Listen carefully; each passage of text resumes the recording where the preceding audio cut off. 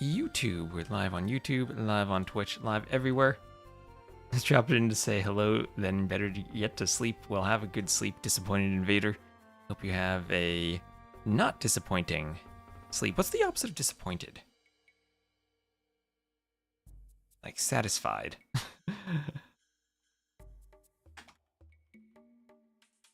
Antonyms of disappointed.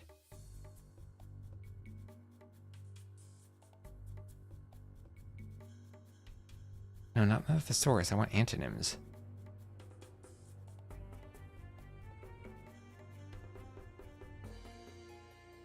I get thesaurus.com to give me antonyms.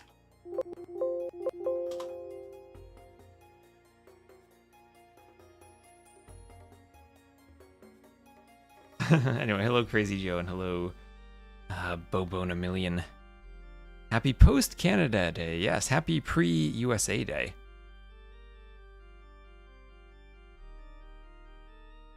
Oh, antonyms, there we are. Oh, opposite of disappoint. I want the noun, but...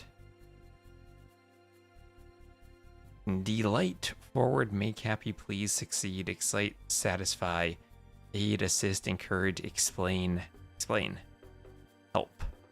I hope you have a delightful sleep, a disappointed invader.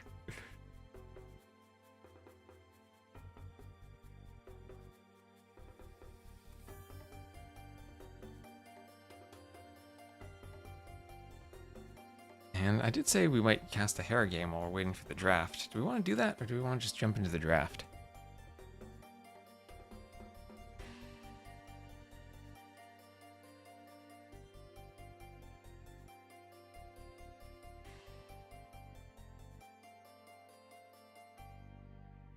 Yeah, this is a everyone's gonna be online type of thing, I guess. My favorite grit of sandpaper? I don't have a favorite. I don't even know what the difference is between 10 and 150. I'm not a sandpaper user. Now, not that I've never used it, but I'm not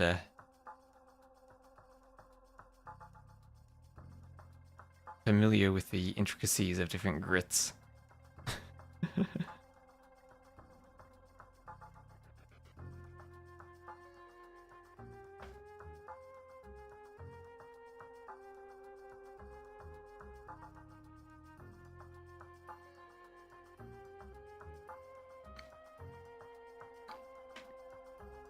Maybe tomorrow morning I'll need to do some type of show match before Medieval Masters starts.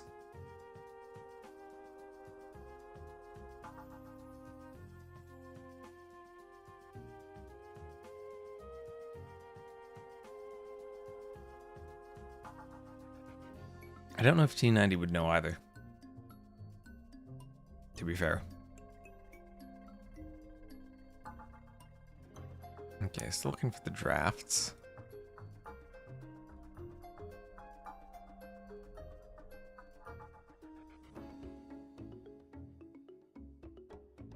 Oop, there we are.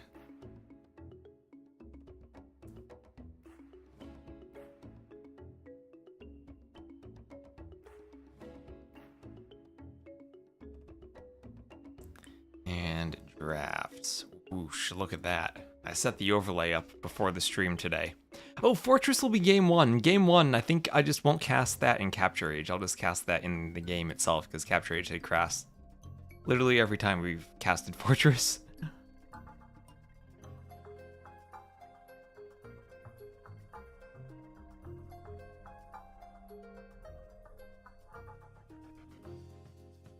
Alright, and draft time. I wonder if I could decrease the opacity of these panels. Just for the overlay sake.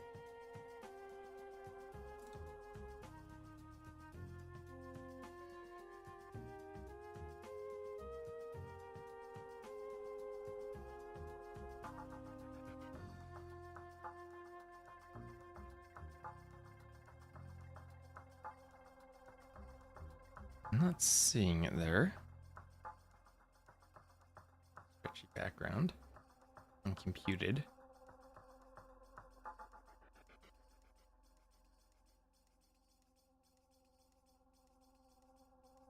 I'm getting messages in the debug console. What? No, don't write app. Okay, everyone in chat. Don't write applications that print messages to the debug console in production. Not for production messages. It slows down your application so much by printing to the console. You'd never imagine how much printing slows down your application until you have to write an application that does printing.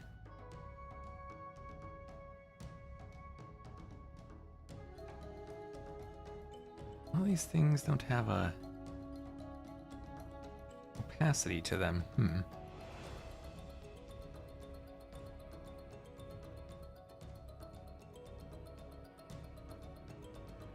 My inspector skills are failing me right now.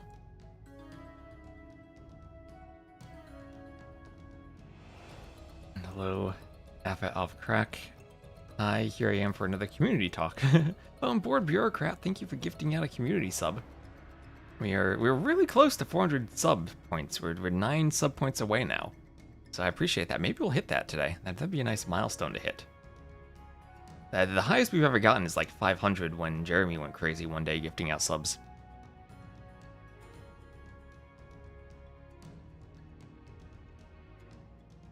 Yeah, I figure like on this overlay, maybe the background is a bit too transparent. I could just like up the opacity a bit. I'll need to play around with my CSS for the drafts and try to figure that out. I'm happy with how the overlay works though. Like the subtle drop shadow behind the boxes, I think like makes it work. Makes it pop out from the background enough that we can deal with this. Guess I won't catch a stream before Friday. Happy early 4th of July. Thank you, Bailo. And I did get myself a bit of a present, which is I got the Lego Cobra car. So I'm gonna be building that on stream soon. Is Leary playing today? He is not. It is ACCM and Yo, and then Nicov and Sebastian. And your king has arrived. Hello, Synchrotron. Ooh, there's no crowns in the YouTube chat today. Oh, yeah, now there is. I swapped from top chat to live chat, and now you're there. Oh yeah, you're there in the top fans. You got 25 XP.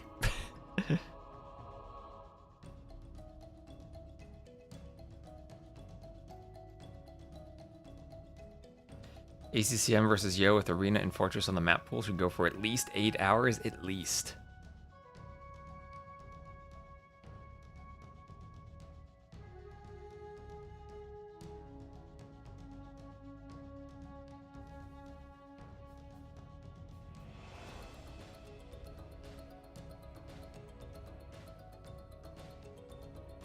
So Bengalis and Spanish is the first picks. What is ACCM going to use Bengalis for? I mean, Spanish makes sense for Yo on Nomad, but he could also just pick another Nomad civ and hope that he'll win on Nomad with regardless of the civ, just because he's Yo and it's Nomad.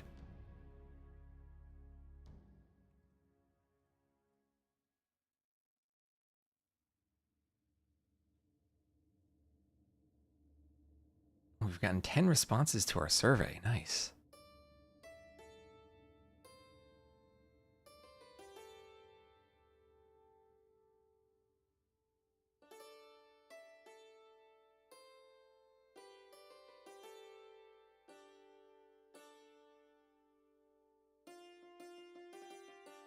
Very different responses of people who did and didn't like certain maps. I really liked watching the Black Forest games, but that seems to be rather polarizing that the people didn't like it for 2v2. I can get that.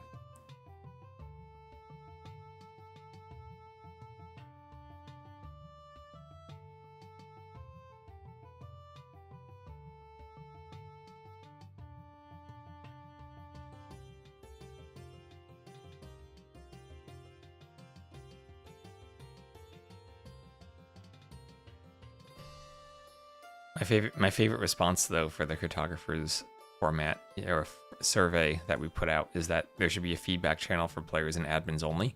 When I posted the survey in the players and admins only feedback channel.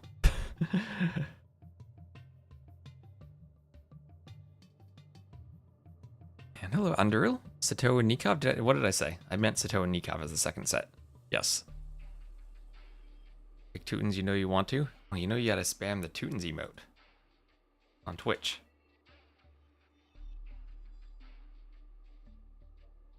The way, ooh, the way for ACCM. I still don't even, I know I've casted them, but I still, I haven't seen them enough to actually click in my mind what they do. Now, did I say Sebastian? I said Sebastian because Nicov and Sebastian were their cartographers team, and I handled payments last night. And Nicov and Sebastian are what came to mind.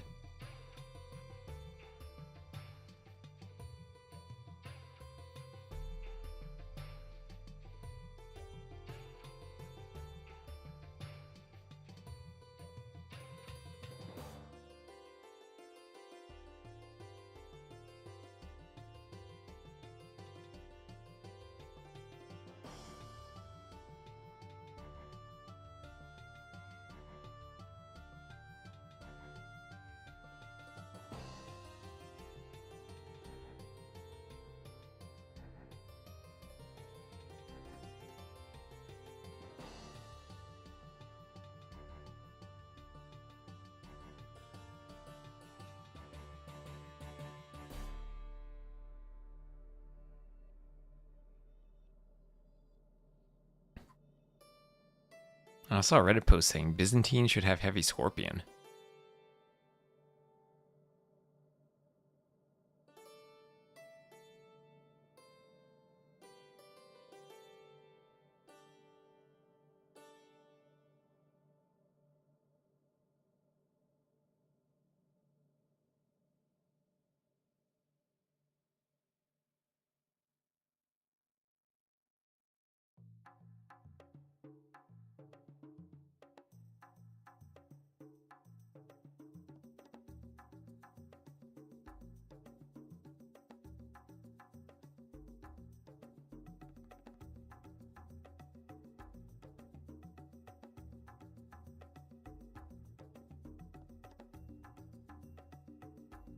You should get Byzantine should get Bloodlines, Blast Furnace, Siege Engineers, and Parthian Tactics. Now that would be a lot of techs for a civ that already has a lot of techs. Like Lithuanians and Byzantines, I guess they'll have to do. You know, my philosophy is just don't change stuff. Don't change stuff. It's fine how it is. Change stuff, you just break stuff. Still sad that they have Dromans. Cannon Galleons were so much cooler. You get herbal medicine, their monks already heal faster.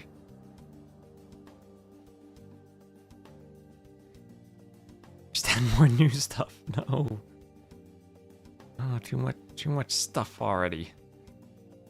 Alright, so Fortress, I think I'm going to make the executive decision of I'm going to cast Fortress directly in DE instead of in Capture Age, because every time I've casted it in Capture Age has crashed. And also potentially taken my stream with it. So we are just going to use some direct DE casting. I haven't done this in a while. Maybe if this is a thing I like, I can update the overlay, because the graphics actually are better in DE than in Capture Age. But that's what we'll do for game one. And then the rest of the set should be good for Capture Age.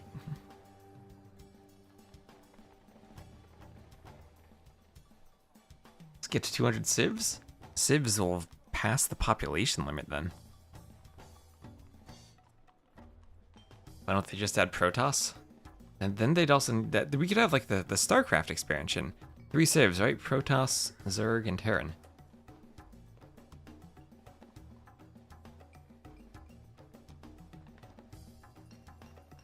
I'm sure that would sell well. What year does StarCraft take place in? Maybe that's actually closer to the AoE 2 time frame than the Three Kingdoms were.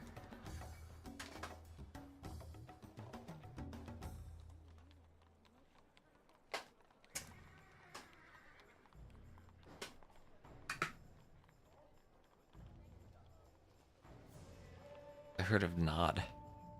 I like these civ picks. Let's see, are they in a lobby? Are they in a lobby? Yes, they are in a lobby. Wonderful. On Fortress. So get ready for DE's absolutely huge Fortress map. I don't know, what do we see here? This Burgundians versus I don't know. I still really like polls for this version of Fortress with how late it goes.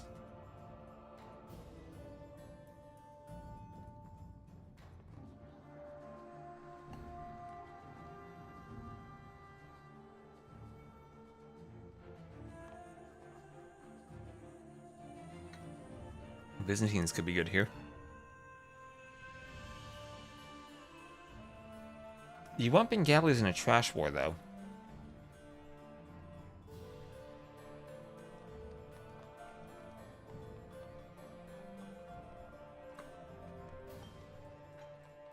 You like Michi? In what context? No Michi in this tournament, but I do love Michi.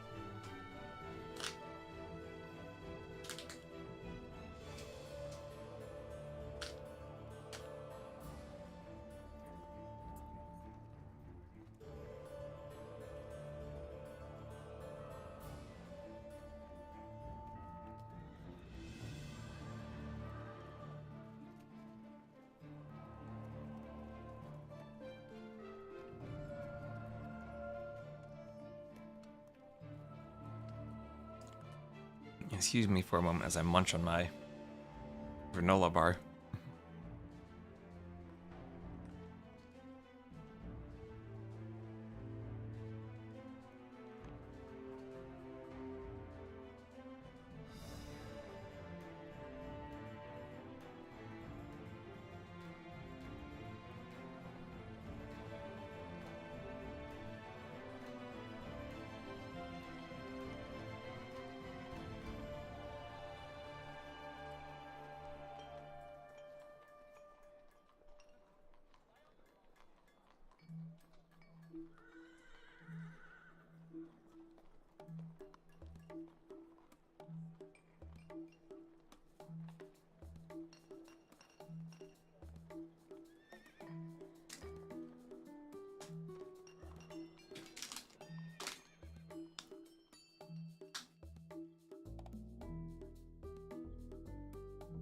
Alright, and here we go.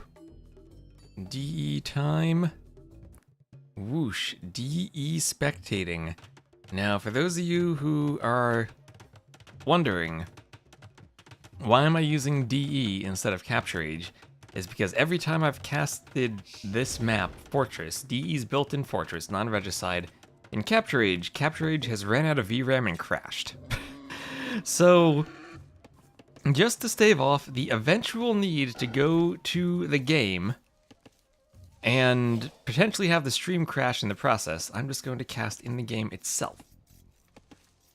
And honestly, yeah, this really isn't that bad when I've had to do it so far. I need to swap for resources, but there's also a resource panel. Maybe I just keep the resource panel up. I don't know why one of them is white. Is it the player I have selected? I don't know why. Oh wait, I can click on them? Yeah, obviously this needs some UI work, and no one's done the UI work. But maybe we actually just Capture Age overall is a bad thing if no one just ever bothered to improve this. Thank you, Incognito Sheep, for the follow. So this is the Bengali. We can actually, the graphics are actually much nicer in DE than they are in Capture Age. So we can admire the architecture of the castles. We can just zoom in. I know. Don't worry, I'll zoom back out later. Zoom in. Look how nice this looks. Look, we can get the flags on it. Scout hops inside.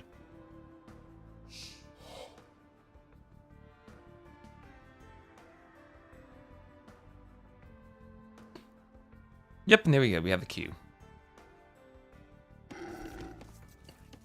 And this castle feels bigger.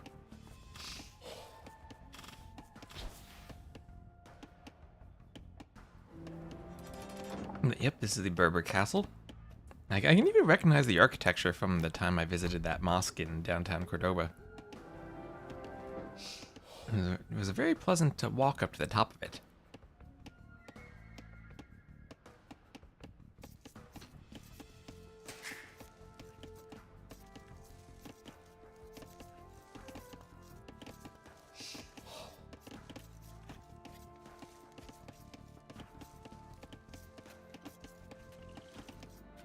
I got half of a granola bar to finish.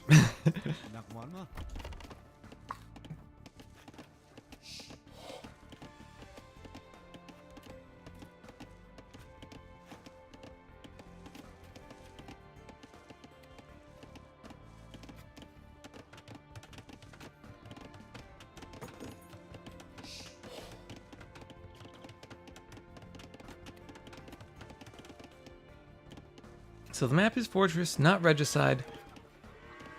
Berbers versus Bengalis. Late game Berbers are going to have very cheap cav to spam, and also camels for dealing with most of what the Bengalis can throw out there. Lovely, we can even see the tech trees. Look how nice this is. With different colors for different things. Ooh, I never even noticed that. So the Bengalis, their vills move... Well, no, wait, no, that's the Berbers. So look at the Berbers first. So the Berbers, their vills move faster, the stable units are discounted, and of course they will have those fully upgraded hussars to spam out of the stable. This is actually nicer than how Capture Age does it, because it separates the units and the techs. This is a really nice... I gotta give credits to whoever did this UI mod to put like the paper background behind the tech tree. This looks really nice. Then we have Caspa here. Castles work faster, Maghreb camels, so the camels regen, and then the Genitor. So if you get to a trash war, how did Genitors do against elephant archers? That's something we might be able to find out later. Okay, I'm curious about that. Elite Genitor versus elephant archer. Camel archers also should have an attack bonus, although I think the HP of the elephant archers should end up working well there. Capture Age still being a problem? It probably is, so I'm just going to not do Capture Age for Fortress, because Fortress has been crashing every time we did Capture Age. So, looking over here for the Bengalis, two villagers per TC every time you age up. So really nice bonus for them and their economy. They should have a better eco in the early game and in the late game due to Mahayana. That villagers take less population space. Oh gosh, I never realized that applied to monks too. Monks minus 10% pop space. Oh my gosh. Imagine going 220 monks. Oh yes. Trade bonus, that won't matter here, most likely not. Neither will the ship HP. Ship HP, imagine if that applied to converted camels. I mean, it might if the healing Maghrabi camels are converted, then they'll still heal, I think. So we could pretend that it actually applies. And hello, Anthony.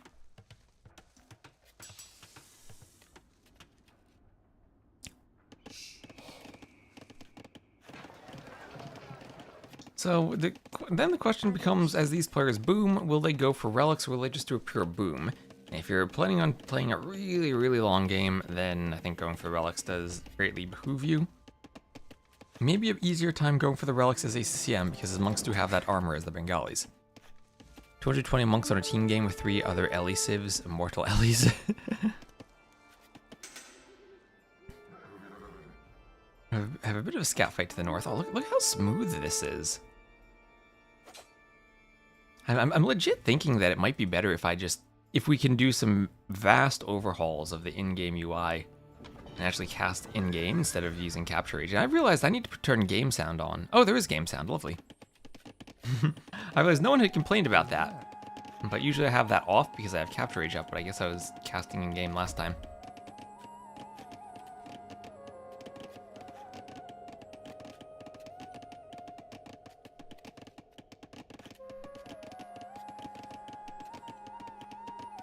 It just feels weird to see Fortress and have it not be a Regicide game. Regicide Fortress just is the classic AoE2 style, the tournament map. It does indeed take a while to get going, and here we are up to the castle age for Yo.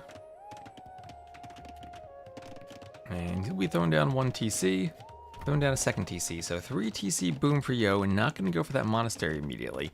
Not going to go for, let's see, he does have the barracks, but he went Market Blacksmith, didn't go for the stable. So not going to be contesting relics. Now we'll have 1 TC for ACCM. Will he throw down a second TC right away? Yes, he will. So 2 TCs right away from ACCM. No stable, no monastery for him. I was watching in-game capture ages to Maggie for you. I don't know what that means. Oh, and there we go. There we have a monastery for ACCM. So he's going to use those extra vills he has. We can look at the villager count. Yep, 4 extra vills over Yo by those 2 age up bonuses he got. And that'll give him a nice lead as they start their booms. Yo getting his TCs up just a bit faster. Let's see if he leaves vills on stone. There's just a tiny bit of stone he took there. He didn't have the vills immediately shift clicked onto the wood after they did the TC. Oh, actually, wait a minute. Yo has 100 stone.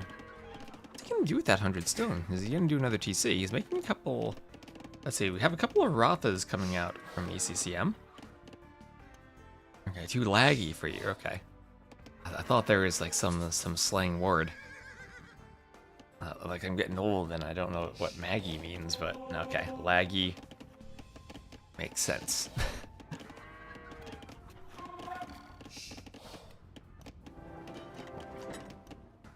More Rathas coming into the castle.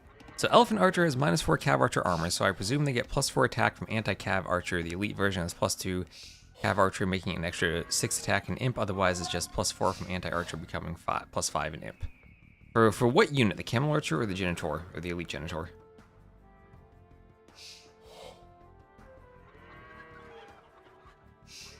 Because only +5 doesn't sound like that much against the huge HP of the Elephant Archer. Ooh, can we see the gather points in DE? Oh yeah, we can. I don't think we can see this in Capture Age. We can see the gather points where the units are queued if I have ACCM selected. Let's see. Oh yeah, he's must have shift clicked on the map to scout. Let's see, does he have other gather points set? Interesting. Wow, we can see so many different things in game. See more with the opposite of pro. Okay. Interesting. Genitor against the elephant. Okay. Oh, that's true. The Bengalis have that bonus that reduces it anyway. And a nice characteristic of DE's fortress, you have these one-tile gaps between the wood lines. Lovely to see. ACCM mining away on stone. As if this UI is impossible to see. Whoever thought that's a good idea.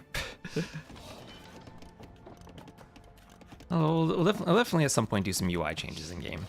But I think it's also nice just to have the themed UI, right? Like the paper feel and the different Civ stuff. All the different elements that the Civs have. Like, is this an elephant there on the UI? I never noticed that. There's an elephant on the UI for ACCM. Look at that, there's an elephant there. For the Bengalis, it's cute. And hello, Darwin. Whatever planet we are on Earth. And it is currently the morning.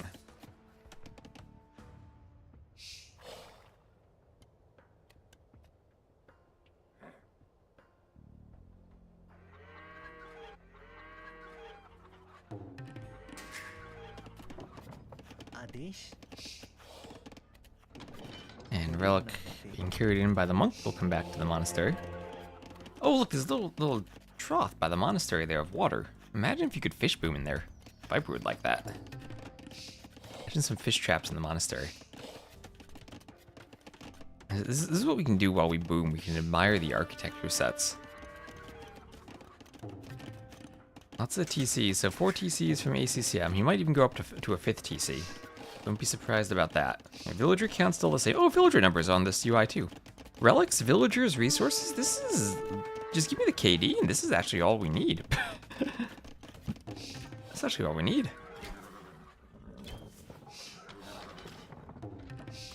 Winning planet Earth. The blacksmith has a small water basin. Can we fish boom there? Like right here? We can maybe fit 1 fish trap there. I don't know. That might be that might be pushing it a bit too much. What about Yo's base? Can we fish boom anywhere here? Probably not. This is a very desert themed architecture. Ooh, we can build houses against the edge of the map. Between the wall and the edge of the map. That is a nice bit of real estate he's found there. You could barely delete that wall, but I mean, why not build the houses there? Keeps the houses safe in case you get raided. You don't see any water in his blacksmith, so no fish booming in Yoa's base. Advantage ACCM in terms of the fish boom.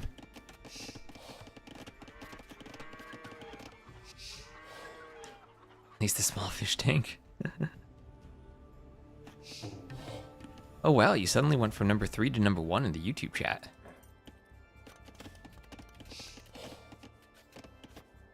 SimCity player, SimCity. Isn't SimCity old? Isn't it City Skylines now? It's a City Skylines player.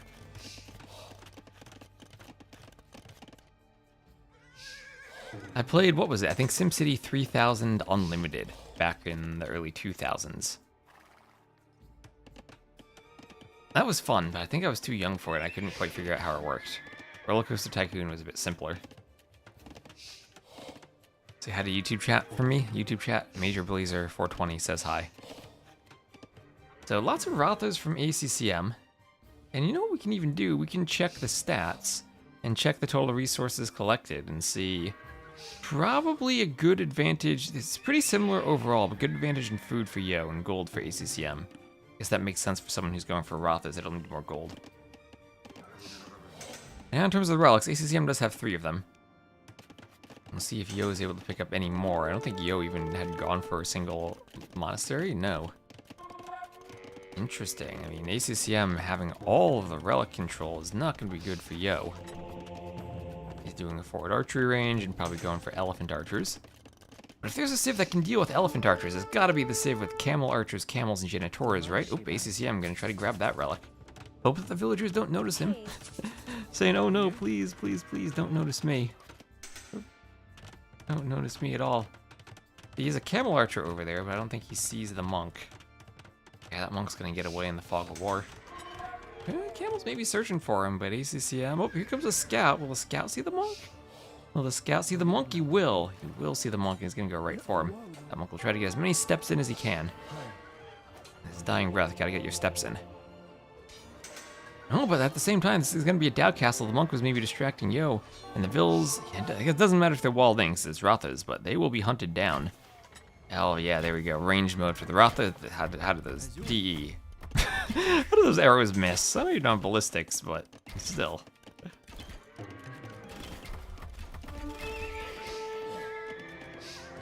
City Skylines, if you want a superior experience at the cost of having to deal with Paradox DLC policy, but of course it's EA for SimCity, so Paradox might sound generous.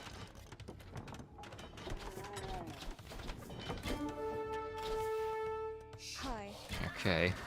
More Vills, but Camel Archers against the Rothas. Camel Archers should do well against the Rothas, although a bit of an HP disadvantage. ACCM will be walling up the map, adding in some houses to keep himself safe, and since these maps can go to wood games, we have a lot of wood in the back. So let me know how the zoom level is too. I can zoom in, and I also can zoom out. I actually zoom out really far because I'm on 4K. Might be too far. Here is good. The elephant's coming out of the castle. Ooh, a few Rothas go down.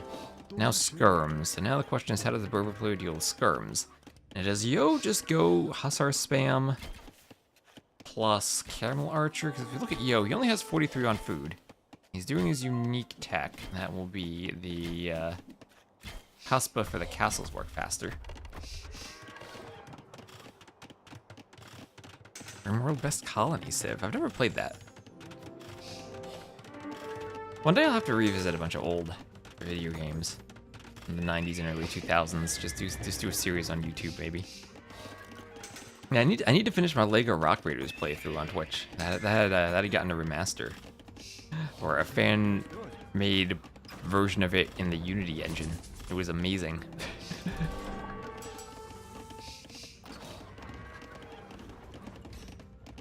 So ACCM with some initiative does have a few more villagers with that Bengali's economy, and he will be tripping the castle. Star Wars Battlegrounds Pacifist Edition. I had an idea for that, honestly.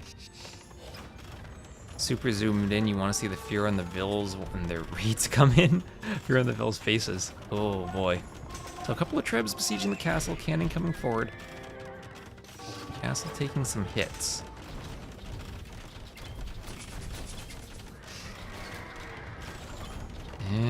Cannon getting shot by arrows. Cannon going for the trebs. No repairs on the trebs for ACCM. That is huge for him. He's going to lose 2 trebs there. And that's going to keep this castle up. Had he been repairing those trebs, he might have kept them alive. It's only 1 cannon, but a repaired cannon. And all 3 trebs go down. What a play from Yo to snipe off 3 trebs with 1 cannon. And now that castle will just be repaired. The trebs are coming here on the castle. And the cannonballs come in.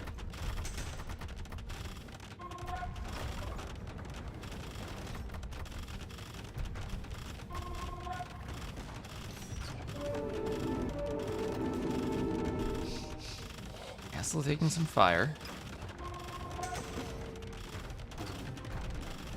ACCM. Hussar raids now, and that's what I worry about, Hussar raids against all the skirms. And he's gonna be losing this castle. What does Yo have? 2 trebs and a cannon. ACCM only has 11, what's that? No, only has 10 vills forward for repairing. And that castle goes down. Did not have the numbers there. He has the score lead because of his eco, but he's losing all of his map presence. Good thing for him though is he does have 4 relics, so if this goes to a super long game, he will have Mahayana and 4 relics. Is that better than the Berber's Hussar discount? I don't know.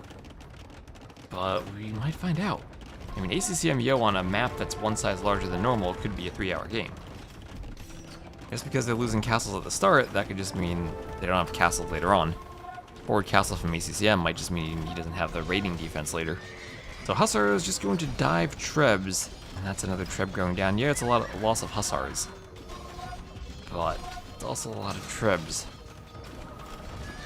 Is that a 5th and a 6th treb going down? Now 3 trebs for Yo deployed upon the castle. And not enough of a repair force here from ACCM. I think that was a great fight for Yo. He still has more of those cheap Berber Hussars coming forward. There he goes, he can pick repair vills, he can pick even another treb. ACCM losing everything, didn't invest into any halbs. Just tried to go for the elephant archers, but yet didn't have enough of them. And that's another treb down as the castle also going to crumble. Those trebs don't care about ranged attacks. Oh, and the Hussars even in position on the monks. Even in position on the monks, the castle goes down. That's 2 castles, 7 trebs. And now skirms, monks, and elephants dying for ACCM as he'll lose all the forward vills. Still has a vill lead, but that's because he had to add more. Score for Yo climbing. Now the camel archers can come to play as the skirm numbers dwindle. No king snipes in this one, unfortunately.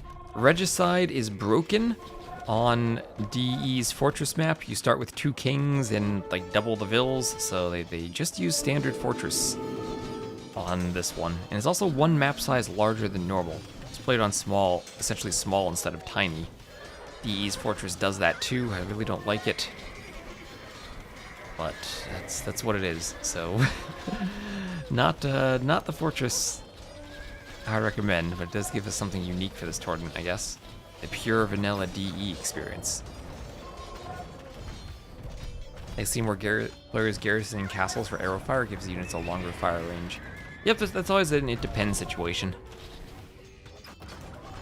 One of those things where the attack bonuses also come into play too. Like if you have a bunch of Mangudai fighting rams, you want them outside the castle. If you're fighting ships, you want them inside the castles. The Mangudai have the siege bonus, but the castles then have the ship bonus. But always nice to be healing too. ACCM just getting pushed back. The camel archers keep plowing forward. As Yo indeed has everything going his way. And these elephants, what do they have? I can click one of them. 300 hit points. 80 for the camel archers. It's just such a weird fight where a small number of elephants has so much HP that it feels like they even can win against their counter units. Yeah, 4 relics for ACCM is something. And also the fact that he can get Mahayana. Let's see, does he have that yet? And check that. He does have it, so he has his unique techs.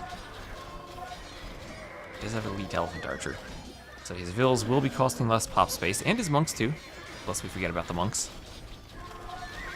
Well, it feels like Yo able to keep pushing forward.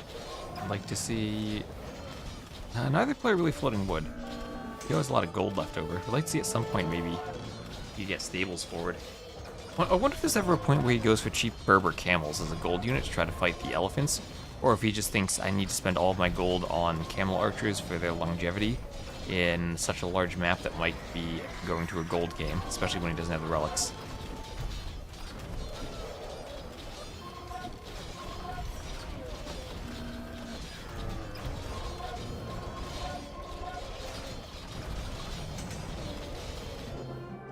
And there's the GG, a quick game of Fortress, only 36 minutes. Who knows, Capture Age might have even been able to hold up to that. But much better military score for Yo. Had the counter civ picked to deal with Bengalis on Fortress. Didn't even have to use Spanish or Koreans or one of his top picks. Was faster to every age. And despite the relic difference, he pulls through. So thank you, DE, for letting us spectate that in game. I'll go back to Capture Age for the next game. Especially since DE just crashed. Thanks, DE. Restart that. Should have had Halbs? Yeah, maybe Halbs early on could help. That's a 1-0 for Yo. Winning Fortress. And doing so with his very last pick Berbers against the very first picked Bengalis. So that's a nice start for him.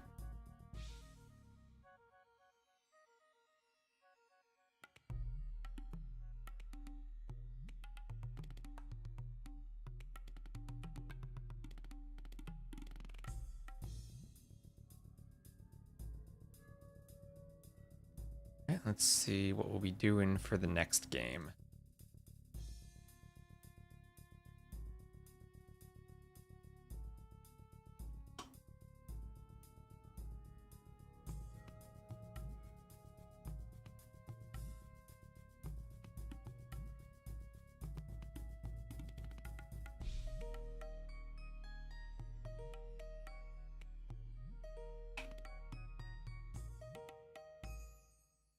Remind me, I also need to set the score once I get into Capture Age.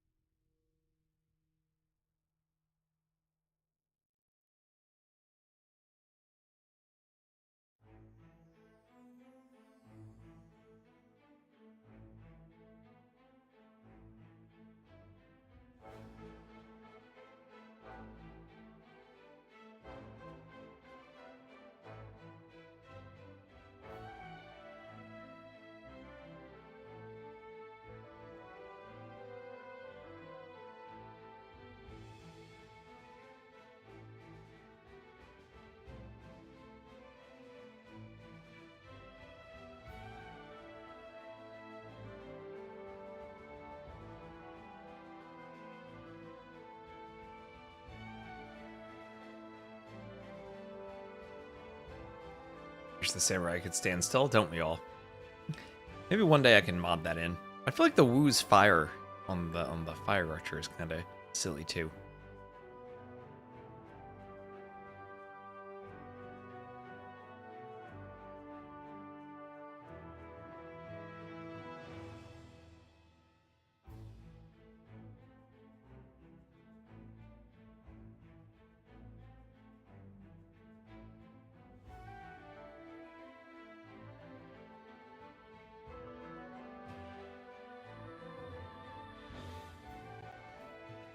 And here we go.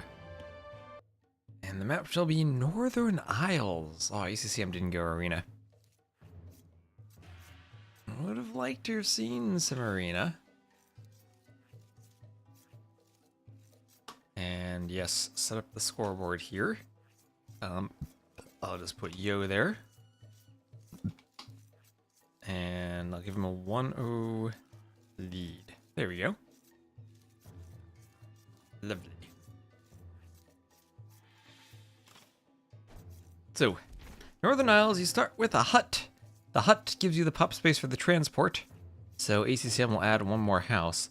He will be playing as the Wu And Yo will be playing as the Koreans. So Koreans, one of the old favorite picks on this map, have a few things going for them. One, they have great galleys. Their discount on the galley line is amazing for them in the late game on the water.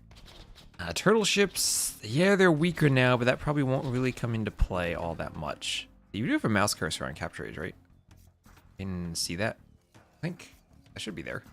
Hold on a second, let me double check. Did you see the mouse cursor? Oh, it doesn't show up on OBS. Why is that not showing up? That's weird. Oh, I didn't start my server correctly.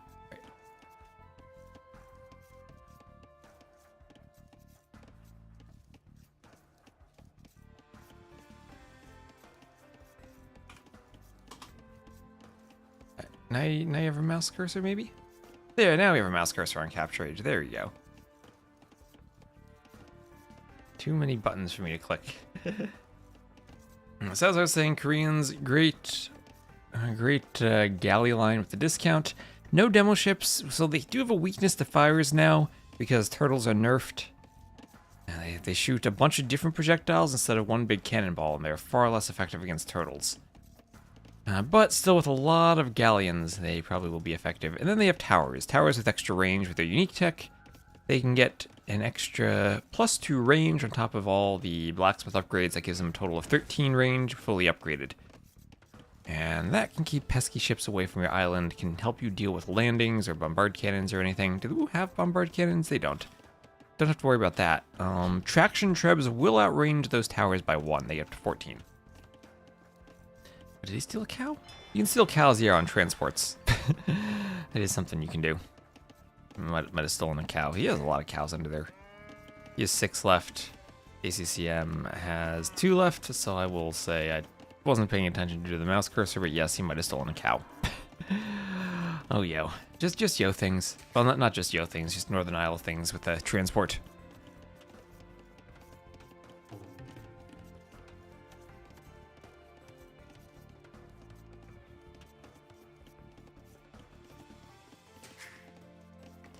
So on this map, you can see a lot of landings, and part of what makes the landing so strong is this one tile of terrain. It's hard to see because there's a layer of terrain masking on top of it on the edges. But this is actually rock terrain, so you can't wall. And one of the ways you usually deal with landings is you find a good wood line and you wall to the edge.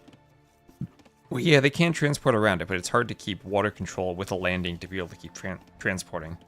So you can wall off landings, but you can't on this map. The landings keep having the ability to hoover around. And you do have to play on the land to deal with it. I don't know if Yo and ACCM are the players who would go for landings, though. Could see something very creative from them, or could just see something very standard. But Woo, definitely one of the new civs. Not as tested on this map as the Koreans are. And the great thing about the Woo, plus 65 food every time they build a dock. So really smooth Dark Age, just getting extra food, and you can do barracks for extra food too. Why not?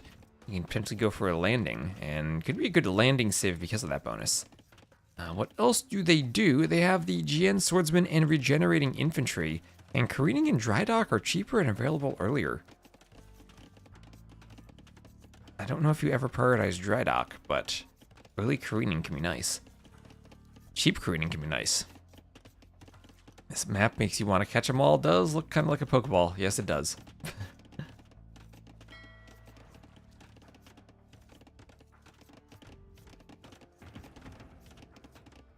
So some militia coming into that barracks for ACCM. You're Racecar Driver, and this is your favorite AV2 stream on Twitch. Well, hello, Racecar Driver. Thank you for stopping by. I've never seen anyone take advantage of those early dock techs. We did see that in one of the cartographers' games on Sumatra, where someone tried to go fires with careening, but they still got overwhelmed by galley numbers, I think. And okay, it is a Drush into Men-at-Arms from ACCM, so he will be using that transport ship just to go militia. Yo prepared though, already walling up. He knows what the Woo means. And both up to feudal. Does anyone win a scout fight? And ACCM wins the scout fight, so he'll survive on 2 HP, 1 hit. as the militia come forward.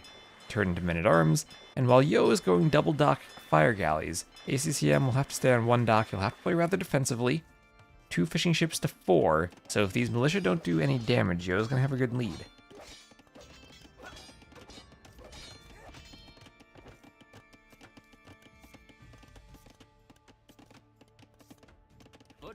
Well, I think the most common age early techs are the Burgundy Nico upgrades. Men-at-arms come over and they will start whacking away at that house.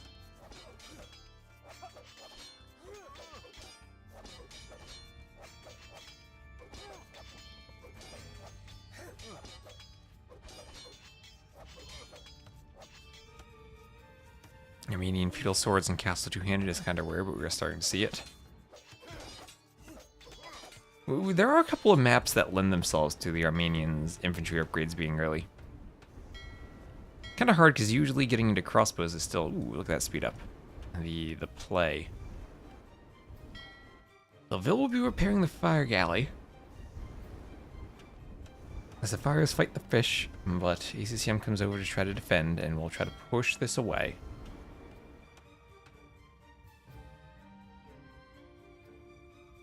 And push it away he will as another fire comes down. Trying to chill, and these guys have 3 swords started wrecking your home.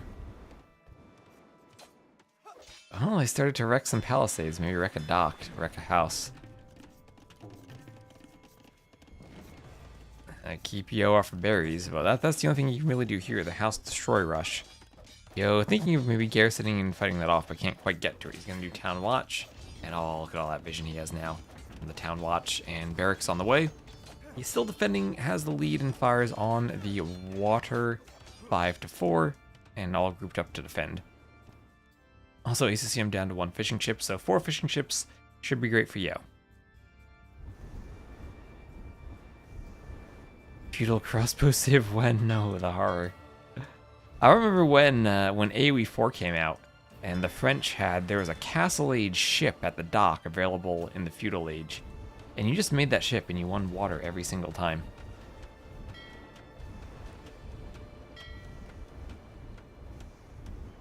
Oh, that was a weird bonus. Ooh, 5 HP, fire trying to run. And it will go down. That is a weak fire. ACCM needs to notice that. There goes the demo. Demo should maybe go for the Repairville. Got a bit confused, but we will get 1 fire and get a second due to the positioning after that. That is a weak fire that's running. This fire could go down. It runs at the last second, and that's 2 very weak fires. Can he pick them off? He goes for the Repairville. Men-at-arms hoovering around the Repairville. Hard to quick wall with that tile of rock terrain, but the fires could keep them away. Gotta be careful there.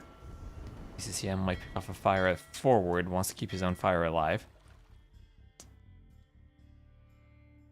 Remember, these men-at-arms do regenerate HP, so if you just slightly fight them but don't kill them, they come back and heal. You can run them into the TC, then run away and heal them. So Arch for Yos, he does have to go for the Archer. We'll have another market on the way up for ACCM. Fire Galley around to the south.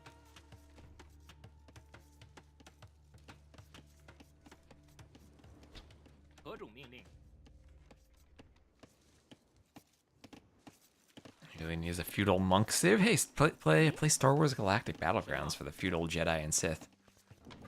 That has existed for years. The Papal States is a civ. So anyway, Castle Age on the way for Yo.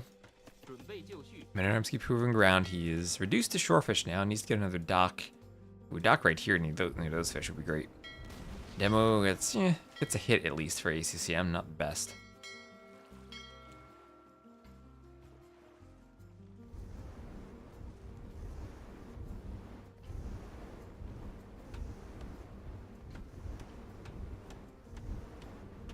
Fire being repaired. This fire has to run.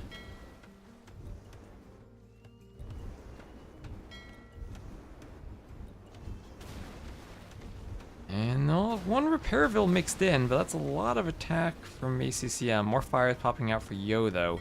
He's going to get this around. ACCM will try to run. Might do so successfully, but we'll lose some of the ships in the process. Both players up, Yo up a minute faster. So focused on feudal, you're not prepared for the Castle Age Treb Civ. Oh wow, how about the Nomad Civ, where you start with the TC?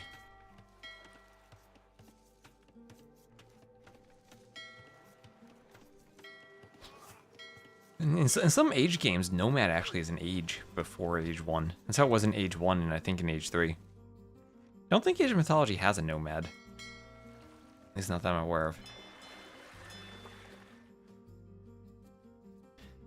So another dock going to be placed for Yo over here on the side. Fletching on the way for Yo as well. He's going to go for another TC. Dark Age Archers one. And in the Realms mod, there was a Dark Age Camel Scout Civ that had that was a Cav Archer. So forward barracks for ACCM. Yo has not yet scouted that, but ACCM is going to get ready for the Gen Swordsman. How do you stop it if you're Koreans? How do War Wagons do? Probably maybe a bit better than Cav Archers, but still not something I'd be thinking of relying on.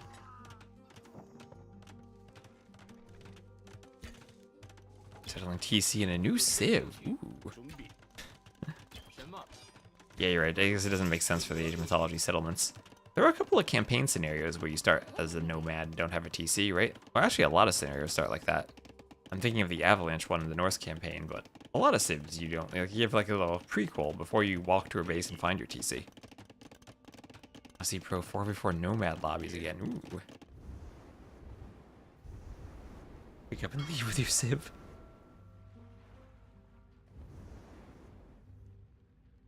The 41-41 Vills still. ACCM is going to go for the double barracks Gen Swordsman push.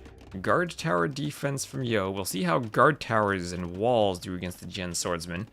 Should stop the siege follow-up, which usually is an important component of this push. And Korean Cav Archer. Korean Cav Archer is going to be useful here.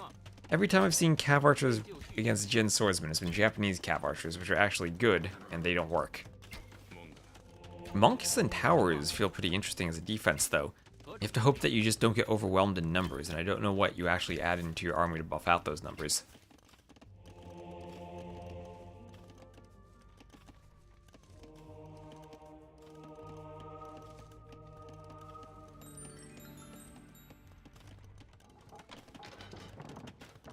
Okay, so Gen Swordsman gets inside. Is he just trapped inside for a monk, though? Trapped inside to be converted? Here comes a monk. Will he be converted? ACCM doesn't delete, and he does get converted.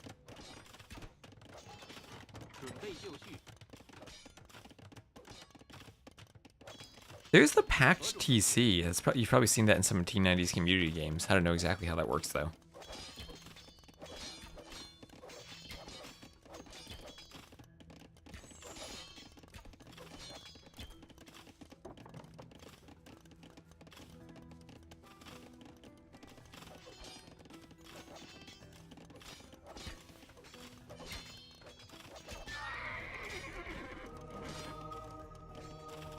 We're going to take out the monk who garrisons in the TC. And TC will get some arrows on the Gen Swordsman. And Swordsman will take out a Vill.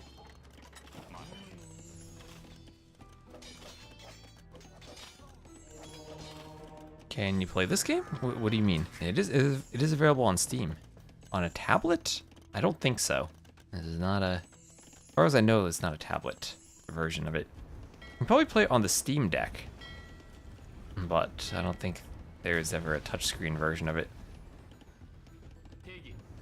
You can't play it on the Xbox or the PlayStation if you have a controller. Persians can already pick up their TCs and leave, fair enough.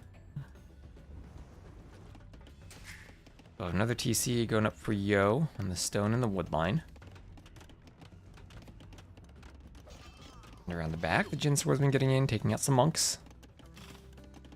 Moving around in the rear as another monk comes for a conversion.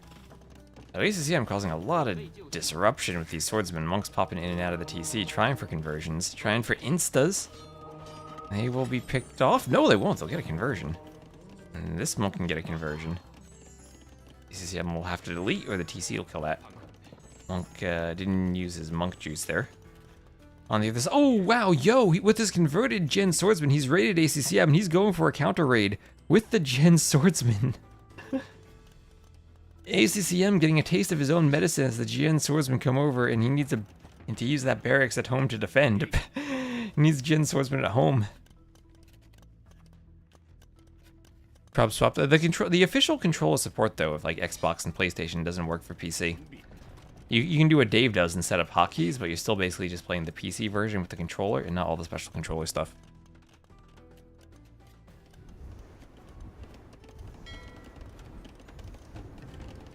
Yeah, but there definitely is not a tablet version.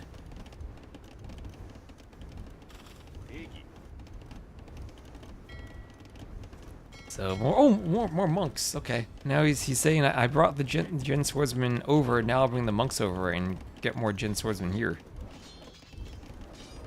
A monk rush from Yo. He is up by 6 eco units. No one really has any fish left.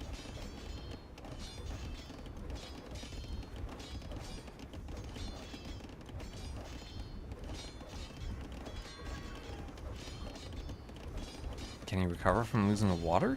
Well, he does have the forward, right? If the forward does damage, he can recover from losing water. But with the guard towers, the Koreans are so good at defending. And Yo just doing what I thought, monk and guard tower.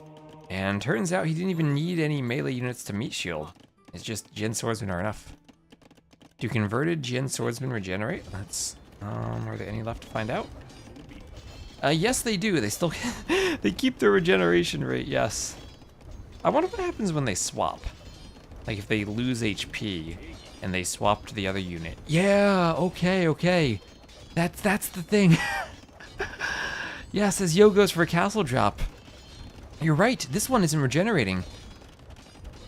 That must have been he was so low on HP that he was in the different state, and when he passes the threshold to swap state, then he gets swapped to the different unit, and the unit that gets placed belongs to the Civ whose player currently owns the unit, so he loses then the regen ability when he swaps. Oh yes, that's a YouTube video right there. That's a YouTube video right there. I'll have to make that. So there's the castle forward. And no, he's not done. Yo's not done. He wants another castle forward.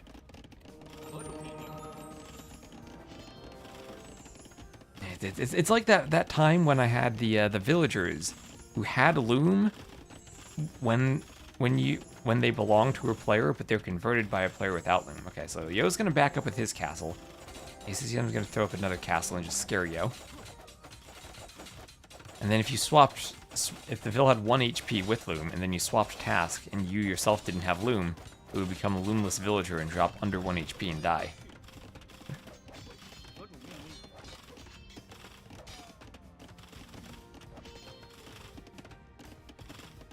So these converted Gen Swordsmen are great. Now the downside for ACCM is he committed to this castle, so now Yo can just relocate and do another castle, and ACCM is going to go for the Panic Tower to try to deny the castle. While the War Wagons are going to come in with a couple of monks even. If 3 conversions come in and War Wagons kill villagers, they might even deny the tower. And there are the conversions. That castle looks like it's going to go up. Monks still want more conversions. Vill's going down. That tower is futile. And Yo is going to take a 2-0 lead. This castle is going up. This castle's going up. So great move by Yo to delete the castle and move it, and recognize that ACCM continued committing to this so that he could go to another spot. And this castle takes a gold, a stone, a gold, a relic, and 2 wood lines away from ACCM. ACCM still has a gold, but that's about it. This stone even risky to take with how close it is to that castle. He has some wood on this side of the map, but that's it. This means ACCM needs to castle Yo on his island. Maybe. So Imperial Age is on the way for Yo.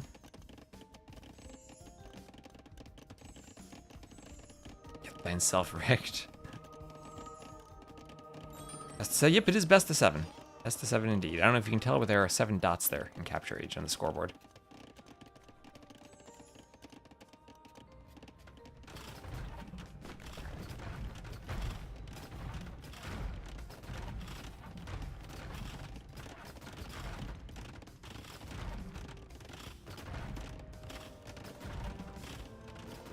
ACCM GG's when Yo hits Imp. He could. Yo is up to Imp. And these guard towers will immediately become keeps upon his hitting Imp. Take away all of ACCM's farming space. And just inch his way forward with more towers.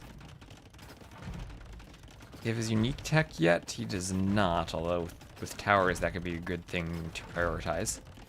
Maybe even some murder holes at some point.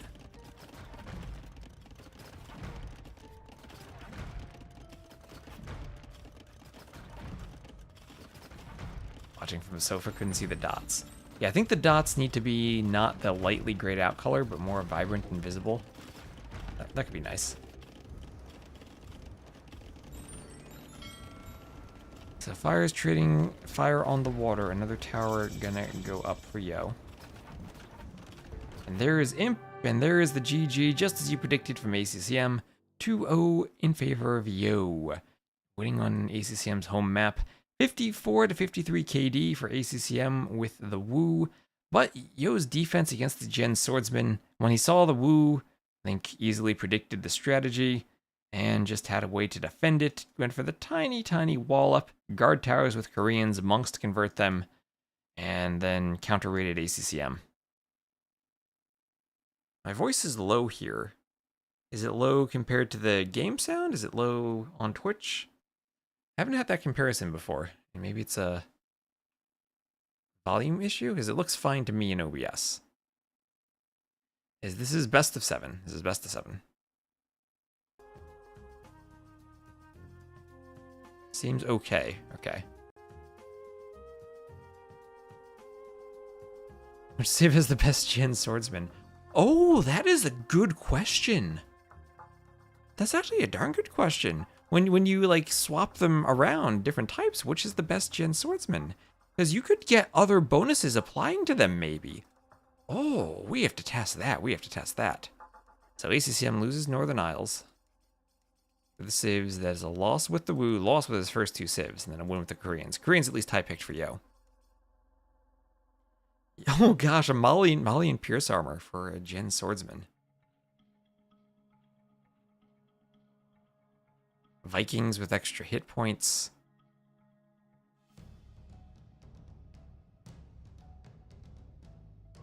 Yeah, and Chieftains. It's a bit low for you too, both game sound and voice. You have all your volumes maxed out. That is weird. Well, let me look up stats for nerds on the video. Where's the volume thing? Let me actually look at the real video. Oh, maybe it's just something I need to somehow up the volume on YouTube.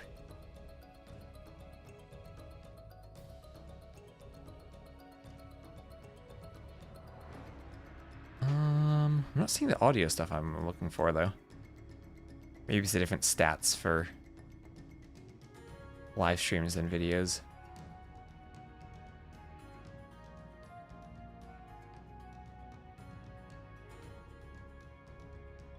This weekend, I literally did not change any settings, though. So I have no idea why it would be louder or quieter compared to the weekend on YouTube. And still seemingly fine on Twitch.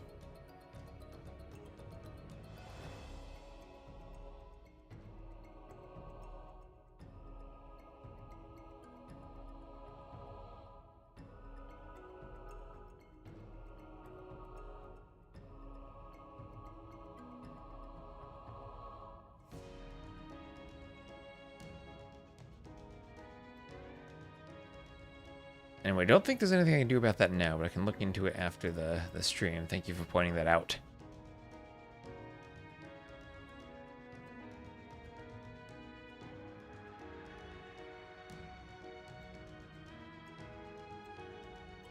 And next game will be Arena. Burgundians and Way on Arena.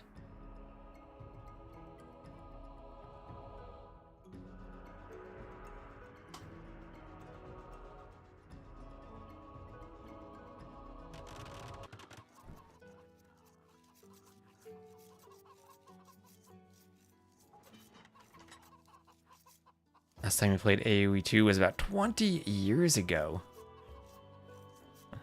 That's a long time. So it will be Arena. This will be DE's standard version of Arena. The walls will have 1080 hit points. And it will be Burgundians for Yo. Fairly standard Arena civ these days with a good economy. Lots of different options to go Light Cav or Monk Rush or Castle Drop. Bombard Cannons and Imp. And he'll be against ACCM as the Way. And I don't know what he's going to do with the Way. They get a free villager for the eco upgrades at the Mill Lumber and Mine camps, so he'll be doing those right away. He has the Huiguang Cavalry and Jianbei Raider. The Jianbei Raider has been ridiculed for being awful. It was slightly buffed, but I think it still doesn't work. And I don't know what else he does other than maybe the good trash unit line. Ways you get extra vills from wheelbarrow, handcart, guild nets, and guilds? Imagine from like coinage and banking too. And thank you, Devil1912, for the follow.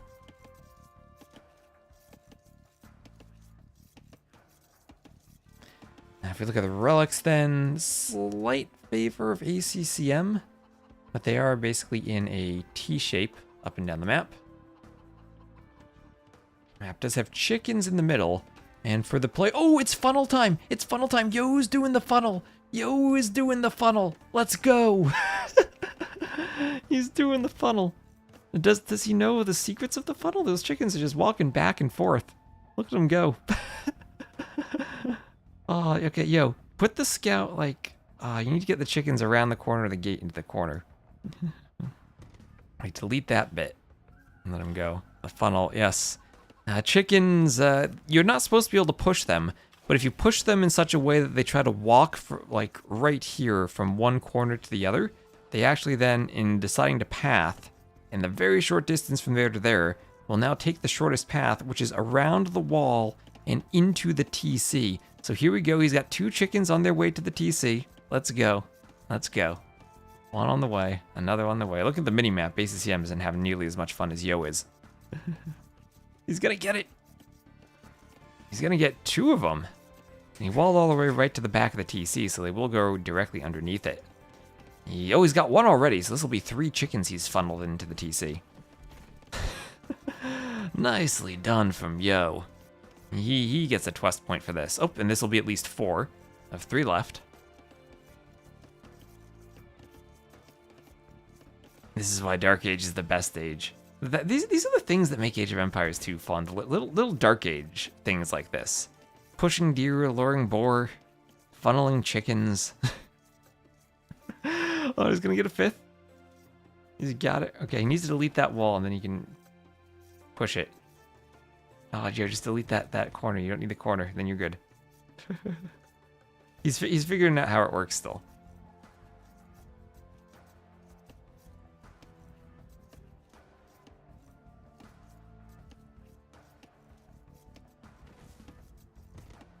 Just needs to delete that segment of wall. Oh, he's doing his Dark Age horse collar too. That's the thing. I need to delete the gates at some point for the wood back, but he's not concerned about that. He's just concerned about funneling the chickens. The impact of poultry on Dark Age architecture and infrastructure can't be understated. Oh yes, he did it. He deleted it. He figured out how it worked. He deleted it to get it around the quarter, and now the chicken's going back. Yes. Yo is doing it. Yo is funneling. This will have to be a video too. The chicken funnel is spreading to pro players.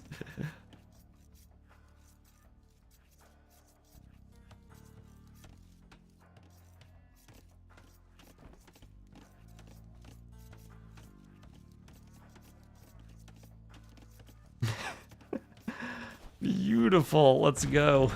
He's beginning to believe. Yes. ACCM, he's just milled the chickens. ACCM, he's playing a really boring game over here. What is this?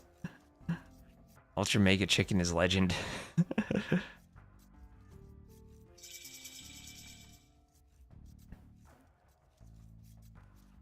How many does the cost of the funnel break even?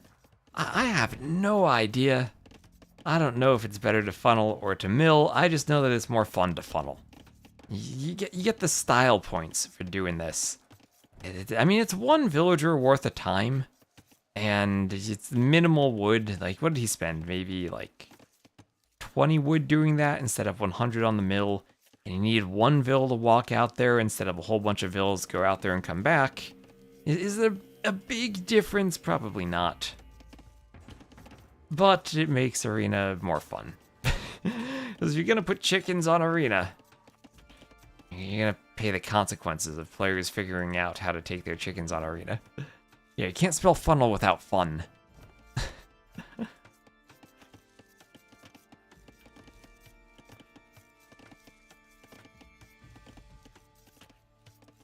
Like 20 wood and 2 min idle, so 60 wood total. That's less than a mill. No way the efficiency gain? Ooh, I think it is. I mean, you're pushing 8 chickens. And instead of, I mean, look how far those vills would have to walk to get out to that mill. All the way out to the TC. And what are you going to do? Put like 4 vills out there to take the chickens? It's a lot of time. Also, we looked at water in the previous ones. Can you fish trap down here? You fish trap there? In the mill? The university, I think, is a good fish trap pond for this East Asian architecture. Go to Yo's barbecue, the funnel makes the chicken taste better.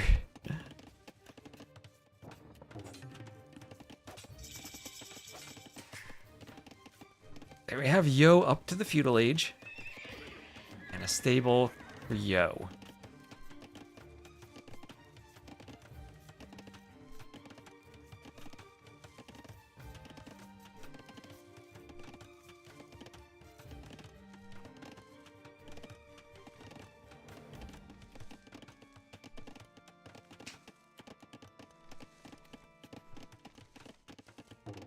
And then a house for Yo too. So Yo is going to be going for scouts.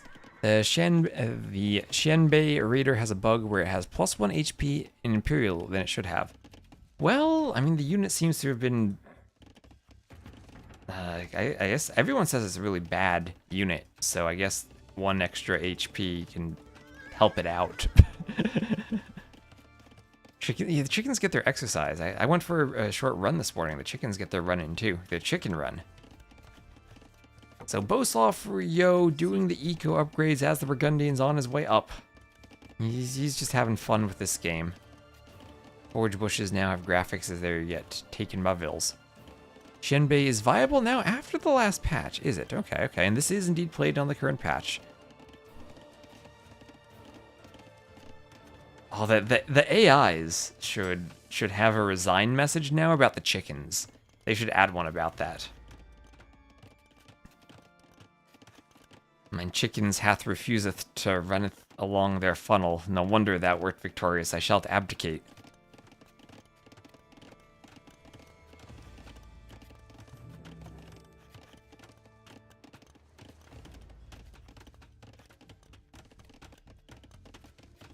Both cities incentivized to pick up eco-techs earlier than usual. Yep, Burgundians with a discount and the age advantage they have. And then Wei, because they get a villager every time they do one of those lumber camp, mill, or mining camp or mill upgrades. And so we see ACCM investing into the eco upgrades. And we'll see another range for him. So is he going to go Xianbei Raiders? He might be doing it. There's a mathematical bug. Yeah, there used to be a bug in Steppies that if you had 1 HP, or no, for scouts, for the Mongols, sorry, for scouts with their HP bonus, that applies to the scout line and to their step lancers, that if they had 1 HP, and then you advance from the feudal age to the castle age, and you had bloodlines, the scout would actually die. Just due to some internal step in the computation, it would drop below 1 HP and die. And freaking Andy had a game like that, where he lost the scout, and was really confused.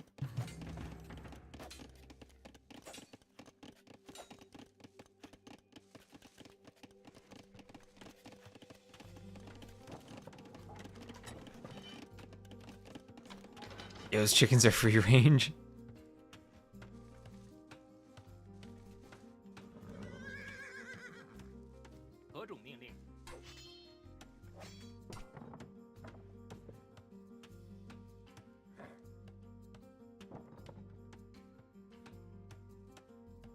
And Monk going for the relic. So Yo investing into the light cav should have the advantage in grabbing relics. He has 5 light cav out by the time ACCM even is Castle Age.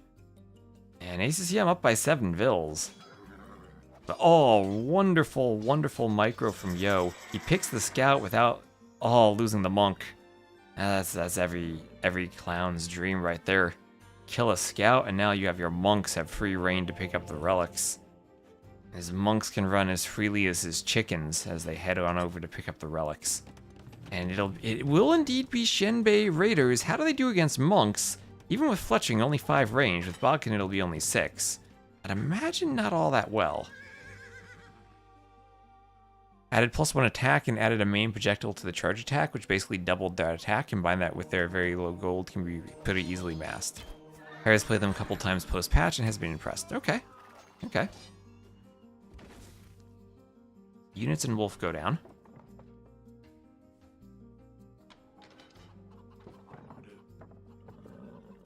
Monk comes out. He might look for some healing. And also, if anyone else on YouTube has feedback, I guess on Twitch too, as to the volume level, if it's for some reason too low or too high, let me know. Again, I didn't change any OBS settings, but apparently it was better over the weekend. It might be too quiet now. I'll have to look into that.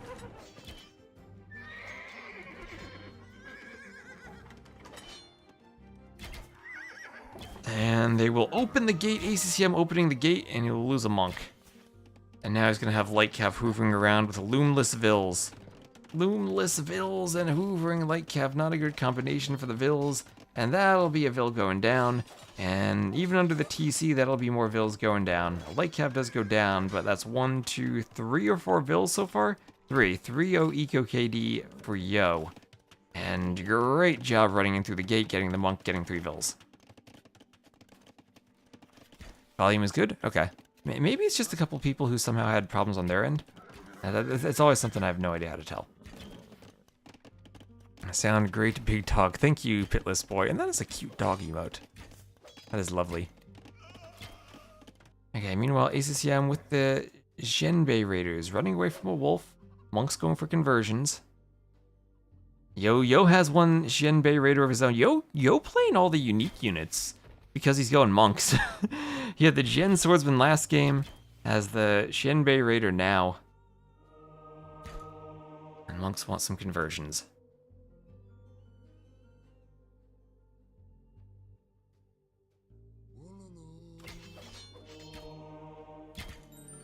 And yes, he gets another conversion.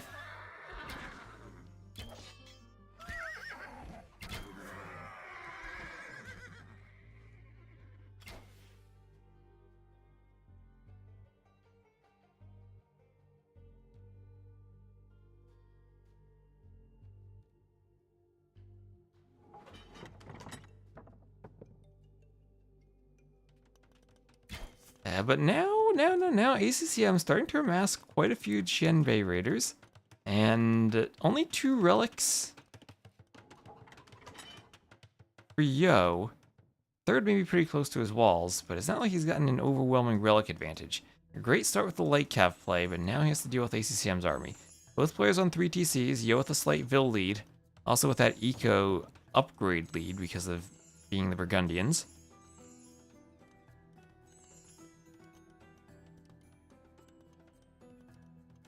And now ACCM, maybe with a bit of map control, wants to patrol that relic, not let Yo grab it. Is he devoted? No, he's not devoted. Light Cav gonna start picking off the Shenbei Raiders.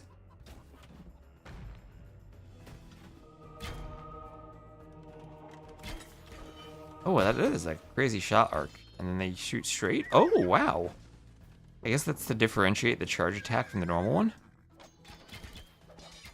Okay.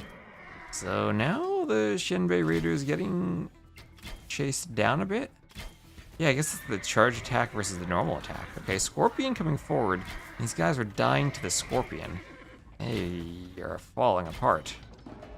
They're not doing much damage to the Scorpion in turn. What do they have? Only 35 hit points. Oh gosh, these guys are fragile. These guys are super fragile. Scorpions will be amazing against them then.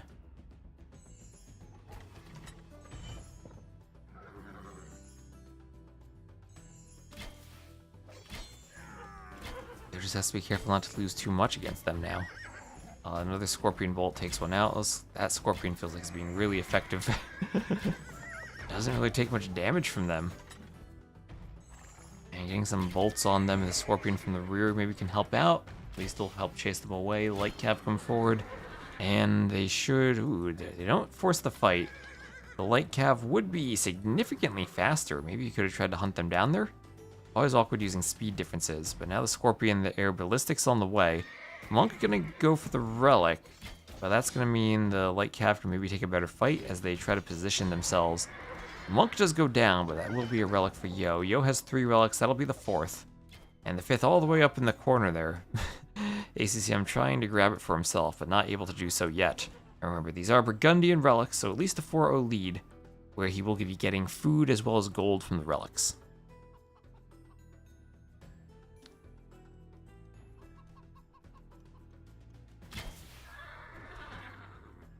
Do the other civs have regular cav archers?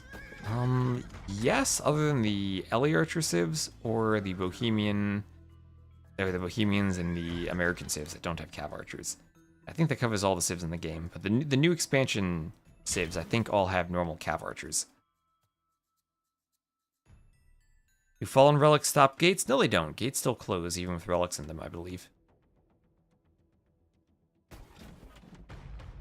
You can pick up the relic if it's in the gate, though.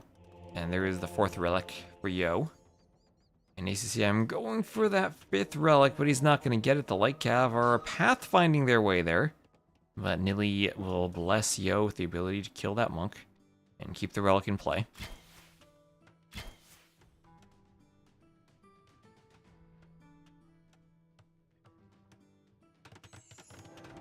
So forward castle from Yo will be on a chicken patch.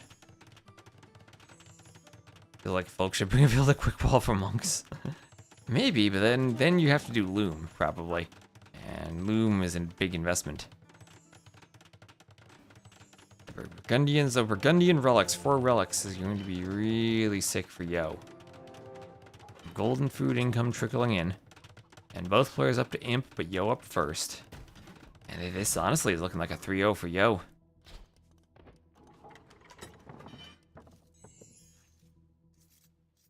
And double workshops for Yo. Okay, okay. He's taking more chickens. He'll mill these chickens. No funnel there.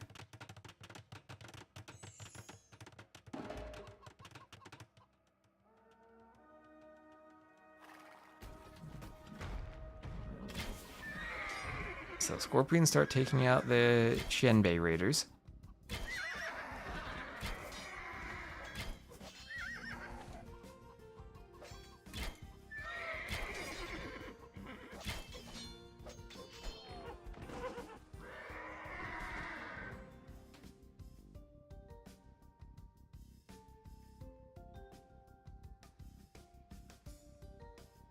What do they get in Imp?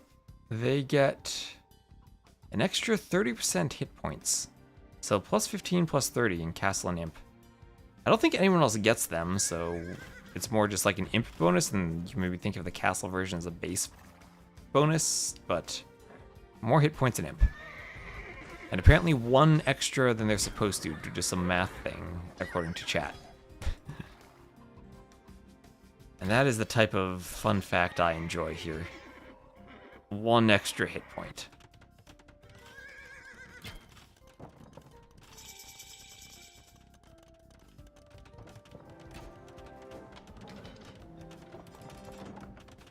So with the forward castle positioning, Yo is up to Imp, and as the Burgundians, he will have trebuchets. ACCM can do traction trebs at the workshop as the way, I believe. But Yo will have good old-fashioned trebuchets and good old-fashioned paladins. No bloodlines, but I guess that the A-OK good old-fashioned paladins. See, he's clicked that button.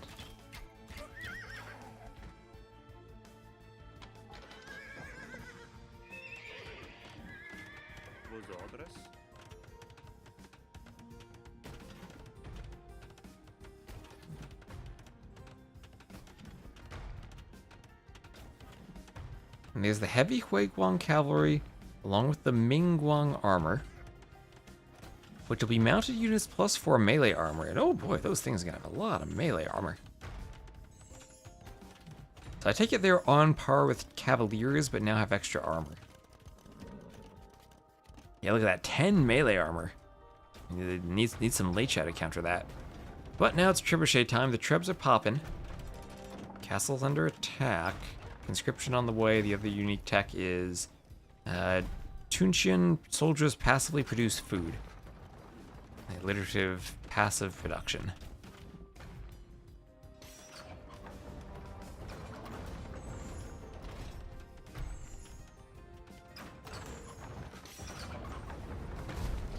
Yeah, 10 armor. That's actually pretty insane. But I guess the good thing is Burgundians can go halbs, and halbs don't really care about melee armor because they do bonus damage, and bonus damage is what matters to them. Oh, and ACCM's doing the hero. He's doing, how do I say this? Cow? I know the chat said that earlier. Is it like Cao? I'm not sure how to pronounce it properly, but he's doing the hero. He's doing the hero.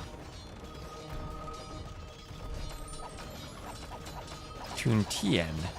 Rhymes with pen. Okay, Petards from Yo. Okay, the Cav, the unique unit Cav is fighting against the Paladins and the Light Cav.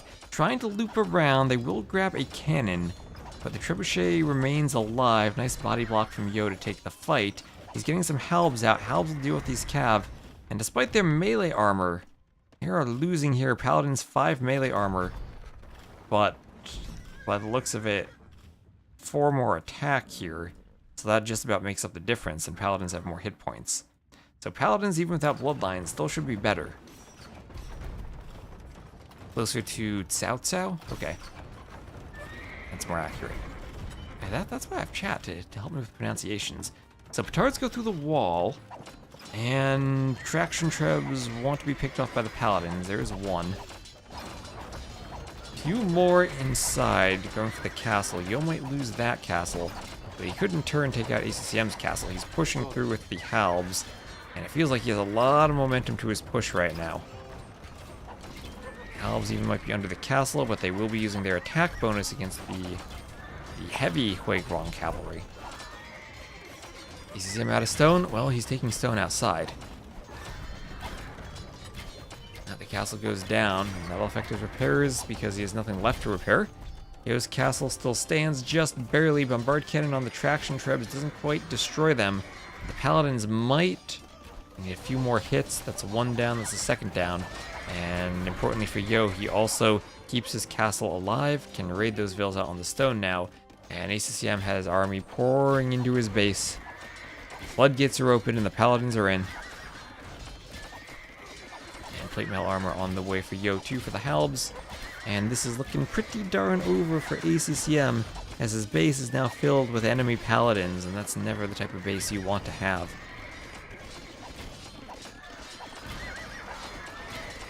Doesn't even have the hero unit. He is losing the rest of his military, and this is looking pretty GG. There we go, 3-0 lead for Yo. Domination so far over ACCM, who would need to pull off a reverse sweep at this point. 146 to 96 kills in favor of Yo. He did not know the way to victory. Didn't find the way to victory. Burgundians still OP on Arena. Yo indeed came to play today. I wasn't on studio mode. GG, 3-0 for Yo, who is one game away from advancing to the semifinals, and ACCM has but a single home map left.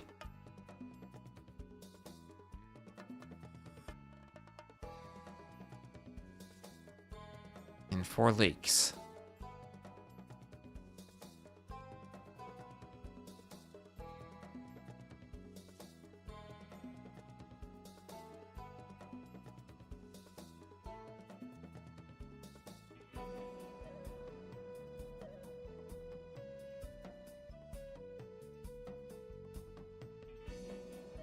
Pick Lithuanian? You like the Lithuanians? I mean, Byzantines and Japanese for 4 lakes for ACCM. I feel like I mean, maybe Portuguese, but Lithuanians seem like the pick for Yo, unless he wants to go Georgians there. Feels like Lithuanians, though, are his 4-lake civ.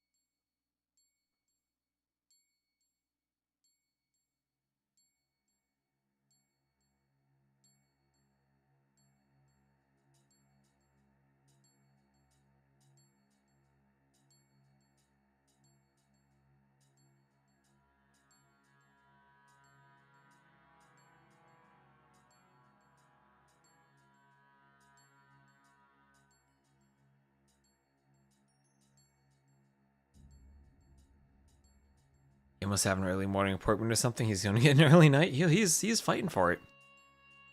Fighting for that sweep.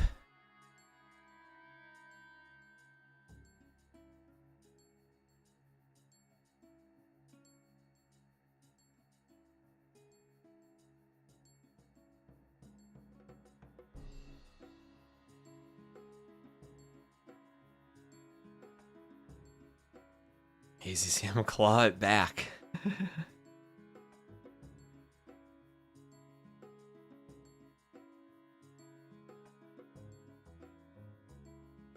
I mean, MBL did win against Yo in the round robins, but I guess maybe that's the early tournament Yo and not late tournament Yo where he really rounds into shape.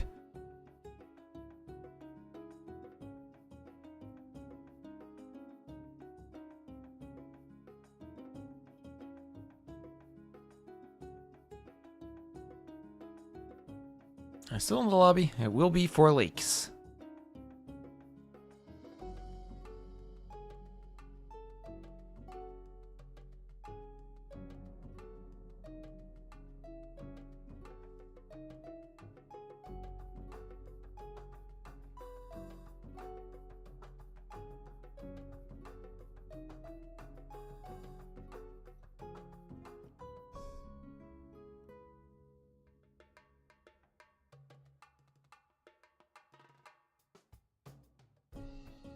And don't forget that coming up next, we will have Sato versus Nicov.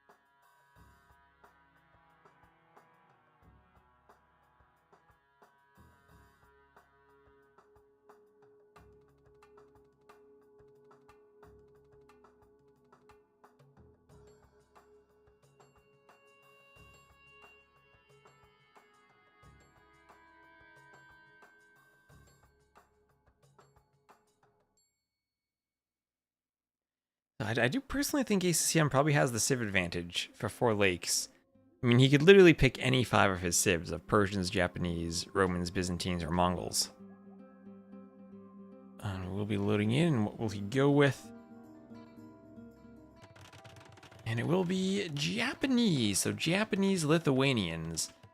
A matchup we've seen a lot on this map. And look at Mr. Yo's map. Look at what he does not have on the front. Any type of wood line. Even this wood line gets kind of eaten up. Small on the side. He has 1 wood line to work with. ACCM, meanwhile, 1, 2, 3 healthy wood lines. Both of them kind of in the middle, so right not next to a pond. They'll have to choose which one to go to. Upgrade cost aside, which civ and AOK had paladins identical to the ones of Burgundians. It's all upgrades. Aside from bloodlines, so Franks would have had the bonus, Persians would have had the attack bonus, Teutons would have not had husbandry. Celts and Byzantines would have been missing one of their blacksmith techs. Who else? Let's see. Spanish were in AOC. Who else had paladins there? It's like it's got to be whatever civ I'm missing then. Vikings didn't have them. Britons didn't have them.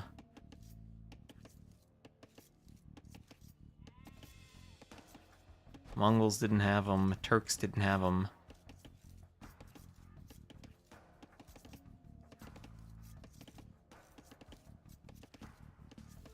Burgundians don't miss a blacksmith attack, do they?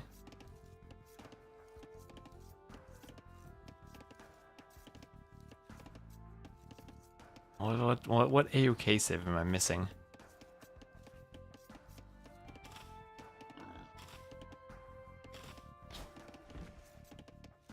Unless Persians didn't have their team bonus back then it would be Persians. That's the only one that's coming to mind. Oh, no civ of those paladins. Okay, no civ of those paladins then. Okay, yeah. Japanese don't have paladins either. Yeah.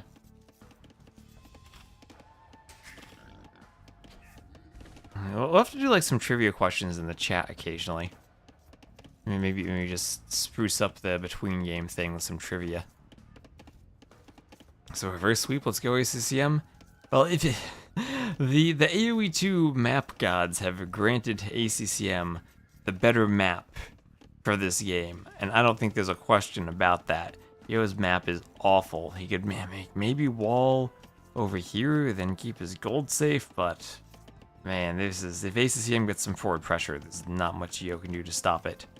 The wall up by the wood line, and ACCM's gonna be looking at this base and seeing, hey, Yo, where's your wall? Where's your wall?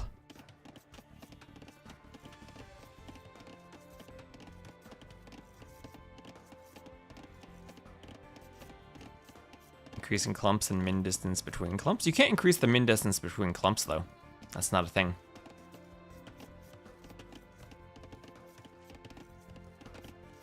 The game places them wherever it wants to place them. Again, there's no min distance between clumps thing. Spacing to other terrain types doesn't apply between the same forest type. And you can hackily like place a terrain, then place another one and swap the terrain, but then you kind of eat up forests like this thing. Yeah, this script apparently does not give per player wood lines like the cross versions that we've worked on for TTL and Hidden Cup do. So it's significantly more random. I'm guessing this is just everyone gets random wood lines like the classic AOC maps. As in AOC, there were no per player wood lines, and it is very, very hacky the way they are done in the game now. So the other distinguishing feature about this map is that there is an overabundance of fish in each of the lakes, significantly more than you've seen in other tournaments. Usually it's 8 fish, this is like 16, 15, 17 plus fish. Makes Arabia look like Amazon Tunnel in comparison.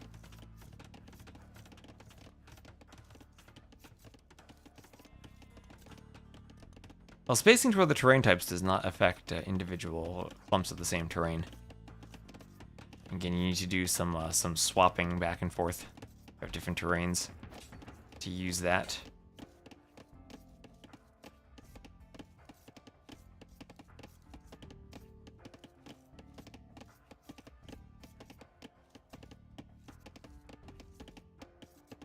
You can play around with some of the terrain generation to make stuff that is less inconsistent.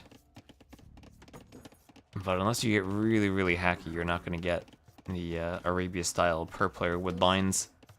That is not something the script ever intended to do.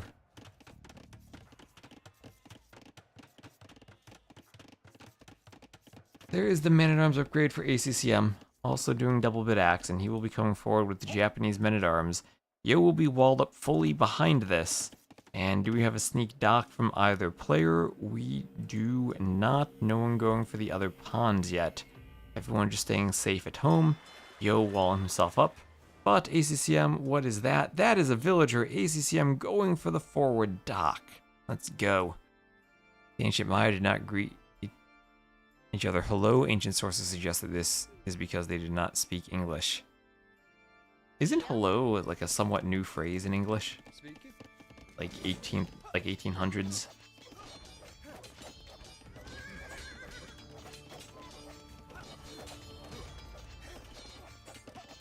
So ACCM taking the HP advantage on the scout fight by virtue of being in feudal. Arson on the way for the men-at-arms to try to break in faster. That's not something you see every day. He's going to take the scout fight and win. The men-at-arms get in. And ACCM looking to start off a reverse sweep by pushing through into Yo's base with men-at-arms. Trying to teach him a lesson, and it will have to be a lesson in quick walling as Yo tries to protect everything with some small walls. A little bit of idle time on the vills, but he'll be going forward for a stable. And he's going to think, okay, I'm walled at home. Nothing else ACCM is going to do. I'll just do a stable and some scouts. On the water, no ships yet. Fire galley for ACCM. And he's going to look to go fire galleys in the pond, along with a spear. And blacksmith on the way for Yo. Ooh, early blacksmith for no farms and a stable and no mill.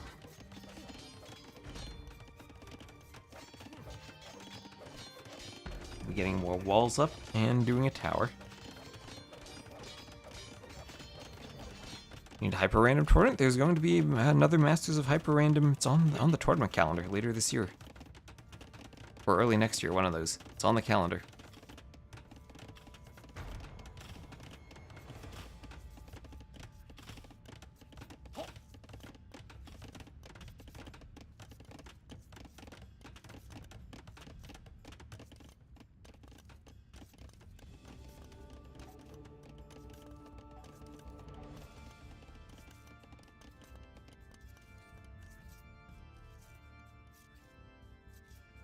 ACCM gets the relics. Relics look fairly evenly balanced, like 3 down the middle and then 1 by each player.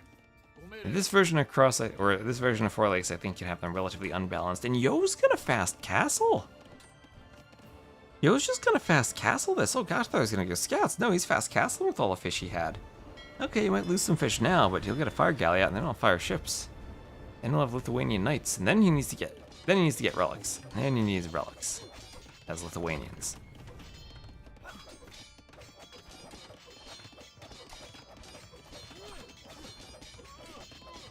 Hello was introduced as a proper response for picking up the telephone. Before then, it was an expression of mild surprise. Okay, yeah, so 1800s then, are tracks for telephone introduction as an introduction of hello.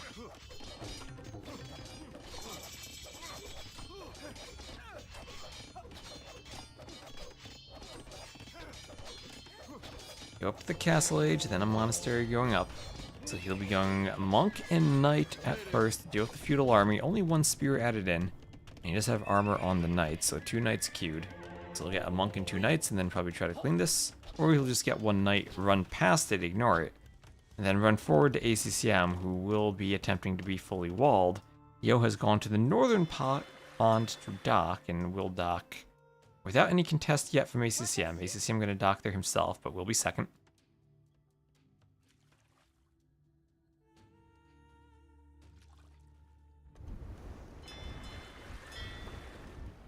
And there is Castle Age on the way for ACCM.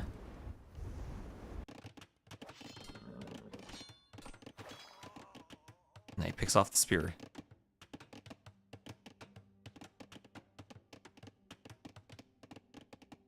Normalize yellow for hello.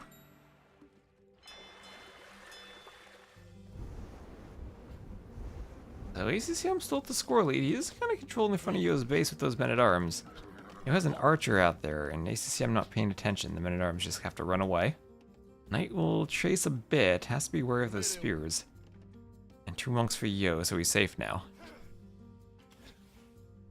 When you make men-at-arms, they run into TC. Well, that's what I was saying in that earlier game. You gotta use the woo men-at-arms, so if you run into the TC and get out, you can heal.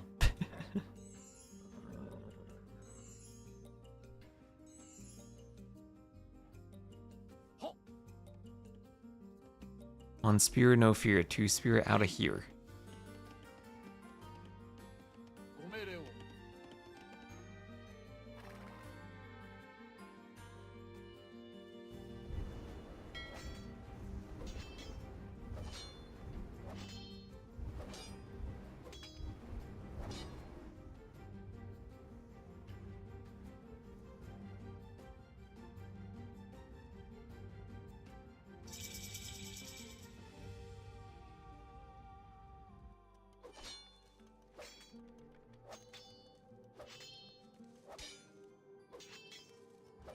Bloodlines and Bodkin Arrow on the way for ACCM as the villager comes to wall up on this palisade.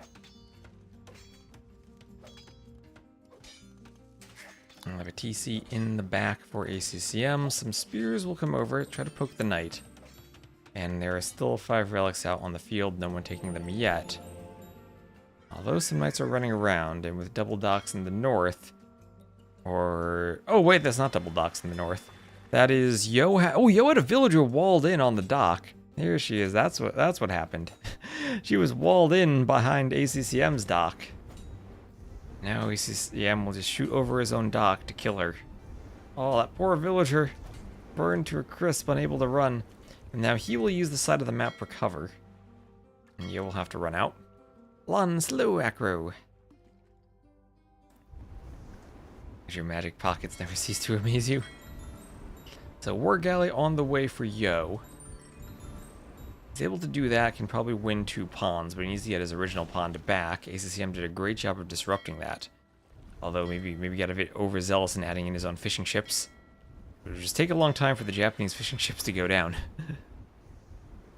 If the Wu convert the warrior priest and they pick up and drop a relic, they get a monk which heals others as well as others. You mean that heals itself as well as others? Oh, that's a good point. I think they do. Look at that. Wait, was that a converted fire galley? Yeah, so one of those fire galleys was converted. That's why it didn't upgrade. The other turned into a fire ship. We've seen so much conversion magic these days. The non-healing converted Gen Swordsman along with the healing converted Gen Swordsman was definitely a trip. I got the far relic. Did he get the far relic? Is he bringing it back? He is bringing it back. So that's the hardest one to get, and the Lithuanian player did manage to get it. And you want to get up to 4. If you're in the Castle Age, though, I feel like any relic helps. Even if you just get +2 in the Castle Age, you can go for a big Castle Age push. I think your knights are really strong. ACCM will be docking in the southern pond on the minimap as he comes in with cav archers. No ballistics yet, but he will be trying to pick off vills. Have to stay away from the TC, though. Demo ships take down a dock fast? No. Is it worth it to make demos to take out a dock? Usually not. You can do demos to destroy fishing ships or to kill villagers, but usually not to take down a dock. Unless it's like a really low HP dock.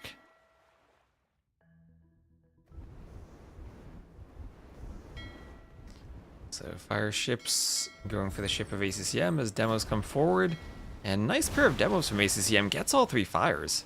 Ah, that's how you use demos.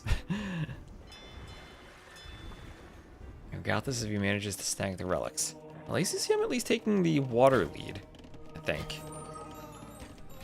Does have 2 pawns clearly for himself. Forced to go for monks. 2 relics right now. 1 more in the middle. ACCM, is he going for it? Doesn't have any relics of his own. Does that mean Yo has another relic on the way somewhere?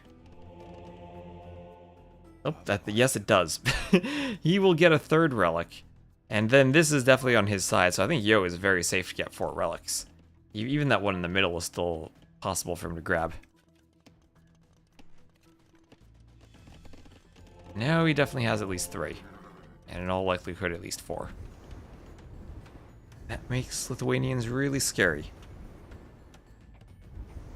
He's still surviving on the northern water. Cleared his own pond finally, might need to add more fishing ships. We do have 8 Japanese fishing ships working for ACCM, and that's kind of scary, and that's also why he has the score lead. He can have a much nicer eco. We see he's already up by 1.5 res collected. Question then is, can Yo overcome that with Lithuanian relics? Did Yo see the relic to the south? He actually did not see the 2 relics. He is a tile away from seeing this one, and that's going to be great for ACCM as he'll grab it. And in the south, Yo was short of getting to this area, did not scout it.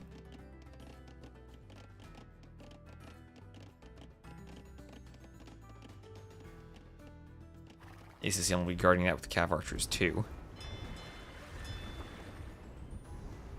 And ACCM, I think, is still in a decent position this game. Wants to avoid getting swept. Cav archer is not going to hoover on in under the TC. Could have done damage had they got into the wood line, maybe. But harder for you to tell that than it is for us from our vantage point.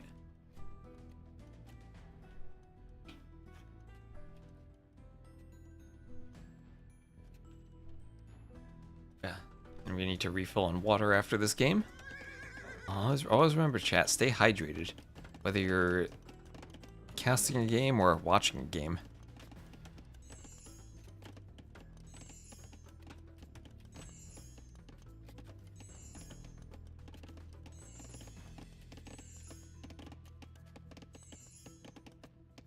Let's do some Cav Archer healing. You know, ooh, ACCM actually gonna grab this relic. So Yo gonna be stuck on 3 relics. Great job from ACCM to grab that. Maybe he'll reveal it to Yo though if Yo pays attention with his villager. He might be able to see the relic. Ooh, if he's paying attention, he'll see it. And he might have just ran. He might have seen the relic there. He might know there's a monk taking the relic now. Drink at least 5 liters today. I need to figure out what a liter is in units. I don't know how much water I drink on a normal day. Maybe I should keep track of that. Water is still pretty much the only thing I drink on a daily basis. Sometimes some milk too, but that's about it. Yeah, a liter is roughly a quart, that's right.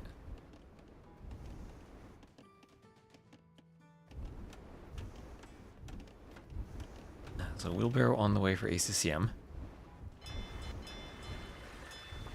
Now that is a low HP dock. That is a dock low enough HP that you could even try to demo that. Or demo it. I'm gonna go for the fire ships though. Liter is slightly more than a quart. Okay, and hello mouse puddles.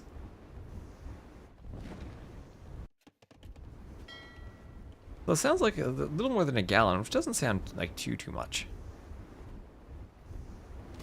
0.1% of a cubic meter, thank you.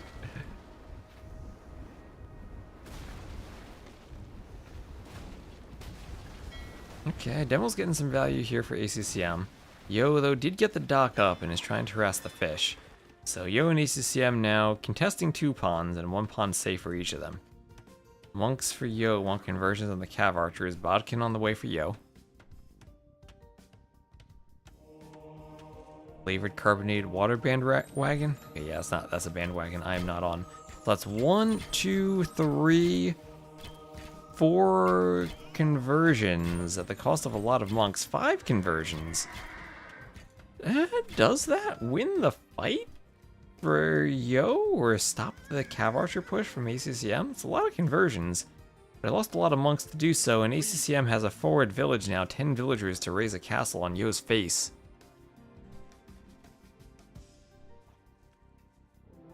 Or not on his face, just on the hill overlooking his face.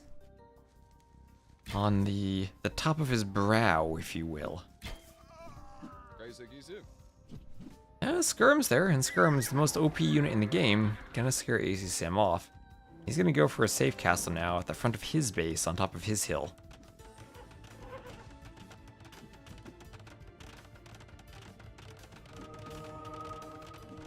37 degrees Celsius, well, extra important to stay hydrated then.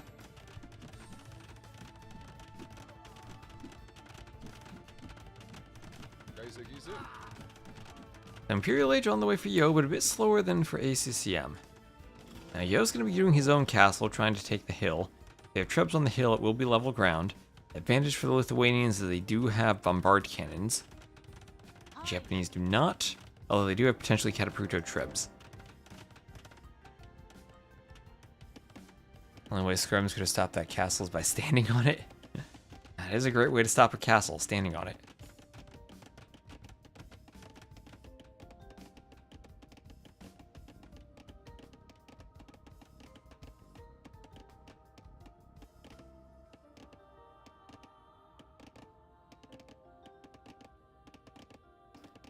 So ACCM up first, and is this the Treb War to decide the game?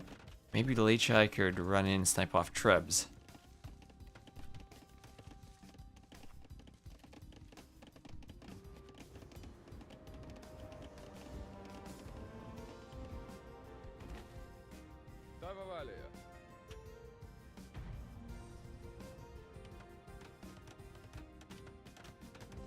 So defensive tower for ACCM as the Cav Archers hoover around.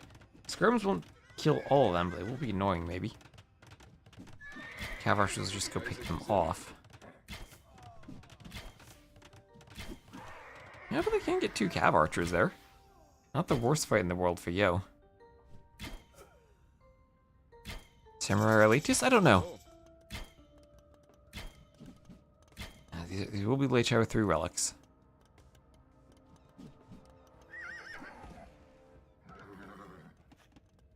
Ignoring all the melee armor is still really good. There is Bracer and Chemistry on the way for ACCM. Upgrading the skirmishes, of course. Here are some Samurai. Maybe we'll even get to see that matchup this game.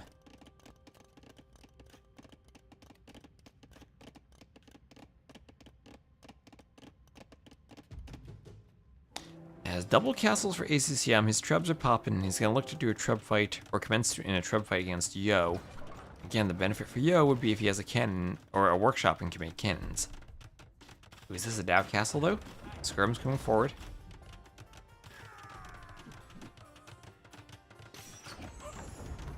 Trying to pick off Vills. Ooh, gets quite a few Vills. Actually, ACCM losing Vills in that castle left and right.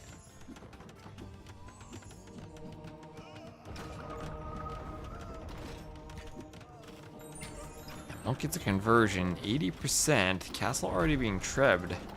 Samurai come forward, but it's a lot of skirms already.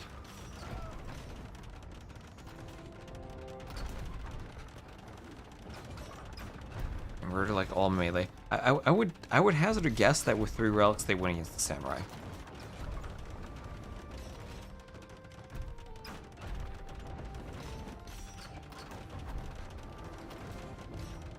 So a couple of trebs deployed going for the castle. More trebs on the way. More late Yo could snipe those trebs, but doesn't have the numbers yet under 2 castles.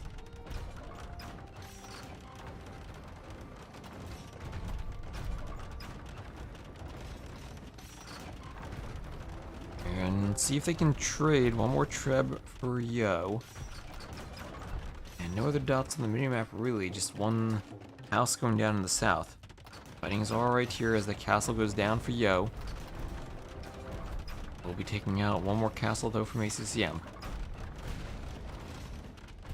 Lost the treb. Ooh, the Vills. Maybe Palisade chopping the tree instead of repairing the treb. And ACCM with 16 Vills will keep that castle repaired for a long time.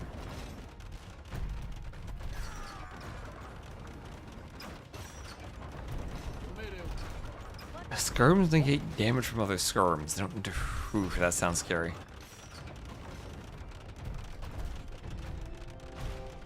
And ooh, treb goes down for Yo.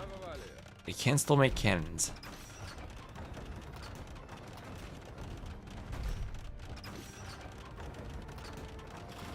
And treb has to go back. Treb has to go back. ACCM takes the hill. He's pushing forward. And ACCM says, I need to start this reverse sweep right now. Needs to start it right now. Trebs deploy and come forward. Looks like he wants to take out the workshop.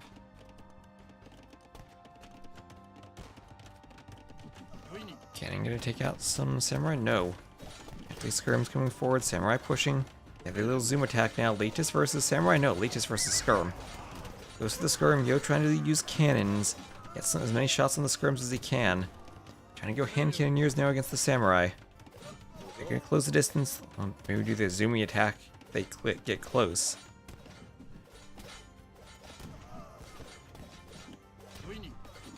Cannons hitting the Skirms, trying to find cover under the TC. No repairs, but lots of Samurai going down.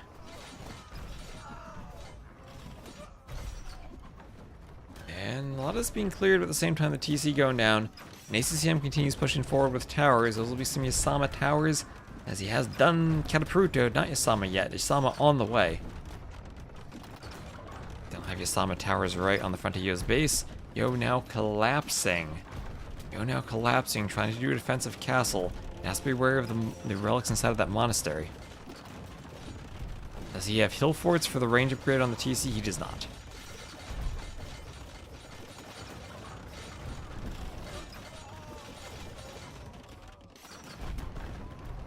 And of course, Catapruto for Tribs attacking and unpacking faster. Or attack and then unpack faster, both. we're all three. Attack faster, pack faster, unpack faster. Look at them go. Look at how speedy those are. And from the top of the hill, they'll besiege this next castle.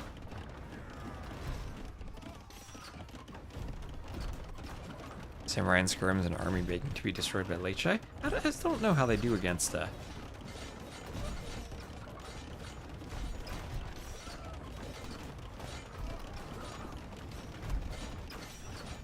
Samurai. And here's Elite Samurai on the way.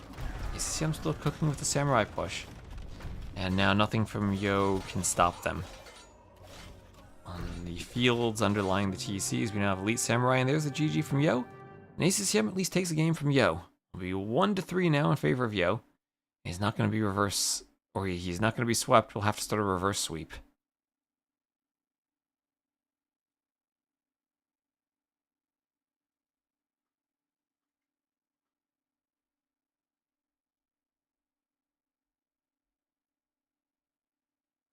They do have the attack bonus, but then their armor is... They're just a weaker overall unit, and their armor is ignored. I don't know how that works out. One of those things we'll need to play test.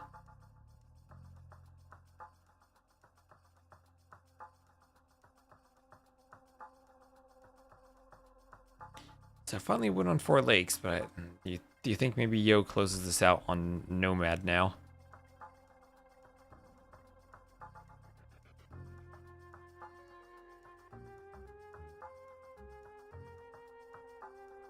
Alright, and I don't see them in a lobby or in a game, so they might need to host the lobby still.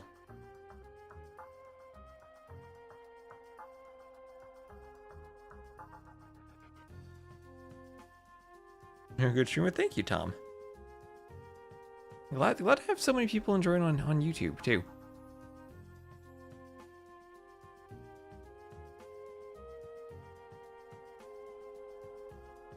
Oh, there he goes, hosting the lobby.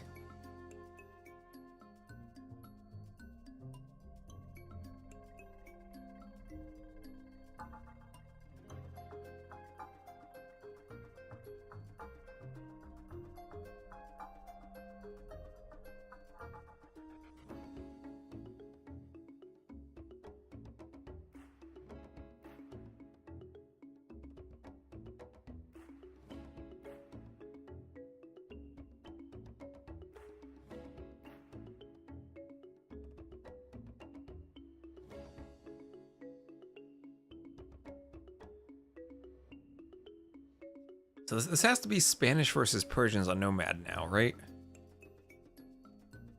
That's got to be what we're going towards.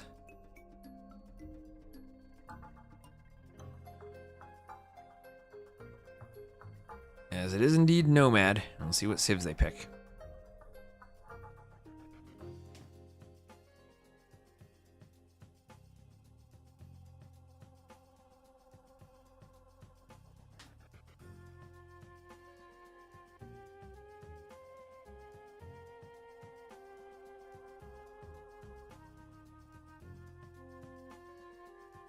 Samurai. What have I seen? I've seen Samurai versus Cataphax. The Cataphax still win.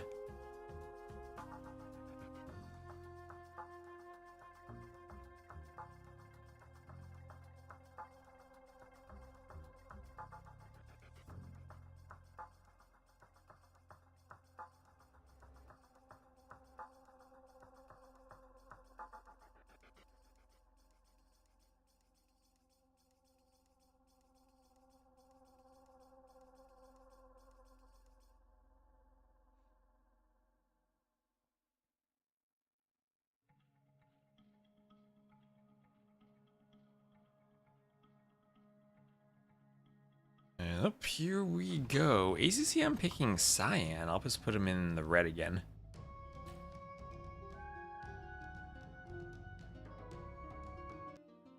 So Yo up 3-1 against ACCM in the Cyan. We'll just put him in the red. I love the color choice, but I'll keep it consistent. For the set. And now ACCM TC to the west, dock just to the south of that. Yo will be docking all the way to the west and having his TC in the east. So Spanish versus Persians, a nomad matchup we're going to see all the time. Persians with the great early game, great economy. Spanish with conquistadors. And if there's one home map advantage in AoE 2, I would think it is Yo as the Spanish on Nomad.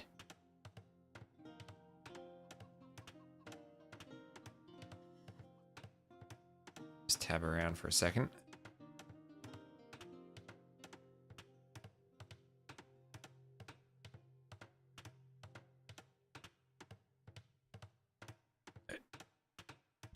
What's up, Tiger Lord?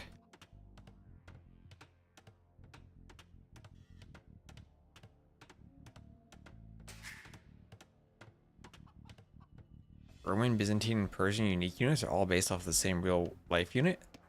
I mean, the Persian unique unit is an elephant without a rider.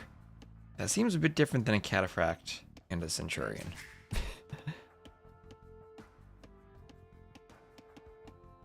Nomad, bro? Everyone nomads.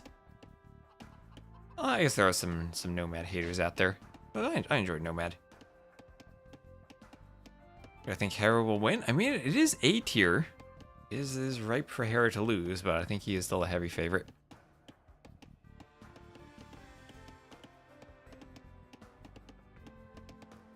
Oh, the Savara, you mean that unique unit. Okay, okay. I was like, wait a minute, the Persian unique unit is their elephant. Also, this is the DE version of Nomad that has a land lock, as Yo hunts that rhino successfully. Look at this land, not just a land lock, but trees saying you shall not pass, you shall not sail around the outside of this Nomad. That's a good line of trees. At its thinnest point, it's only one tree thick. That is a spacing to other terrain types tree, avoiding the coastline, avoiding that water, avoiding this water, and then just maybe combining with another wood line.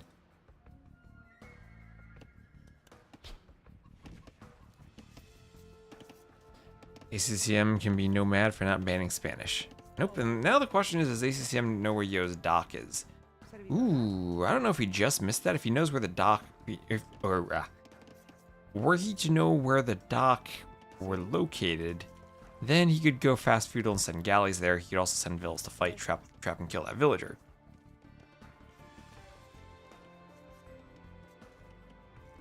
There's a movie called Nomadland. 2020. I've never heard of that.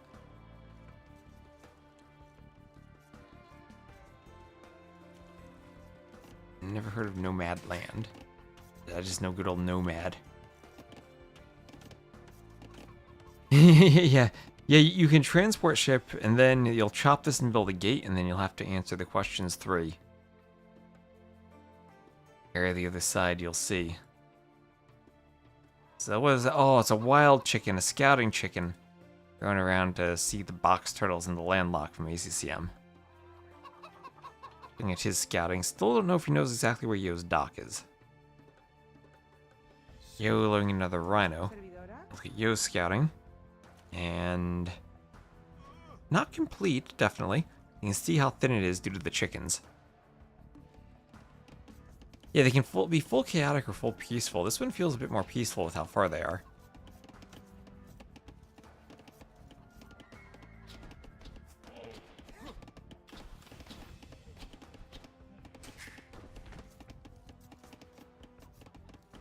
Monday? Another Vil coming forward.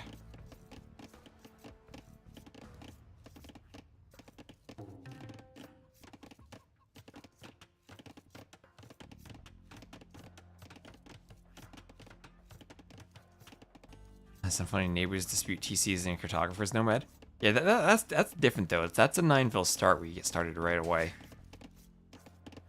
Yeah, I think different TC spawns.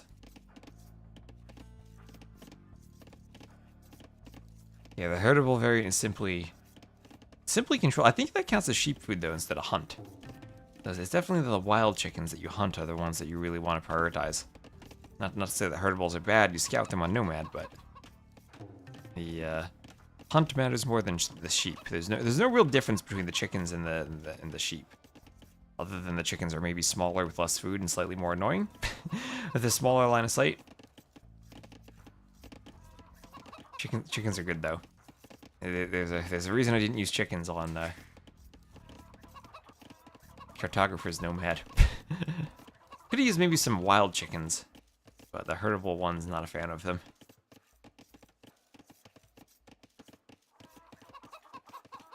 You can tell how they have a good one tile. Let's see, are there any more out there?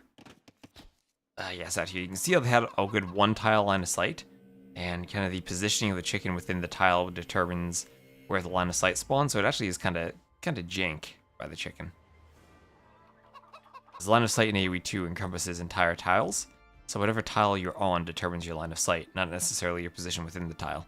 And it's not that noticeable unless you have a 1x1 line of sight, in which case you very well notice it. And that's what the chickens have done.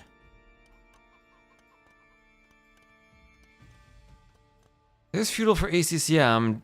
Yo in the Dark Age, not a care in the world about going feudal.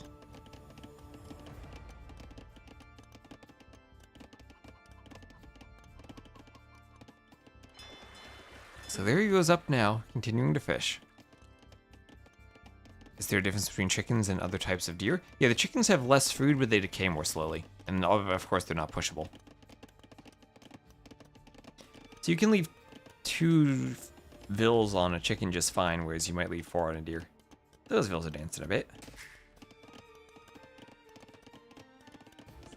I mean, pretty heavy gold collection from ACCM.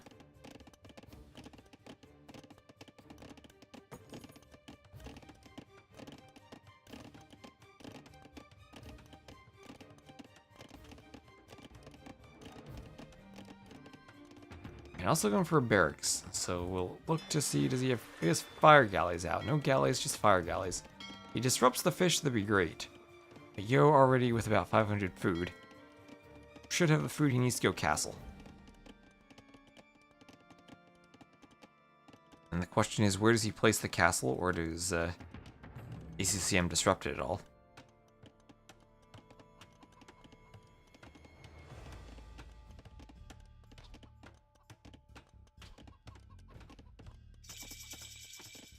There's Yo up to feudal. Fire galley will be taking out a fishing ship on the side.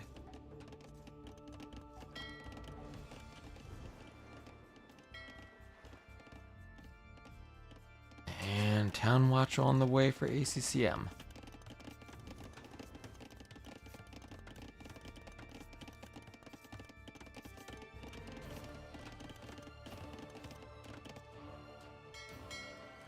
Order's always the same few units.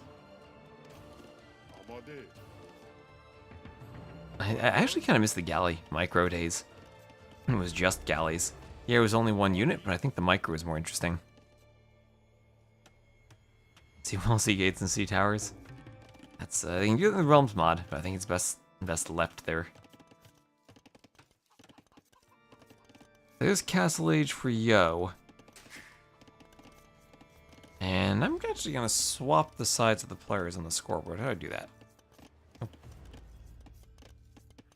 There you go, Alt S. Because ACCM's TC is on the left. I'm going to put ACCM on the left side of the scoreboard and Yo on the right side. So sorry if that swaps everything, but I think it'll be more clear to do that. So Archer's hitting the villagers, Spear getting a poke.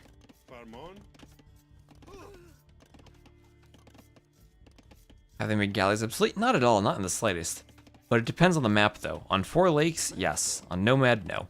Nomad is one of the more interesting maps you can get away with going for either fires or for galleys. On maps like Sumatra, where we saw, where the border players are going for a big galley fight, well, you go for galleys there.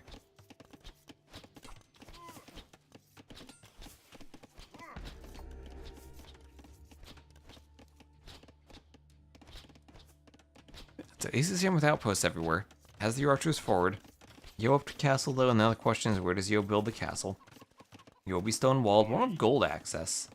But as long as he can use the market, get a couple of conquistadors, he should be okay. 7 is best of 7, so if Yo wins, he advances.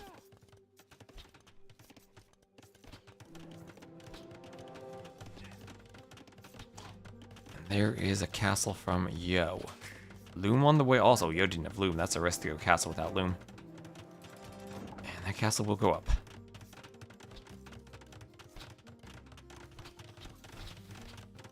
Fire galleys always existed when Four Lakes. No, I think Cross predates the African kingdoms as a custom map on Voobly. Cross was always an old Voobly map. I think it was by the Mad Catter. I need to recall my map authorship credits. But yeah, that was definitely there. And even if African Kingdoms was played on HD, it was not played on Voobly. Cross well predates Will of the Kingdoms. The closer you are, the better the fire ships. As a general rule of thumb, yeah. Closer you are, the better the fire galleys in Feudal. In Castle Age, fire ships are much stronger relative to war galleys than Feudal fires are to galleys. But yeah, in general, if you're really close to each other, then fires are useful because you don't need to amass as many and wait for fletching like you do with galleys. Searching loom spawns a shorefish tile under the TC. That's a danger duck map idea. Is that 2 conchs or 1 conch? That's 1 conch. Right. So ACCM stuck in this very narrow peninsula. Blue and red kind of alternating dots on the water.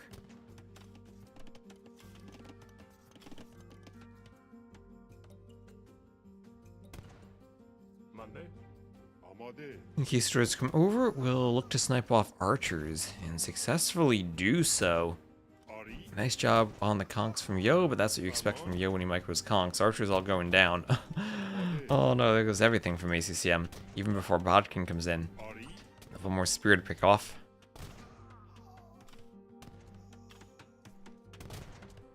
And we'll have another TC from Yo as well, so not just 1 TC Conquistador, a 2nd TC. And with the conchs, can honestly try to break through the palisade wall. That's not going to provide too much protection. Defensive University from ACCM. And he's going to go Cav Archers. He'll go Persian Cav Archers. You can do a Parthian in Castle Age. They get early upgrades for Cav Archers. But no Bracer in the long run. Was it more favored on Nomad? The map itself just suits Conquistadors. It's so wide open for them to pick vills. And you don't really get punished for the castle like you would potentially on Arabia.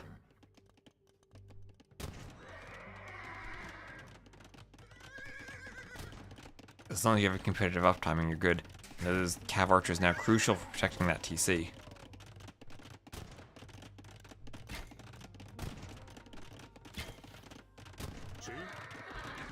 Cav Archers going down a bit.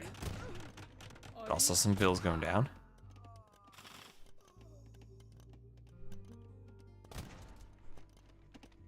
Look at those HP bars inside the TC. Those vills hiding out.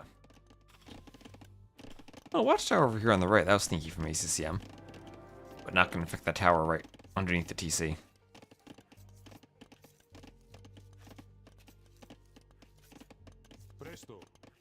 Yeah, like on Arabia, it's a bit more of an investment to go for that castle. On Nomad, you can afford it better because you have such a long build-up and fishing can go for a while.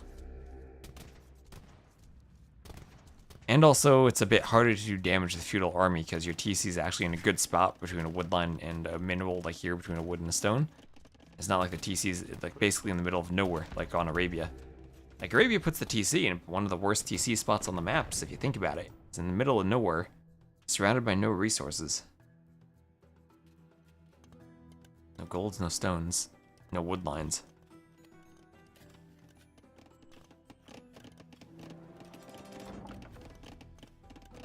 Here things are a bit more consistent. Yep, bugged TC graphics.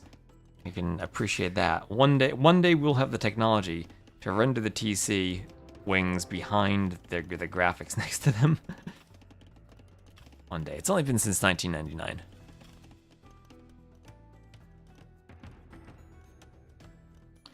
The barracks going up for you.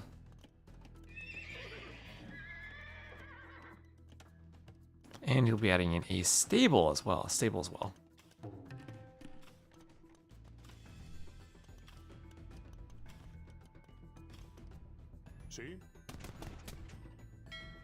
Conch's looking for the fish, actually. That's really nice if you can pick off fishing ships with conquistadors, or even pick off fires. Has to be careful of the cav archers coming over. He's gonna micro as well as he can, try to dodge them.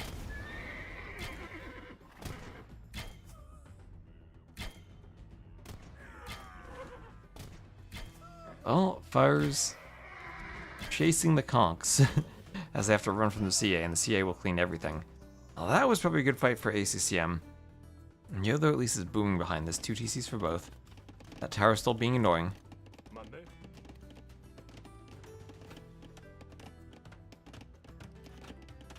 Presto. See? And there'll be a TC on the way up for Yo. Okay, Bloodline's in on the conks. They'll still Persian. Still true Persian TCs for ACCM. That'll give him a nice eco boost. And Ballistics on the way. I wonder what Persians will do in Imp without Bracer against Conquistadors. Does make it rather tricky. Could just go like crossbow full upgrades other than Bracer though. Or heavy Cav Archer, but that's I think risky.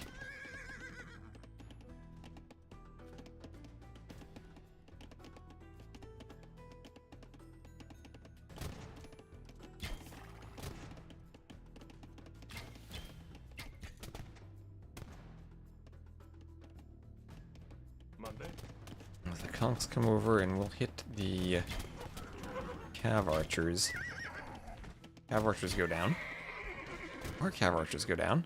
Conks run over. And there is leather archer armor on the way for ACCM.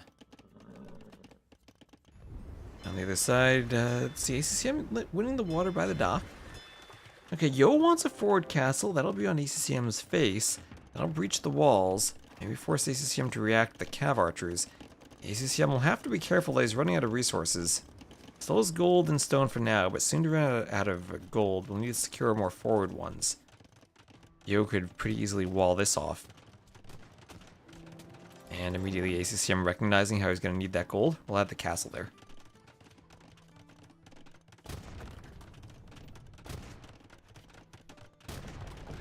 Graphics for AV2 got hurt. I like AV2's graphics. And DE mostly did a decent job with updating them.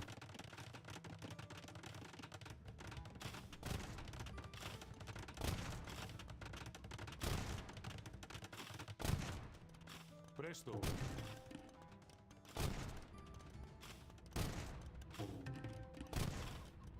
Yeah, you just have to remember to turn off the bloom in the game settings. That's the big thing. Ooh, raid with the Cav Archers. Raid with the Cav Archers. ACCM coming in now that he's got his castle up. He's free to raid. Yo wasn't quite garrisoning everything, and all of a sudden Yo's losing bills left and right. Yo, where are the garrisons? Where are the garrisons? Where are you not running from the wood line? That's more vills than he ever should have lost. 13 kills now for ACCM. And still more to come, potentially.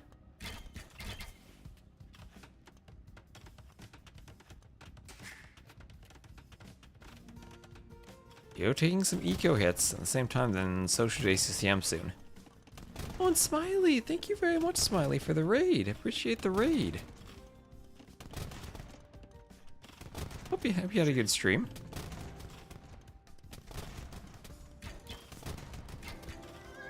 Climbing soon to be 3K, I'm sure.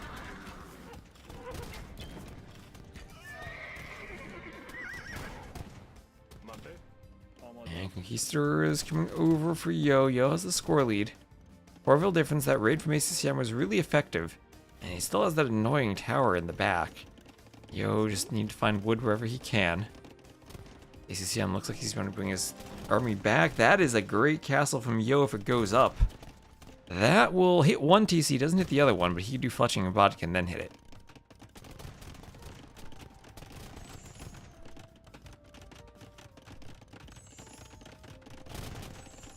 Conquistador's hoovering around, Monk healing in the back.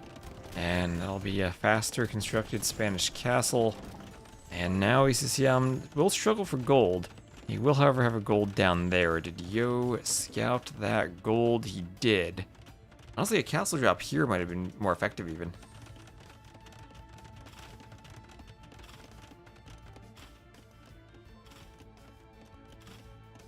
Does Pyrotechnica affect conks? Asking for a Civ builder. I don't know. That's a good question. So another Cav Archer raid for ACCM. He'll find this TC. Not enough space to garrison everyone, but we'll garrison most vills. And there's that Castle Age Parthian tactics for more armor for the Cav Archers. Keep a look at their stats and how that affects them.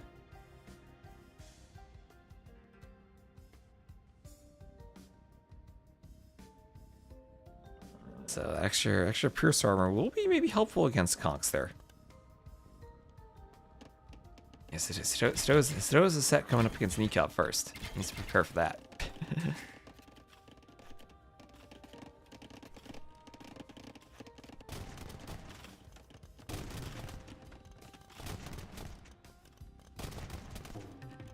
So Cav Archer's coming from behind, trying to fight the conks. Don't know if they have the numbers though.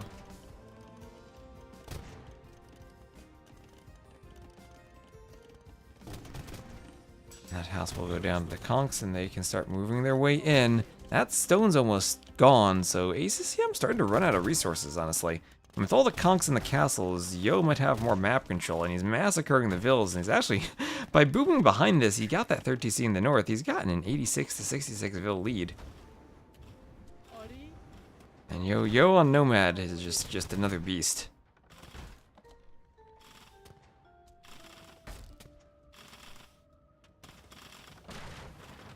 Do I like the AoE 4 thing where they can shoot while moving? Should it be ported to AoE 2? I think that absolutely should not be ported to AoE 2. I think the worst balance changes they made from AoE 2 are where they tried to take stuff from other games and shove them in. Like, what's AoE 3, AOM, AoE 4? AoE 2 is its own thing. It shouldn't be looking to other games.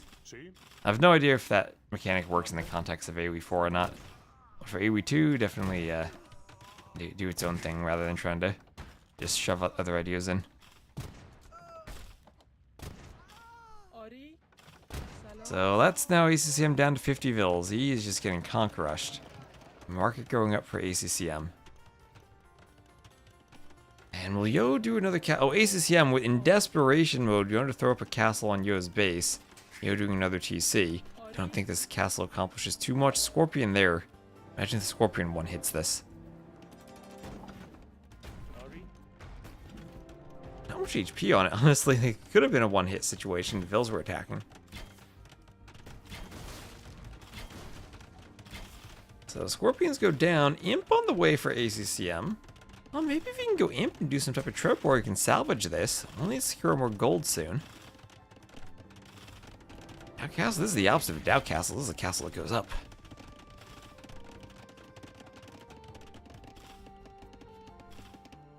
Cav Archers can fire on the move. I don't know about all the Cav Archers in AoE4. The Mongol Mingedai can, I think. The Imperial Age on the way. I think it'd be really hard to balance.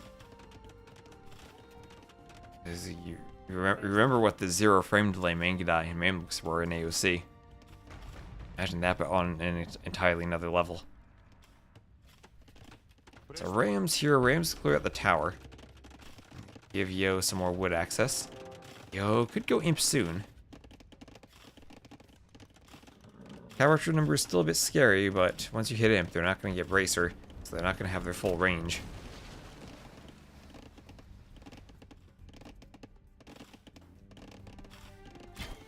Conks may be getting trapped a bit. Where's the demo when we need one?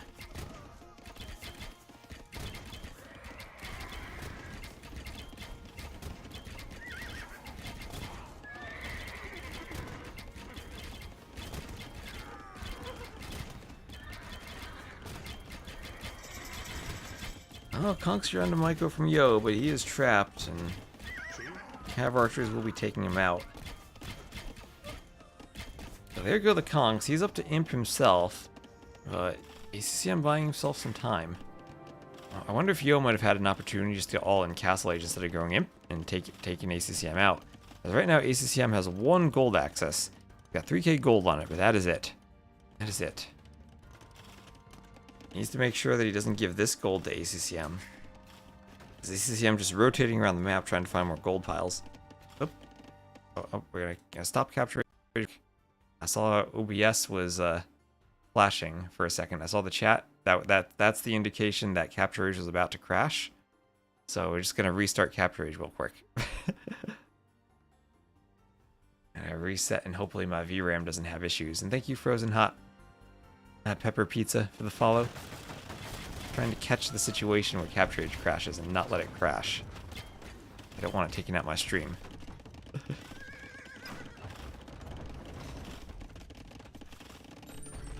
You didn't crash on Twitch, which is good. So now it's a Treb war. Trebs are popping for ACCM, but the Rams are there for Yo. Those will help out both against the Cav Archers, against the Trebs, and against the Castle, against all of them. Bosa on the way. Talk about eco upgrades. Yo, he didn't even have horse collar. Yo needs some eco upgrades. I guess ACCM does too. Thought I was followed years ago. Did I accidentally unfollow? I don't know. Maybe you were. Maybe Twitch just unfollows people. I don't know. But thank you either way for the follow.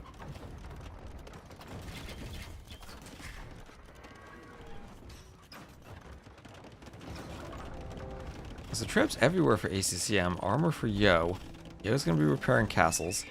Trebs under castles will be really hard for Conquistadors to snipe off. Yeah, either way, you're back and you're here now.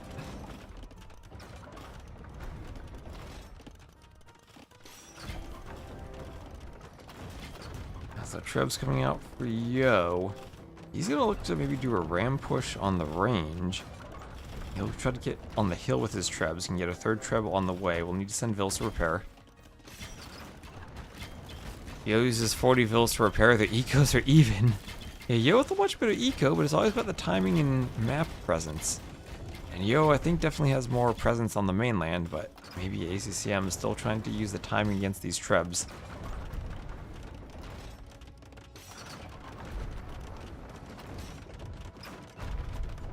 Cav Archers coming over though. Vils have to wall desperately to keep the Cav Archers away from the repair Vils. Conks on the way over.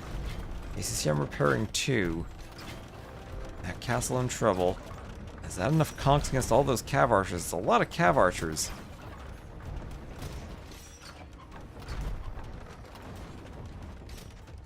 And the castle goes down for ACCM. Will the castle go down for Yo? Yo trying to Treb one of ACCM's Trebs. ACCM desperately repairing.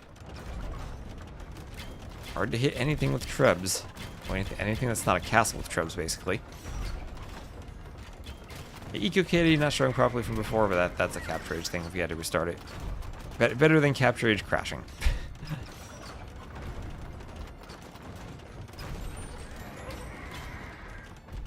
Citadels for ACCM. Maybe a bit late for that. He lost the castle already.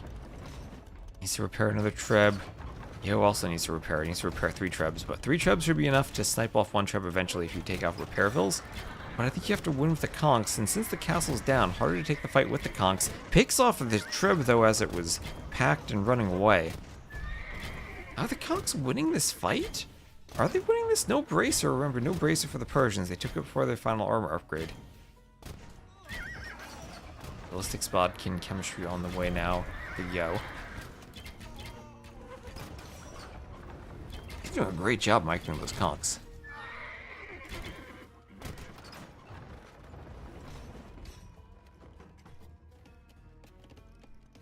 I'm thinking about coming forward. Quest 1, Capture Age 0. Well, we casted Fortress without Capture Age. So we already established the precedence. And now Rams coming forward on the Trebs. Can they get hits on the Trebs? You need to go for the stationary one. Bill's coming to attack the Rams, maybe repair the Treb.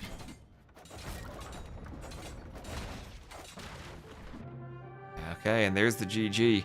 As ACCM loses his Trebs and all of his castles. There's the GG, and Yo does it 4-1 with the win over ACCM. Congrats to Yo, and stats and capture age will probably be wrong, so let's just look at them in the game.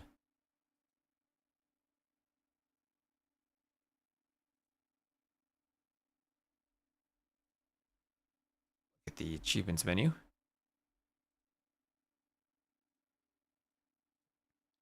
It's 119 kills for Yo.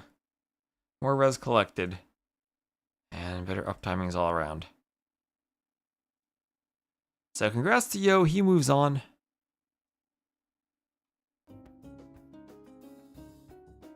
Capture age almost crashed, but we stopped it.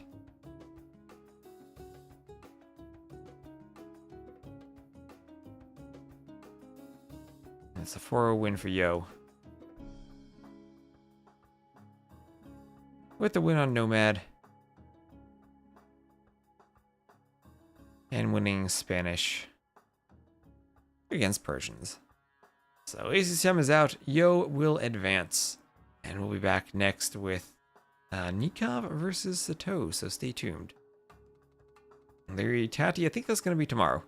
Next is going to be Nicov versus Sato. So maybe clear the drafts then. And update the scoreboard for the players. Don't know who's favored here. I'm going to guess Sato, but I don't know for sure. Anyway, I'll be back in a moment. Stay tuned. Hope you're enjoying. Thank you again, Smiley, for the raid. And congrats again to Yo.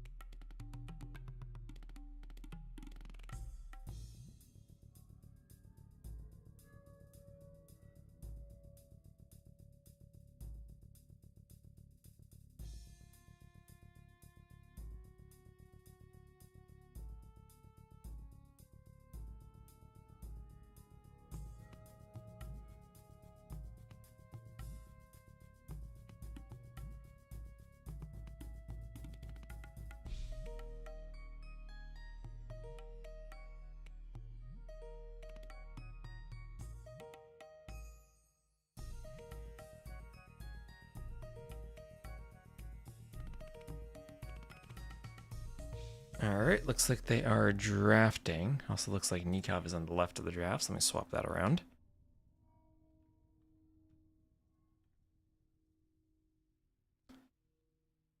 And I have the draft links here.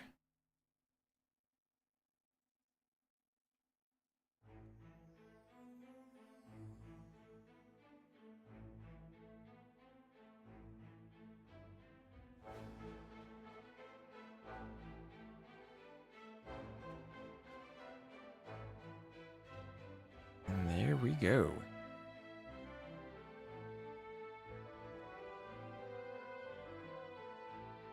If you confuse between stationary and stationary, I think I made that joke in one of my YouTube videos once. That was the fastest deer food.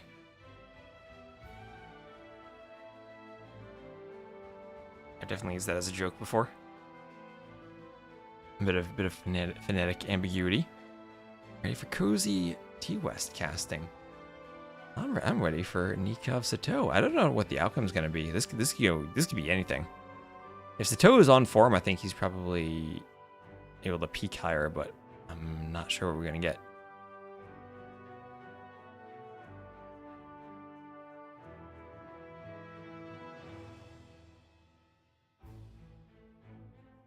And while the draft's going, I'm again just going to go, ooh, I have Crater for game one.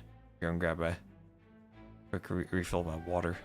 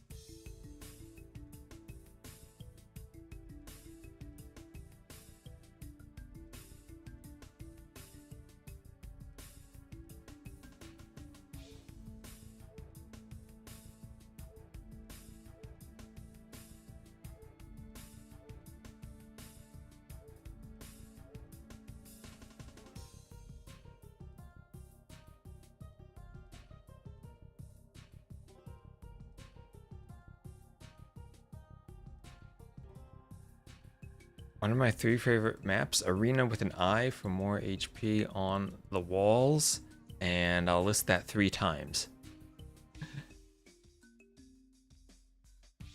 Did I document it? I mean, I made YouTube videos about it. I don't know what else you mean by documenting.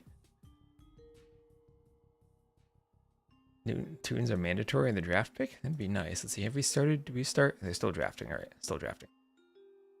Oh, still in the SIP draft, okay.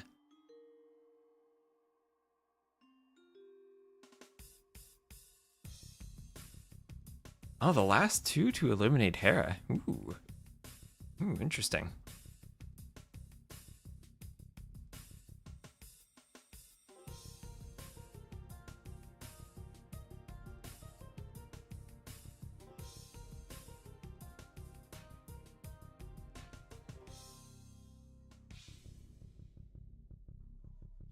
At least we have Crater, Land Madness, Arabia, and Socotra for 4 very open, aggressive maps.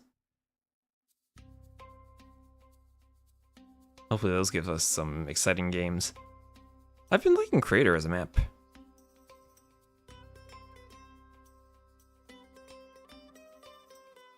He's giving us some fun games.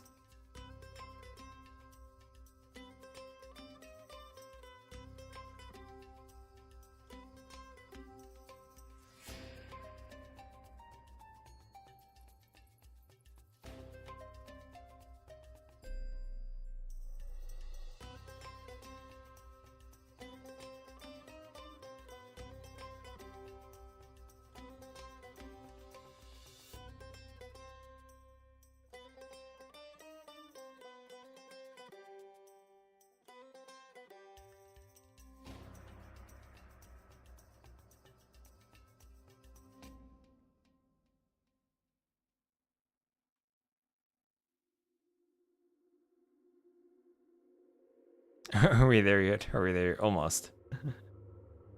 Almost. Well, one day we'll just need to speed up drafts somehow. I'm still thinking if you get back-to-back draft picks, you should get 30 seconds for both instead of 30 seconds for each. Just cut down the time of the Civ draft by about 1/2. And same thing for bans. Like bans, you should have maybe 30 seconds for all 5 of the bans if you're doing them in parallel. Back in your day, the pathing worked. I know back in my day, we had the pathing from the original game from 1999. Oh, that's lovely. We miss it. Miss it dearly. You've been letting me late for long drafts? I wonder how we started with drafts. That's something I was probably part of it for the escape tournaments on HD when the Captain's Mode website was being introduced. I wonder how we came across this system for drafting. I feel like the drafting system hasn't really been iterated on in a long time. Probably has a lot of room for improvement.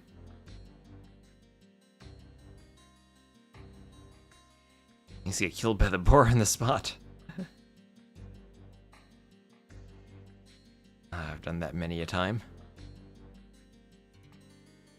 Even in recent days.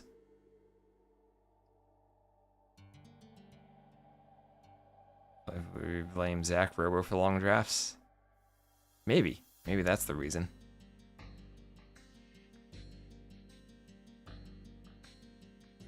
See if these players can get a lobby up soon.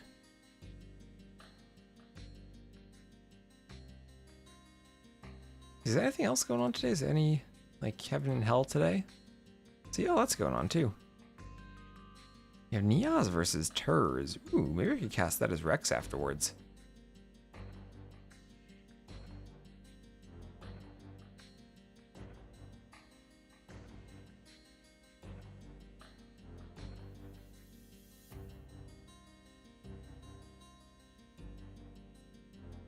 Barrel's Survivalist tomorrow at 9 GMT. It's too early for me to cast live, but maybe I can cast that as a set before we get going for Medieval Masters.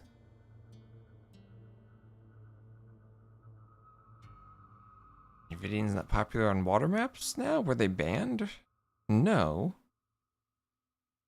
No, I guess just not picked. Well, not really for Nomad, not really. Wow, I mean, more of a team game Nomad pick than 1v1, not really for 4 lakes.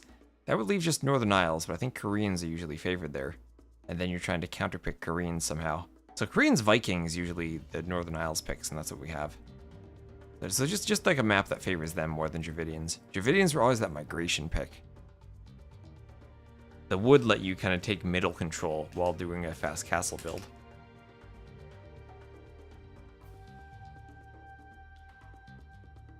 You're switching to audio only. Oh no, I used to do that when I was at the gym. I listened to streams there.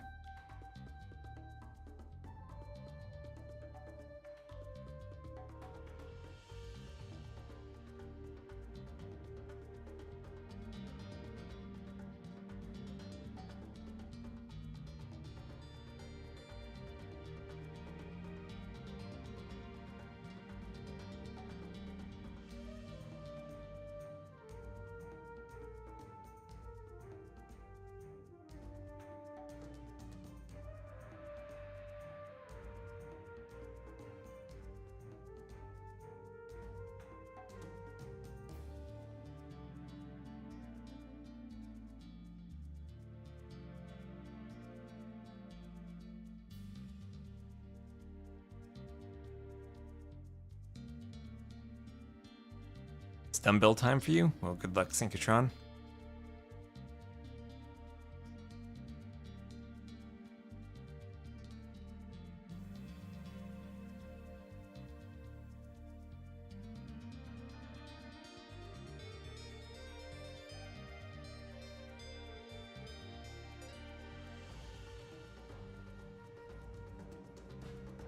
Okay, Sato restarting his stream with delay.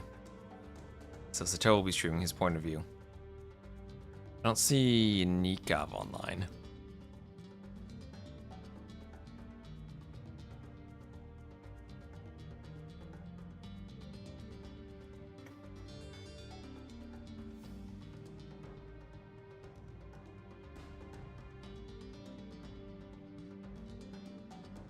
It was great for audio only. Well, that's something you could always experiment with, like the radio broadcast. Because there's a difference between doing a radio broadcast and a visual broadcast. And who knows, maybe for Twitch, people are so AFK that, right, like you might have it on a second monitor, that maybe the audio broadcast radio style would be more useful.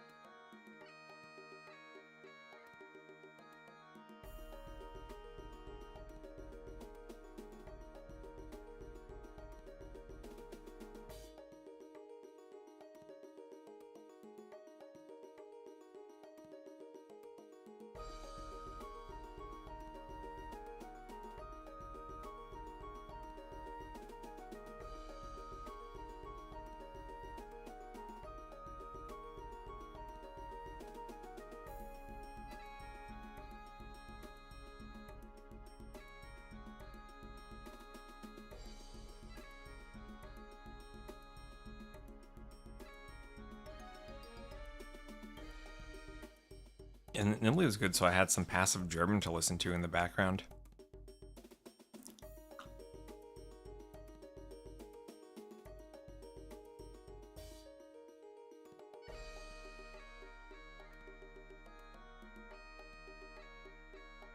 Okay, looking at Sato's stream, he should be getting started soon. And he and Nicov have their lobby up, so let's go.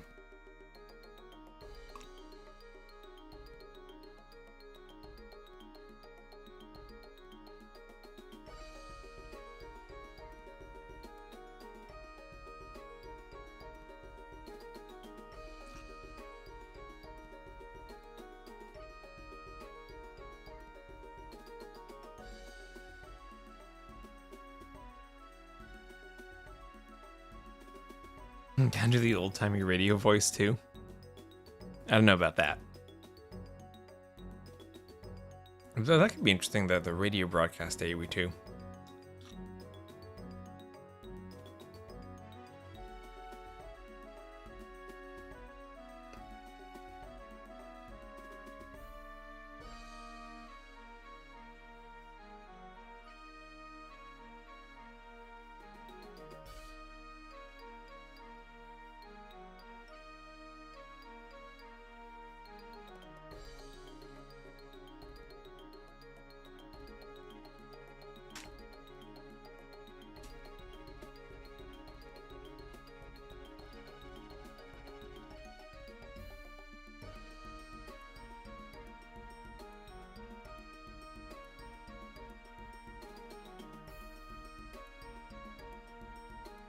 And it'll be a 2-minute spec delay till we get to Crater. And now, chat, now you can do the Guess the Civilization game. We have 2 minutes. Guess the civilizations they'll pick for Crater.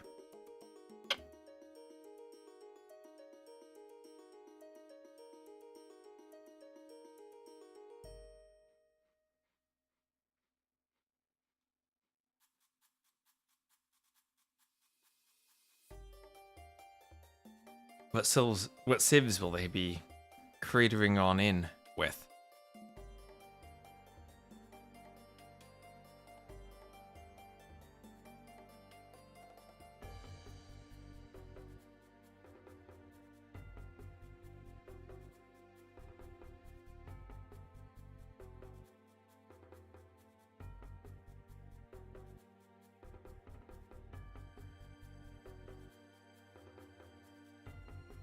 Armenians, Khmer Lithuanians.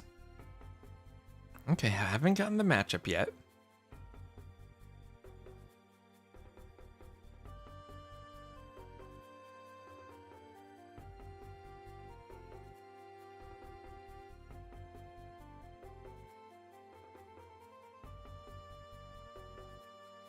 Khmer is correct, though, for Nicov.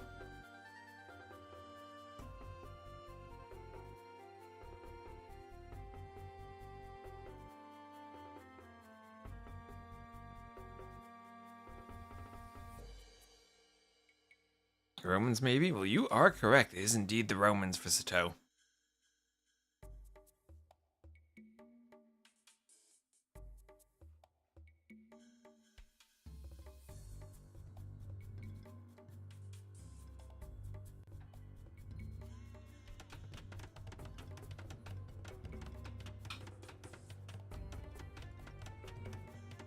And I need Capture Age open. Many windows. There we go. Alright, welcome back to the next set of the quarterfinals between Nicov and Sito. This is the Medieval Masters, hosted by Mario. You can check out, especially his YouTube channel, and especially if you speak Spanish, he's mostly a Spanish language commentator. But he is the host of this tournament we have here. And, oh, chat, you gotta remind me to turn the logo on. Forgot to turn the logo on, and there we go. I guess that last set without the logo. Oh no. Yeah, anyway, we will have Nicov here in the blue. He'll be playing as the Khmer to the northwest. And Sito, he'll be playing as the Red Romans to the southeast. And oh, look at those Ibexes scatter as Sito pushes them with that scout. Anyway, he'll be heading out to the outside for the lumber camp. The map is Crater. And if we zoom out, 5 relics in the middle. All of your resources kind of spread out towards the front of your TC. Both players getting a decent back gold spawn. Maybe even a better stone for Sito, but players at least have decent golds then. Berries to the outside. You have a whole bunch of Ibexes on the outside of the crater. Around the north, or around the outside, there'll be a thin line of trees. That's where you put your lumber camp. No wood in the middle. And this rock terrain, so you can't just mill the berries and the ibexes all that well because the rock gets kind of in the way. Gotta go take the ibexes with vills, and what we'll see Nicov do here is hunt the ibex with the vills while pushing other ones in. But once those vills take as much food as they can carry, he's gonna go do a lumber camp with them, and he'll drop off the lumber camp, or the food at the lumber camp. When you finish a drop site, whatever resource the vills are carrying, it gets deposited, regardless of the type of drop site it is. And I'll take almost all the food from the ibex with 3 vills, and there he goes. Just about 35 food for each. There'll be a tiny bit of decay on that ibex, but not all that much, 10 to 15 food. And he'll do the lumber camp. That's the classic AOC setup of, if you take 3 vills, you get a full capacity and almost finish the ibex. If you send 4 vills, you fully finish it, but vills don't quite get filled. So that's always one of those little things, little puzzles you think about when you go to hunt the ibexes or the deer. How many vills do you want to send? Which do I prefer? I haven't seen enough matchups on this map to have a preference. other than they're both some of the common ones. Romans, of course, would have really good infantry. I mean, these are both the Scorpion civs, also range for the Chimera, cheaper Scorpions for Romans. This Chimera would have the better Scorpions, and it is 2025. You probably will be seeing lots and lots of Scorpions. Lith would have been a good pick with this relic pattern. I mean, Lithuanians can be great if you can get all 5 relics. I guess same with even Burgundians or Aztecs on this map, but you're really dependent on the relics. I wonder how Aztecs would do on this map. You're so far apart. Kind of having infantry kind of limits you. One of those things we probably would have seen in the old days, the American civs picked here, but they've been nerfed a bit, other than maybe Incas.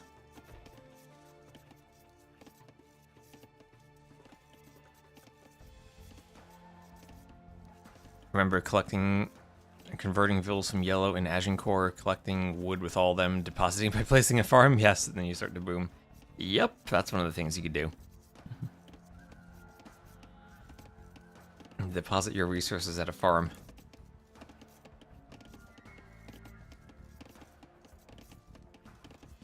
I feel like Scorpions had a good purpose before they got buffed. I'm still not sure if ballistics for Scorpions was good or not. I saw so many Rage Arena games that were just like pure Scorpion. I kind of worry they got a bit overbuffed. I like it that the game has units that are kind of niche and useful in the right circumstance, and you can't just blindly go for them every time. I think Scorpions had fit that perfectly. I don't know if they still do.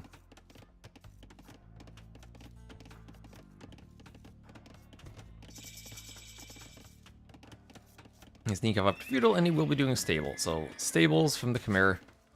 And I wonder if you even have room to go double stables on this map. Tricky thing about going scouts against the Romans is if they ever get their armor added in, they'll get double the armor. And +2 armor makes it rather hard for scouts to pick off the spears in a timely manner. But it will be a scout's opening as well for Sato. And going for the stables then from both of them, downside for the Chimera is that they don't get the spears out because they skip the barracks. And we'll see if Nicov just goes heavy for scouts or tries to add in a range. Oh, the siege still counters them? I don't know about that. I feel like there are so many situations where I've seen Scorpions win fights against Mangonels. Maybe it's just like Mangonels should take less damage from Scorpions, kind of like the Ethiopians' Royal Heirs treatment.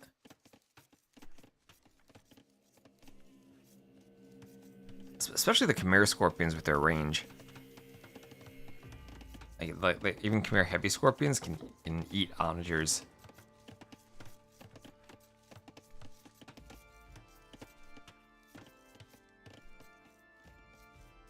And Spear gonna come forward, scouts out for Sato. And we'll see how quickly Nicov potentially goes for a second building if he tries to get another building out. Just scouts for now. And just scouts, and maybe a bit easier on your eco to go only scouts without the spears. Definitely easier not to have the barracks. So Luma's in. Is it in for Sato? It's in for Sato, and I think I just saw it come in for Nicov as well.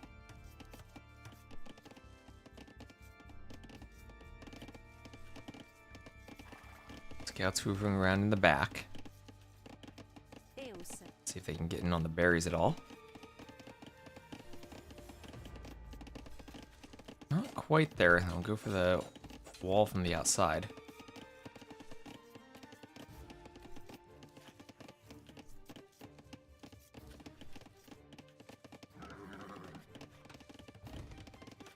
Walls by the middle there for Sato.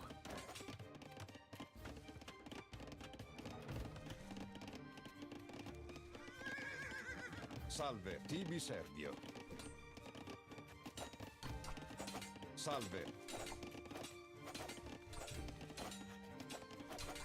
And oh, that is well, it's a Chimera farm. That is a Chimera farm made to preserve the straggler trees. And there's the archery range. So lots of farms being added in 9 farms before the range. And Nicov just gonna try to hoover, use the mobility of the scouts to avoid the spears for now.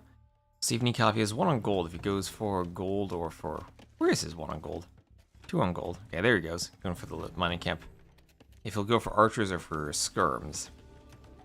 Ooh, actually a piece of palisade right there would have been rather nice too. But spear's coming over. I guess this will keep the vills safe either way.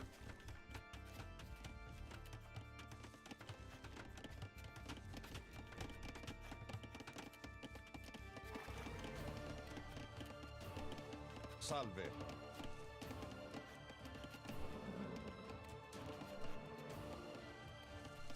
Scout's still running around.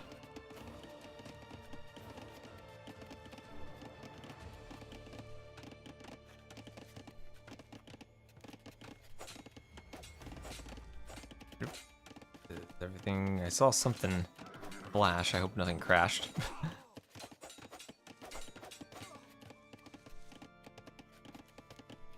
Well, spears get picked off, Tibi Servio. and Scout's still running around on the outside.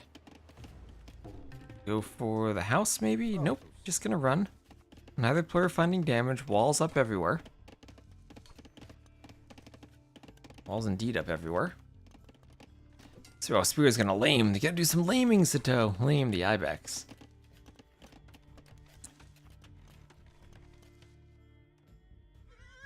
And scouts for Nicov still running around. We'll collect close together by the relics, and we'll have scale barding armor on the way for Sato. As the scouts will take a fight in the middle. Spears come over. And archers still patrol in the back by Nicov.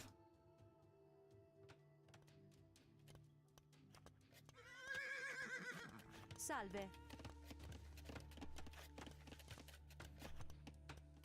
Tibi Spears Servio. going to get pokes on the scouts. That's a lot of spears now from Sato. Salve. I guess for the Romans, you don't mind adding in the spears. Turn them into pikemen later on, and they'll still be useful.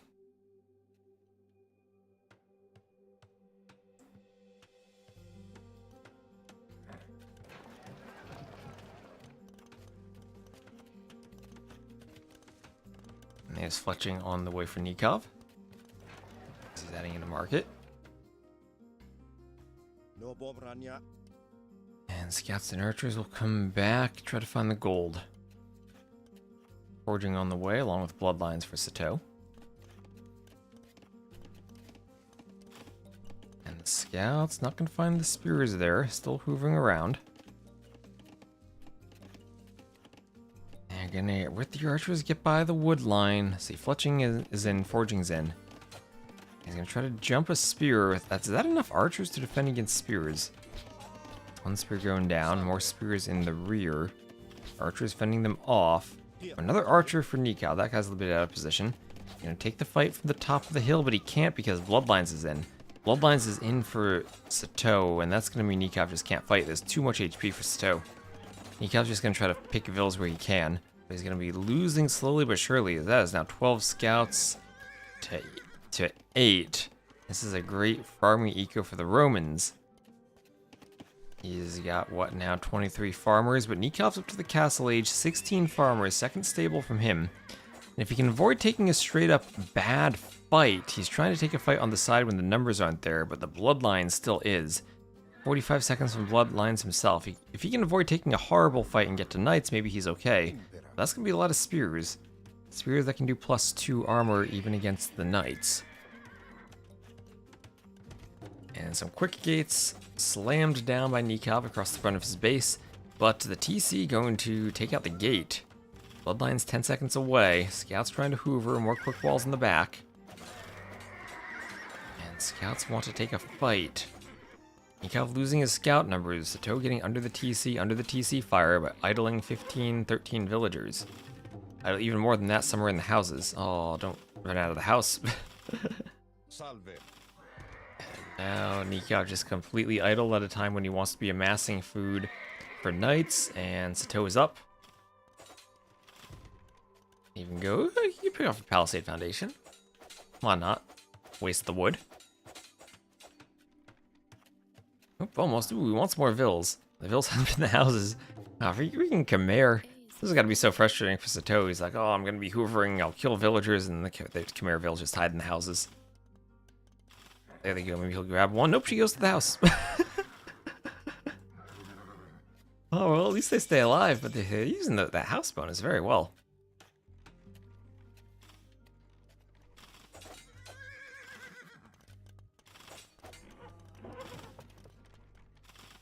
PC getting some shots on the scouts.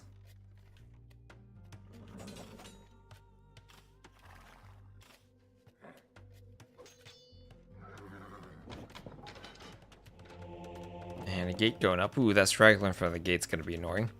Monastery going up as knights come forward. And now light cav still for Nicov, or scouts for Nicov, trying to find something. And is CA? Come here, CA. Alright, knights in CA. Are we going to see scorpions from Sato? How many stables does he have? 2 stables. And just pumping scouts so far. And now Nicov probably would like to grab the relics. Don't know if he'll be able to.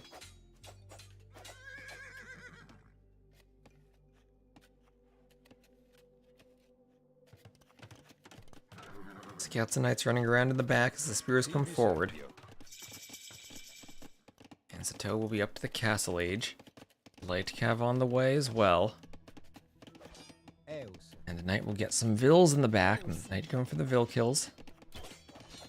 Oh, the spears, that's a lot of spears all chasing the knights. If Nicov wants to fight that with cav archers, he's going to need quite a few cav archers. And then it's going to be like Pike Scorpion against Knight Cav Archer, maybe.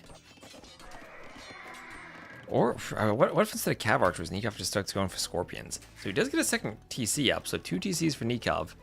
Using that Castle Age timing advantage for the second TC. Res collected Sato up by quite a few, by 800, because of all that idle time he caused.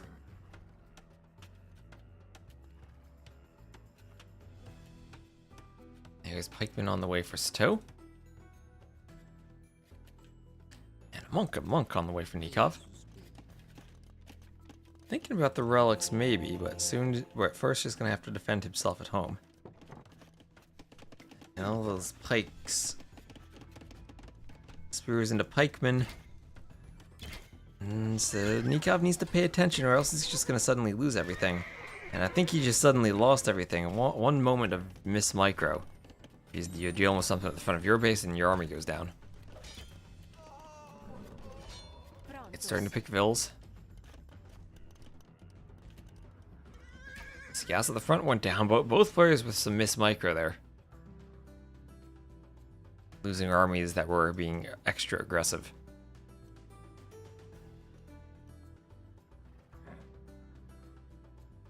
Now the knights from Nicov going to get around the bottom of the map, but they're just going to keep running into pikemen. Keep running to Roman pikemen that already have that +2 armor, could even get +4 with their next upgrade. And it's going to be hard for the knights to kill that many. Trade cart incoming. There's a market. I don't see a trade cart for anyone. That would be fun though. Let's see, Knight's gonna be diving near the TC. Trying to dive against the Cav Archers. Again, more idle time for Nicov, despite the extra TC. He is now up by a good 11-12 vills though. Sato still hoovering around, trying to find damage, but not gonna find any. Trade cart was cancelled, okay. They're realizing canceled it in time. As much fun as it is, you really don't want to see players accidentally spending the res on a trade cart. Oop, ooh, almost let the knights in the gate there. Shuts it just in time. Bills will chop that annoying straggler at the front. Knights will run back and forth, but now Cav Archers and Knights are here in time. So a couple of Cav Archers at the front for Nicov. We'll have more stables, so triple stables for Sato. And Sato's just going to go triple stable Knight plus Light Cav against this.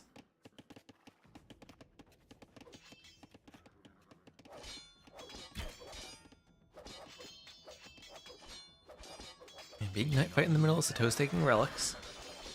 The monk goes down. And Cav Archer's just trying to be useful in the back. We do have 2 relics already for Sato. 3 more, or 2 more in the middle, 1 kind of in the middle. Where that monk dropped it.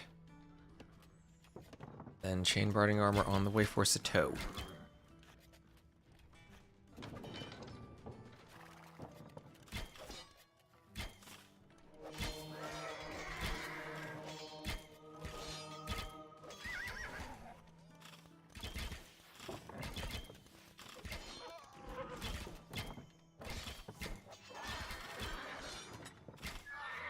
Yeah, 20 vills up for Nicov, but score's super close. I think that's just going to explode in favor of Nicov soon, though.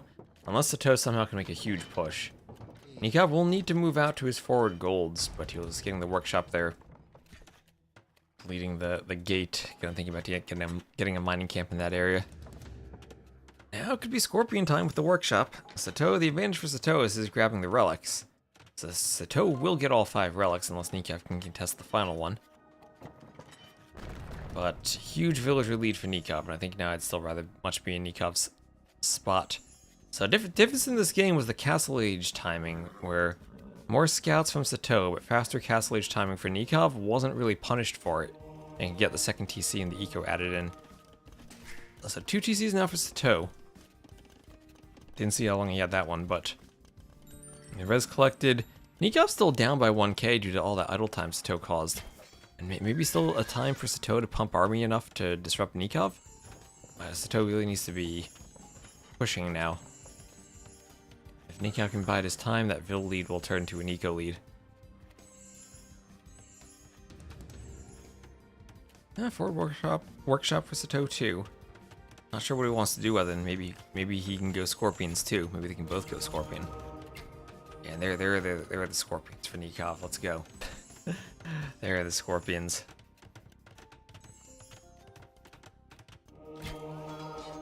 Have archers pick off a Vil. They can pick off 1, 2. They missed the second shot. 3, 4 monks. 1 conversion. No, they didn't miss the second shot. They were mismicroed and pulled away before they got their second shot off.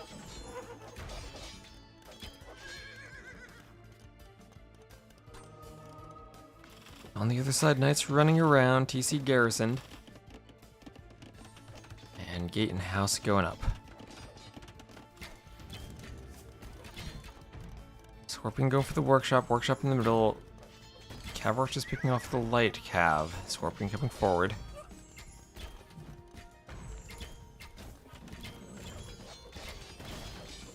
Knights trying to raid. Still 21 military to 10 for Sato. Nicov desperately mining stone. Maybe he wants a castle. Well, if he goes ballista at least, that'd be fun. But now maybe struggling at the front. Hold on against this aggressive push. He's garrisoned in his houses. Needs more houses nearby just for garrison space.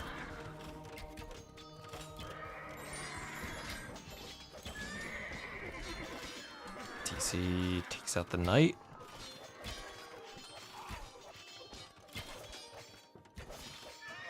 And Sato still with the swirly, still hoovering throughout Nikov's base. And Sato just increasing his res collected, so Nikov's had 20 extra vills, but look at that, 36 idled? He just hasn't been able to use them. Sato has been consistent with these raids.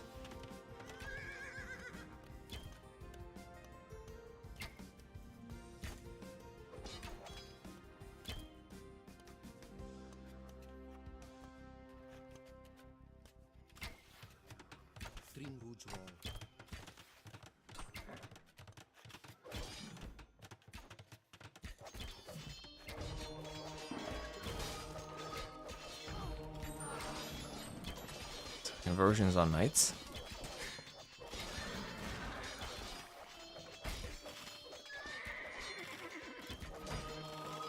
Monks want another conversion on the knight, but those are some low HP knights. A ram forward for Sato. Rams are really aggressive here, but maybe he deserves that. Maybe he needs that with that huge army lead he has.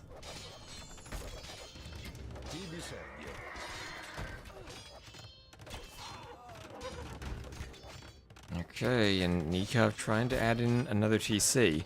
I thought that eco lead was or that Vil lead was gonna lead Nicov to victory, but no, Sato kept the pressure up. And what a game of constantly being under the TC, applying pressure, and even against the Chimera player who's gonna keep the Vils garrisoned. And there's a 1-0 for Sato. He does it. Nicov calls the GG. Yeah, floating bit of wood.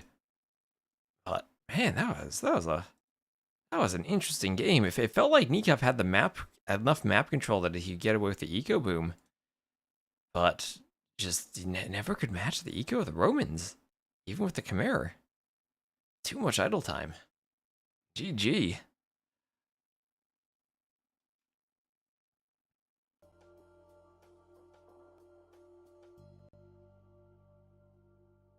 And let's update this. So that is a 1-0. for Sito. And winning on Crater. And what was that? It was Romans over Khmer. Okay, okay. So the next map looks like it'll be Northern Isles. Get ready for some more water maps. They are launching, we'll have a 2-minute spec delay, and as you might expect, it will be Vikings Koreans.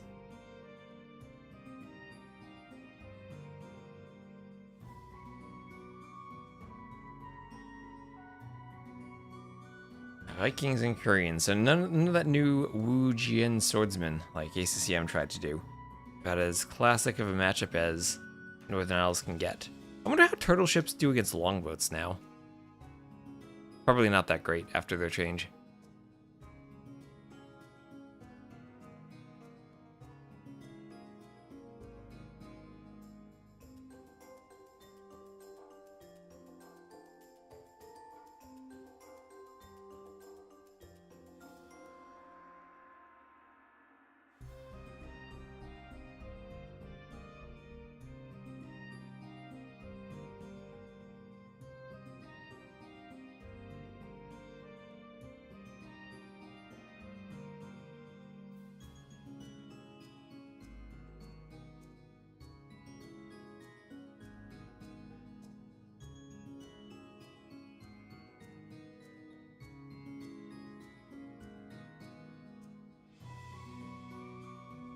I think I have more of a water guy. I feel like I see Sito playing a lot of hybrid maps. We don't have that many pure water maps these days. Northern Isles even feels kind of like a landing map. More than a water map, even though they did pick water civs.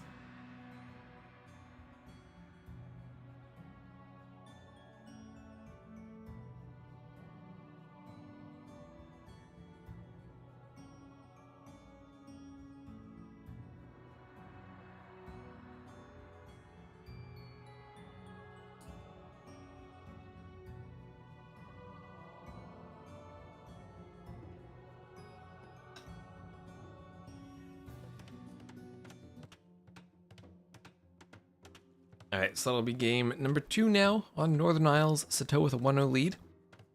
We'll have Nicov to the west as the Blue Vikings immediately luring in a boar. A boar, not even 9-bill start, just wants the boar. Okay. Interesting. I don't really see that. Is Sito doing that too? No, he's not. He's doing a more normal boar timing. Okay, so Sito will be to the east as the Red Koreans. So Koreans, Vikings, both with ship discounts, both with a water unique unit. Would have never seen the Koreans in AOC on water, but nowadays you do because of how insane their new wood discount is, minus 20%. Doesn't discount the gold, but is cheaper on wood than the Vikings discount. Vikings do, of course, still get their dock cheaper as their team bonus. In Korean now, their new team bonus is villagers plus 3 line of sight. And that can actually be pretty useful on this map when it comes down to spotting the landings. You can see how absolutely large that line of sight is for these villagers as they go to that lumber camp. Compared to, say, Nikov's villagers, who comparatively have... Oh, it's like you have the light on and then you turned it off.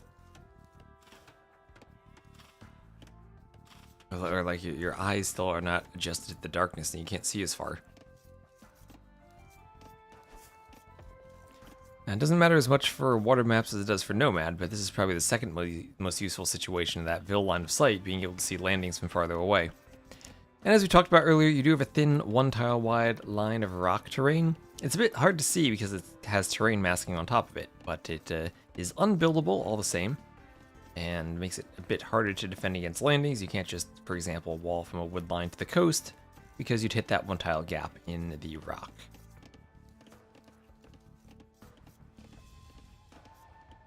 Sito is situational or situational. Try to make a word out of that.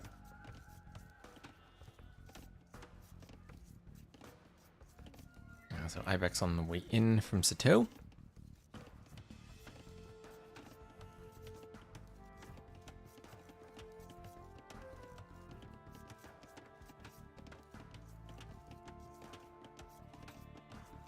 Nicov will be scouting around the back with that transport.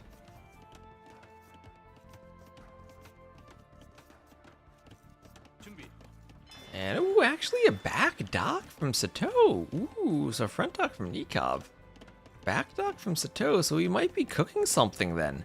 Okay, with his transport, he did scout the dock. And thank you, Alessia, for the follow.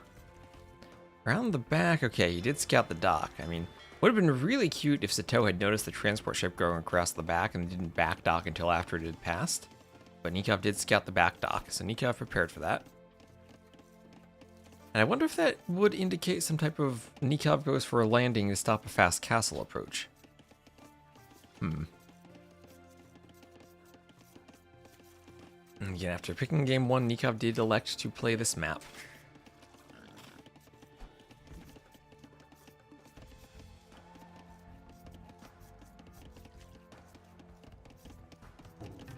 And Sato already walling up, kind of the same way we saw Yo do earlier today. You wall from the wood line to the TC, make a little enclave here, then it gets harder to push, especially if the landing comes in. Maybe vulnerable to towers on the back, but on the inside, hard to push.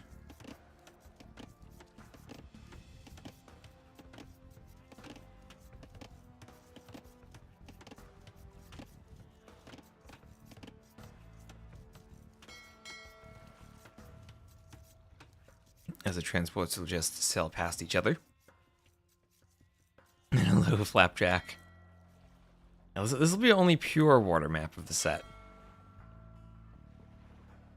No Pacific Isles today, or no Pacific Islands. Oh, that's always something. It's Northern Isles and Pacific Islands. I don't know why one form was chosen other than another. So okay, so Sato just got on the transport. Did Nicov see? He had to have seen that, right? His transport was right there. Anyway, he's on. He's up a bit more slowly. Nicov doing the second, and then the third dock, and he's just gonna go 3 dock Viking galleys. He's going 3 dock Viking galleys, and he needs to scout the landing. Sato's here with his scout and his Vil. As I played AoE 2 campaign on YouTube. Oh, well, thank you. Time to check out Twitch. I also am streaming on YouTube at the moment. YouTube, I can at least get the 4K stream there. That's not quite there on Twitch yet. Must be Northern Atlantic, not Northern Pacific. Ooh, maybe that could be a map. Northern Pacific Isles.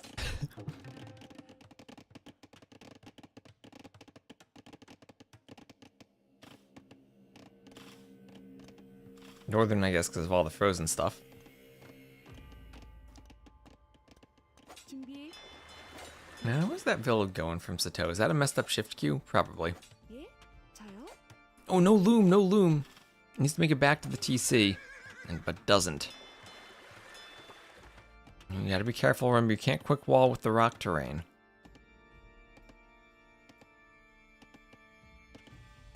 So someday we'll need to get back to more of those pacifist campaigns. So this Vil's still here forward. Nicov is none the wiser because he has his scout forward. And this Vil is trying to Alcatraz wall herself in, but does not do it. That dock does not go up, so Sato wanted a 3rd dock, not gonna have it. And we'll see how aggressively Nicov goes for galleys. He's gonna try to get around the back of the back. There's still 3 docks, but one of them will then be for fishing ships. With 3 docks like this, I feel like one of them maybe should have just been here for more fish access, but I guess not too much of a difference. You're just kind of doubling up on one fish without moving the dock, and you need the drop site spread out. You need the drop sites spread out anyway.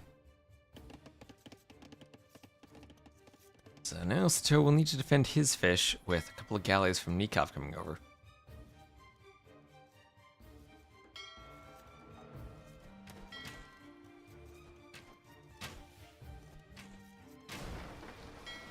Oh, one fishing ship goes down, but otherwise defended. Town watch from Nicov. He's maybe paranoid that something's going to happen on land after having seen those back docks. And, well, so far it's just a bit of housing from Sato. No military building forward yet. Koreans could be pretty sick with a crossbow play with their +2 armor they get for free.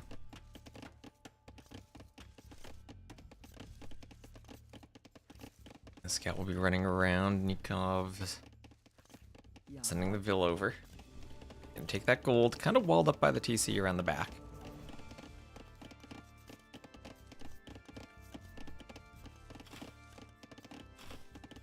Oh, we're going to get a shot on the scout. Oh, it's nice to get damage on the scout.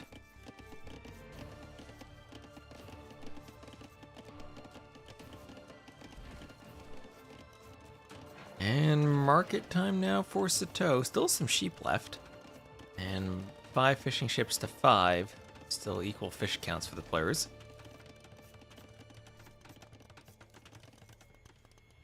And Sato, I think maybe doing a bit of a better job spreading the docks out. Getting your docks out to the corners, usually where you want to go.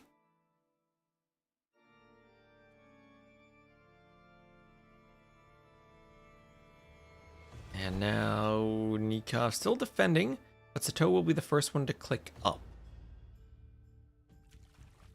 Nicov able to defend with the numbers on water.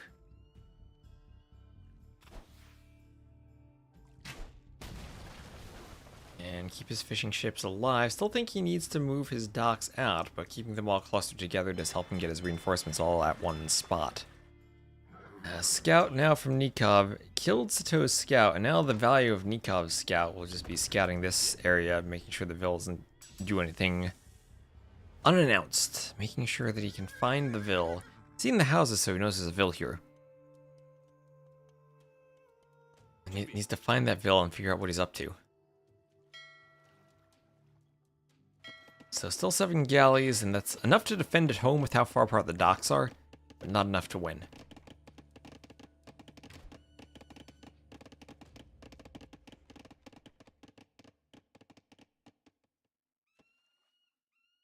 There is clutching on the way also for Nicov. I guess it's important to note that he does indeed have double bit axe.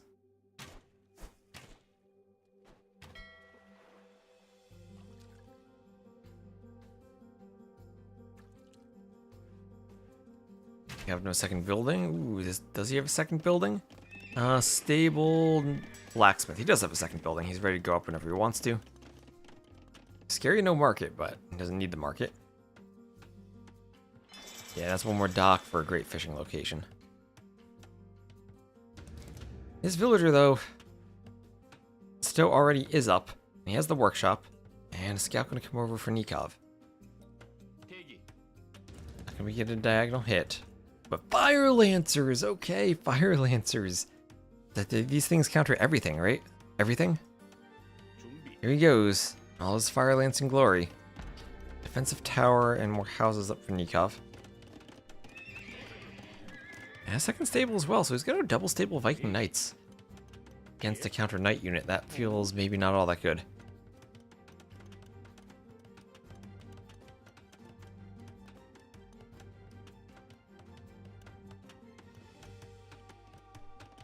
There's Castle Age for Nicov, but will be a whiles away. Yeah, Fire Lancer landing. A couple of Fire Lancers out. For now, mostly just scouting. Ooh, found a hole.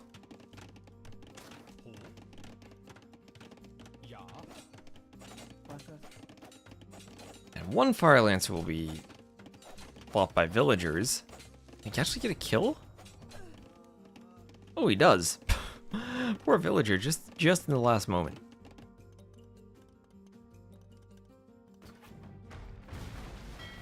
And fishing ships will go down here.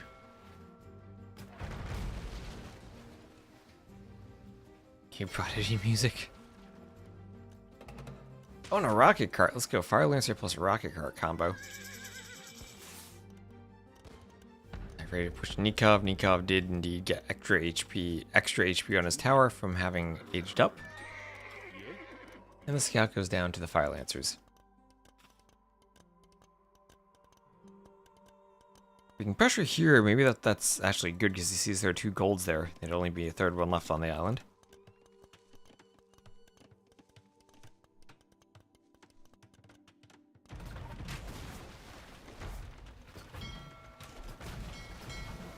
And more galleys here are getting wrecked by the Feudal Age galleys. Not even Bodkin on them.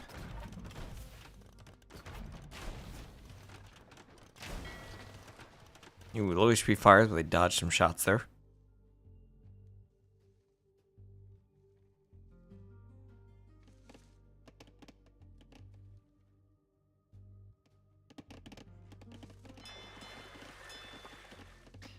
And well, what's going on in land? More rocket carts forward, but it really depends on the knights, how well they do. And maybe not enough investment into Fire Lancer plus Monk. And that Vil might get picked off too. So Sato's still with more Vils, but Nicov closing that gap a bit. And he cleaned up the forward Vil from the forward.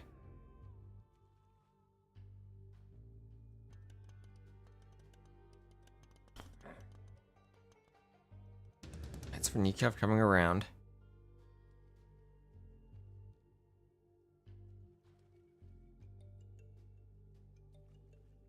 See if they can find anything. War galleys coming over. Want to go for the dock.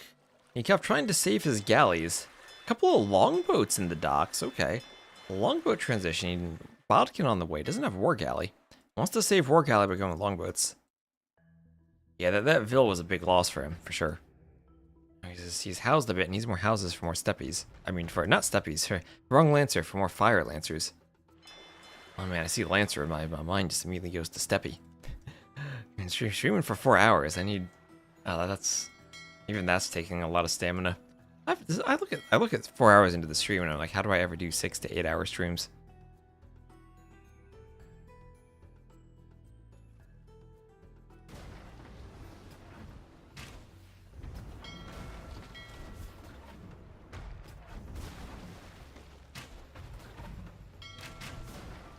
So galleys going down. They're gonna try to take out the war galleys.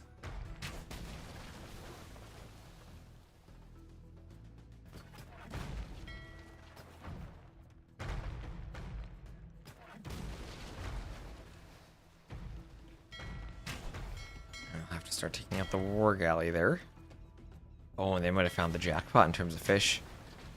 Oh, Nicov, he's finding the fish. Split up the galleys.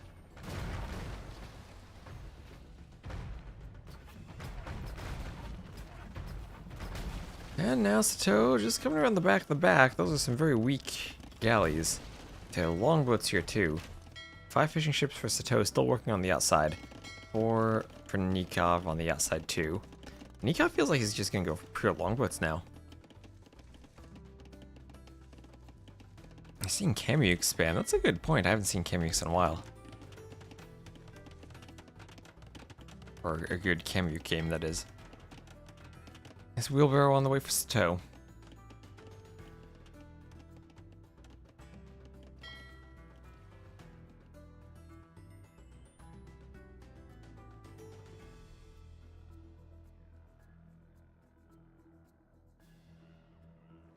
And scale mail armor as well.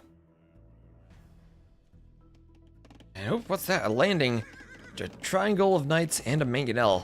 Knight plus mangonel landing. I'll force a tow off of a wood line. Still kind of surprised never to have seen a dock there. I mean a tower there on the wood line. A dock there, a tower there. I guess it's maybe tough to trust Koreans. Just do a counter guard tower then. And they'll mine the stone faster.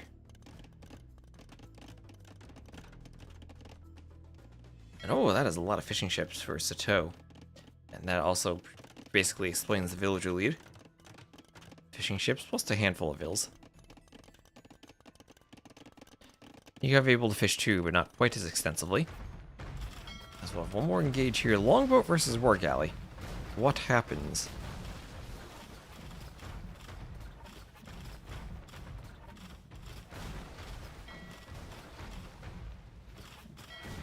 Some stacking on both sides, but mostly the longboats coming out on top.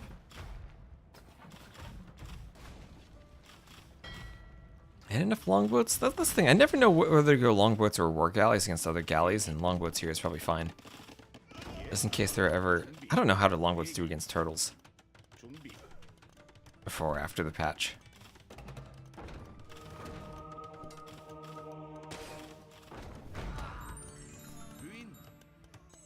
So, monk heals. It's just never a unit interaction I've seen. What is this? That mangonel could go down to the tower fire. Nice trying to run some interference and block for it. Vils will be able to go for it, and it does go down. Did he accomplish much with that landing? I don't think so. He does have Knights hoovering.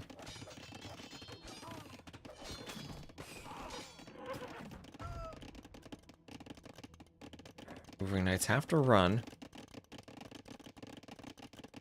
You have to still have the score lead.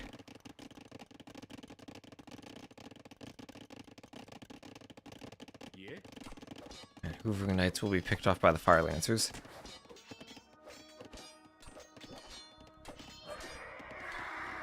Yep, down go the Knights. Okay, Fire Lancers winning that fight. Okay. Fire Lancers strong.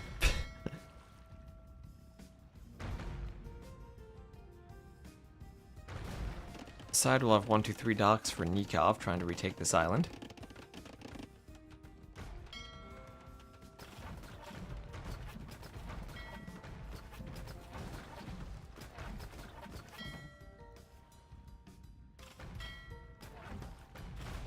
And the longboats will be hunted down. Sato taking the score lead again.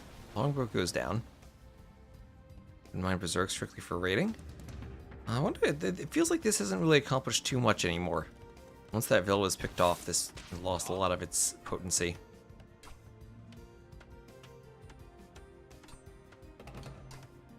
As Fire Lancers go for pokes on the rocket carts, the other Fire Lancers try to take each other out.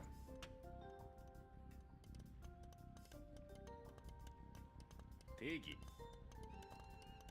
And there's ballistics, as we'll have, double kill on the Fire Lancer.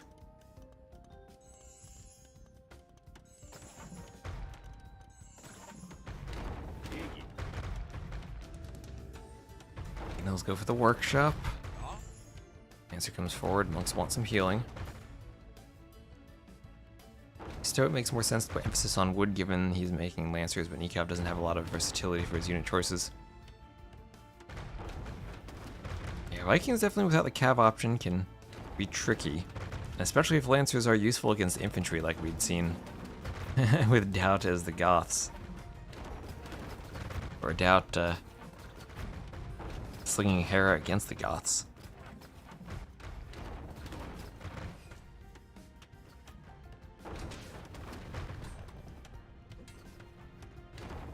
The workshop goes down.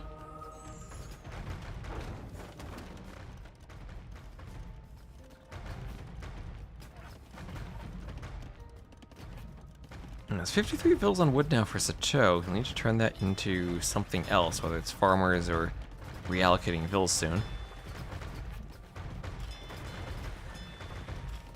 He does have water control, hasn't tried to go for another landing at any point.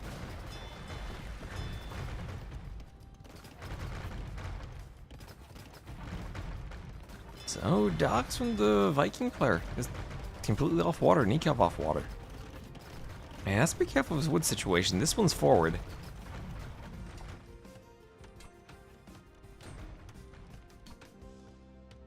The mangonels here will clean up some of this forward. And on the water, big fight with the longboats. They don't want to engage. Imperial Age on the way for Nicov. Okay. Imp on the way. Sato taking bigger score lead. Some of that's just the dip of spending on Imp.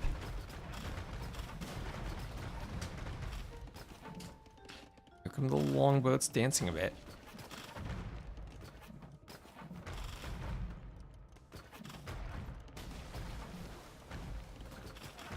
And ballistics on the way, and I think they have to get back before taking ballistics.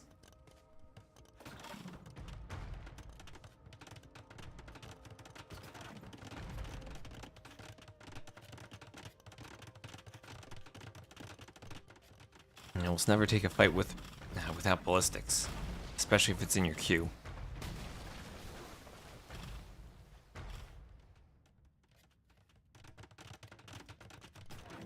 Castle going up on the gold here for Nicov. Longboats try to take the fight against the war galleys, and is this a good fight for the longboats? Some CBA might go on the front. For Sato, we do have careening on the way for Nicov for the armor. Sato clicking Imp as well. At 17 to 20. And all these longboats clumped up on each other. This is really what makes it hard to see in these fights, the clumping of the longboats. You don't know exactly what the numbers are. Maybe war galleys are messier and even worse. I think we're all kind of used to that because of how much we have to play with them. Longboat's a bit more of a speciality.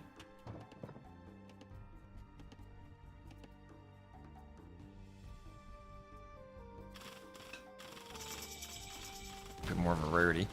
So imp on the way.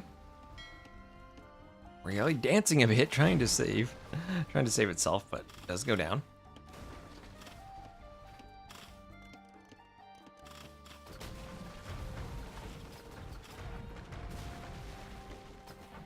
Elite longboat and bracer on the way. What's the elite longboat does? It's gonna take 16 and fight. He needs to wait 15 seconds for upgrades.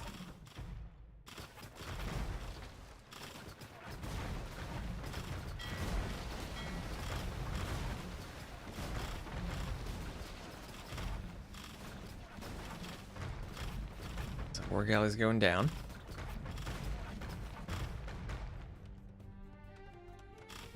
And, ooh, castle in the middle, Satogo into the middle.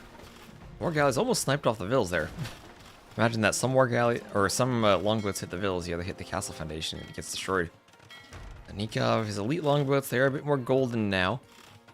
A bit more golden, a bit more elegant and refined. But that's a doubt castle so far from Sato, as Nikov's taking a bigger score lead. Sato almost up, but he's gonna need a way to deal with all the longboats. Shipwright and galleon right away. Shipwright will make the docks work faster, and also make the galleons even cheaper, and that'll be one of the cheapest ships in the game for the Korean late game. Against the Vikings, Nicov just pouring in all the longboats. They train a bit faster, so they're great to add in. And now Nikov's landing, doing his own castle. He's doing his own castle. Sato cannot get this castle up. His vills are running in place, getting stuck. He's also saying thanks to E, and Sato's going to retreat to adding keeps on the back of the land. And what that's going to do is, even with this castle up, it'll make it harder to maintain resource collection from the forward minerals.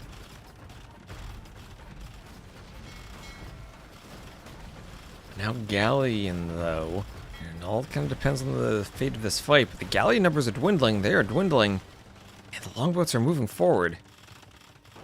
That's the second castle from Nicov.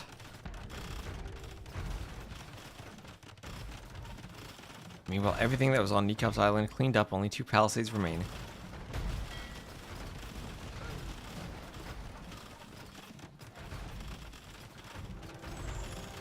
Castle nowhere to be found. A couple of towers going up, but this Treb even gonna start taking out those towers.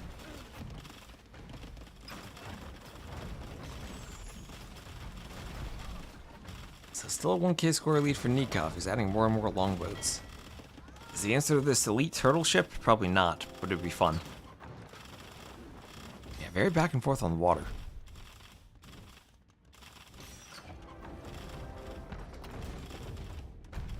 They're going for the tower. And the hills in the middle are basically lost for Sato. Nicov now taking a huge score lead.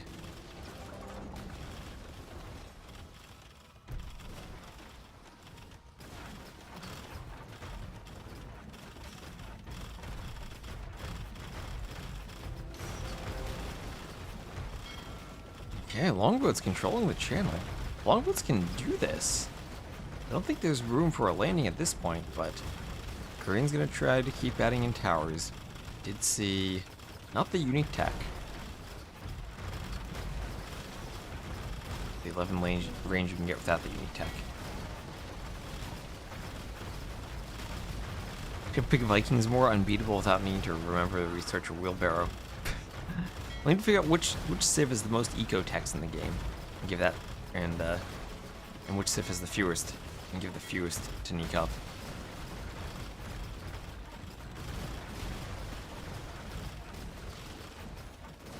So longboats are longboats the answer to Korean galleons on the water? Maybe if this is more to do with production and timing, but maybe they're doing pretty darn good here, and they're upgraded now to be better against like land targets with their siege armor class. Castle being cannon galleoned down by Sebastian. Nicov running out of stone to repair it. Still missing chemistry? Yes, he is still missing chemistry. Great, that's one of the extra attacks on the longboats.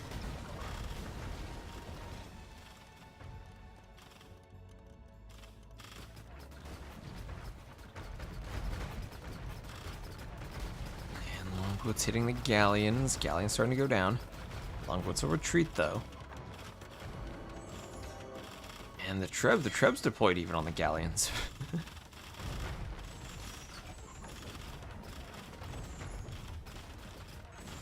And there is heated shot for more attacking the ships from towers.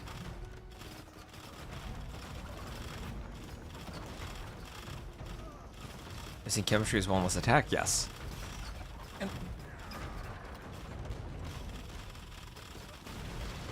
And more importantly, see how bright and shiny and fiery all those projectiles are? That's what Galleon usually does. Makes your projectiles shiny. And there we have chemistry on the way.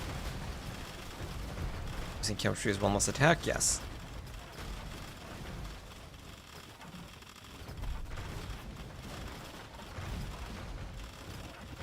And defensive tower being added in from Sato as part of this fight. He sandwiched Nicov from the north and the south.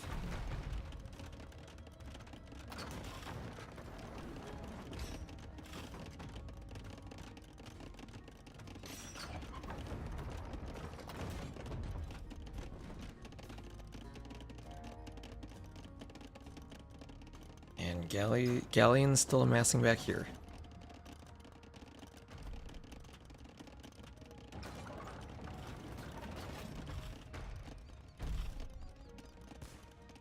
Okay, more ships being added in. Some bombard towers here will be crazy.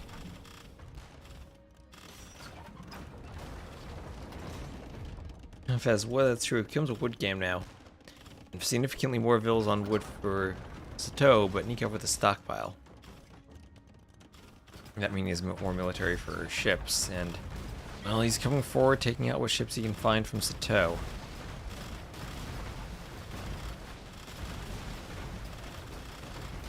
So longboats are winning the water. It feels like there's just not much that can be done against the longboats unless he's like at some aggressive landing.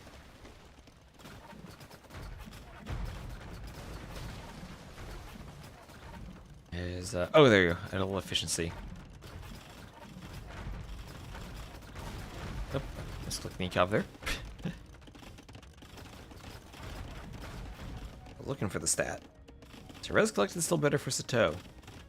Nicov, huge lead when it comes to score, taking out the docks, and with map control now has 49 longboats. That's a lot of longboats.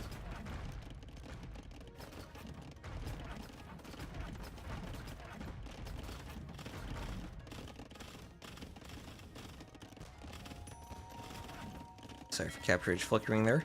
Does that every time I need to alt tab.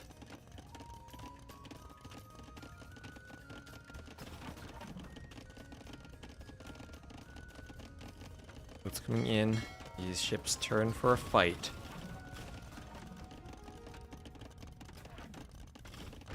Cannon Galleon trying to keep them away. Cannon Galleons might be the last hope for Sato if he can take out those castles. There's Volkswagen, that'll be extra attack to the longboats. Extra range, maybe? Definitely extra attack. It says it here. Archer line, +1 attack. Okay, +1 attack for the longboats, so 8 + 5.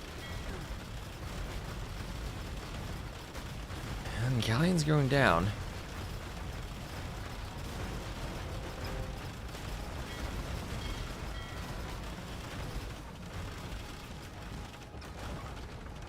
Now this longboat's gonna come forward, try to squeeze through.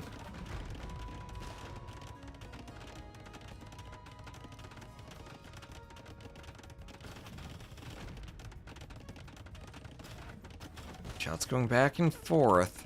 This is really the only area, everything else just feeding the militaries here. And there's 8 + 5.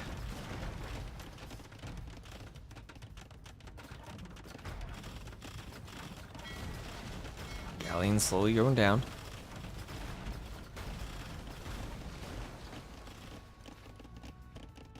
Oh.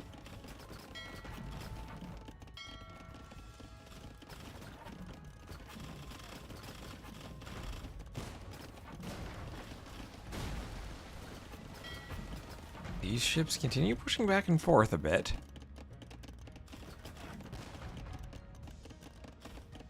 And, well, Nicov might just need to fight. I mean, he's floating 6.5k wood. I don't want to run the map out just to find out your opponent has 6.5k wood.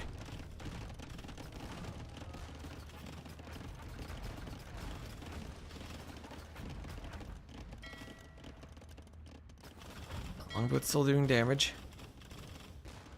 That transport's still out there. Cannonballs going forward, taking out longboats. Longboats going for the ships.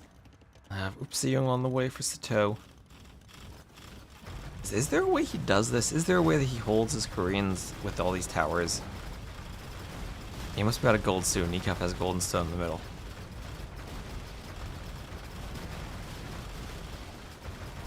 So, shots are being exchanged here.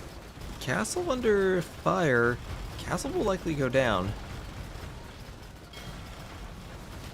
19 ships there, 13 there. Feels like...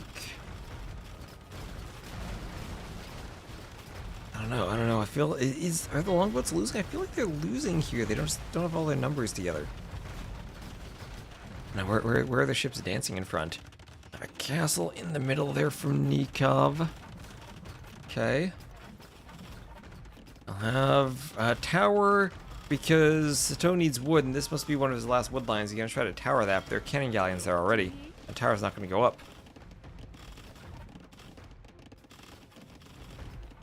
That's a massacre of villagers. Some galleons on the outside.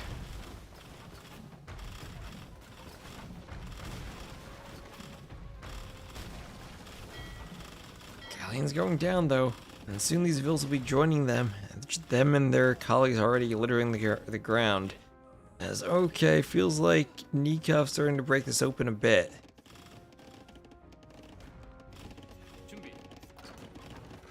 And longboats will get in on the wood line here. Not much wood remaining. Poor Sato trying to drop off wood. The vills can't find a path. The vills in front are blocking them. Oh no.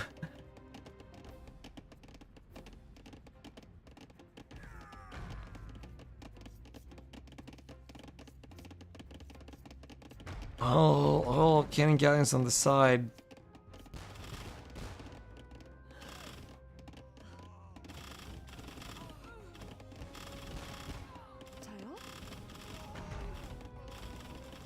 Okay, let's see, there's very low ability to hit that wood line, and yet it's been so severely destroyed. The other bond, I formed a tower.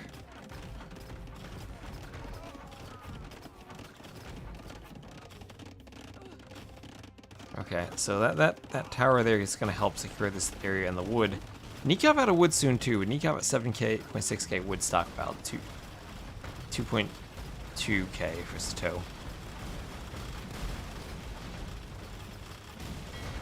Cannon galleon trying to hit the longboats. More cannon galleon shots coming in. Oh, nice shots there with him clumped up.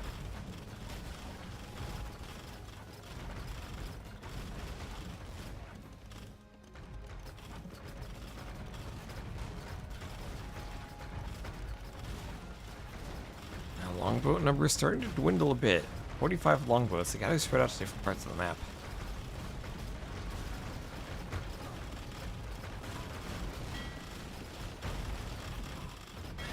Taking out some of the cannon galleons, but sacrificing the longboats for that.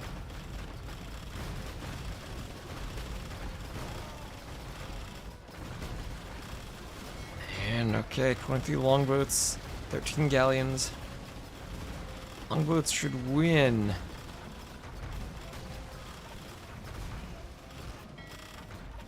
I feel like the ship numbers for Sato are just dwindling as his population drops. I mean, Nicov dropping in population too, though. running out of gold, maybe? Still has gold in the middle at least. Both of them just trading a lot of ships there. On the land, it's just like the villas can't chop wood. The entire map's running out of wood now. And we might still get to the how do you spend wood Ruben versus Andre situation. You gotta think about landing and taking your opponent's wood only to find out they're completely flat, completely a landmass.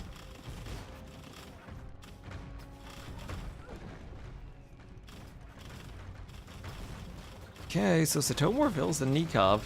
Nicov though with a huge score lead.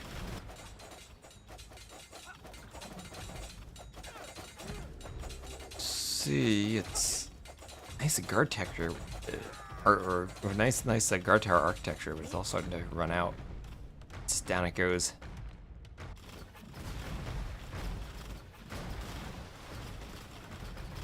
And again, longbows should be good here. Oh, but there are some galleons trying to get to the cannon galleons from the back.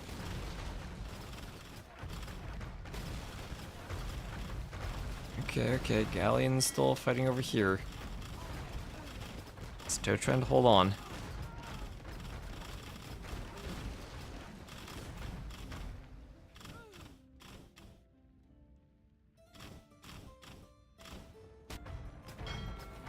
And a few galleons in the south shooting at the house. Another TC up as that monastery is repaired in the middle. And 3 cannon galleons on the vills. Only 1 cannon galleon in the middle. Nope. Don't think that'll be a big deal to take care of. Wood is on islands, yes. Hill's going down, now down to 90 population and dropping for Sato.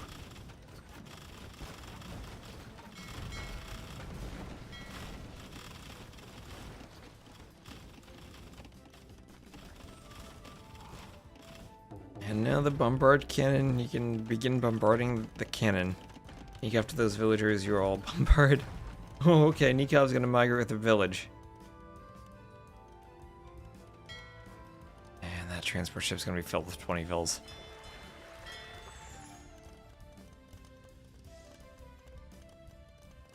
I mean, Nicov down to wait. How does Sato is 50 on wood? Sato is 4 on Nikov's wood. Nicov has spent all that wood he had. Looking back, we see two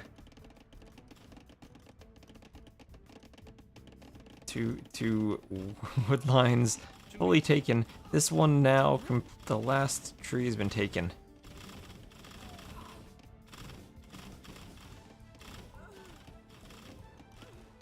Okay.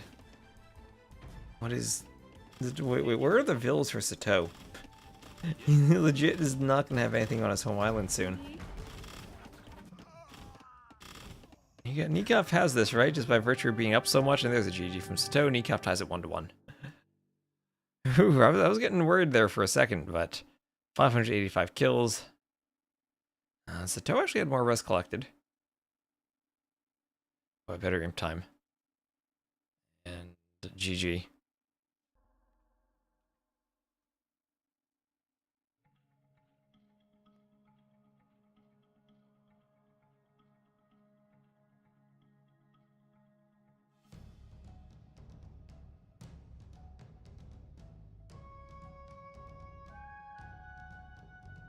This is live? Yes. This is live. Is a 2-minute spec delay, though. 2-minute spec delay. And players themselves have a 2-minute stream delay.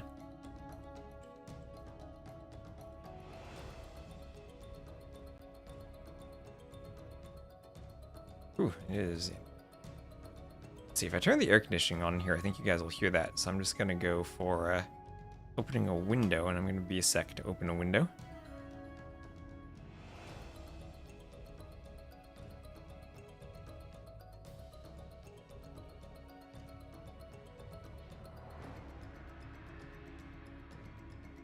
Now, the flicker is not your PC. It's just a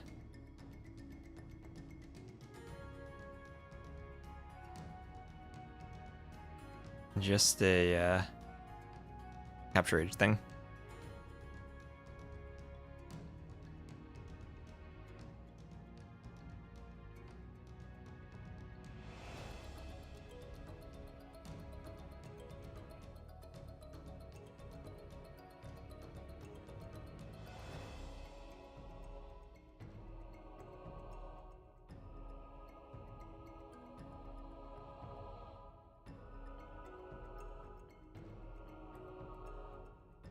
Alright, I have a bit more of a breeze here.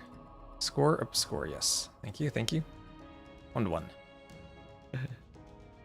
There we go. And that is Northern Isles, won by Nicov.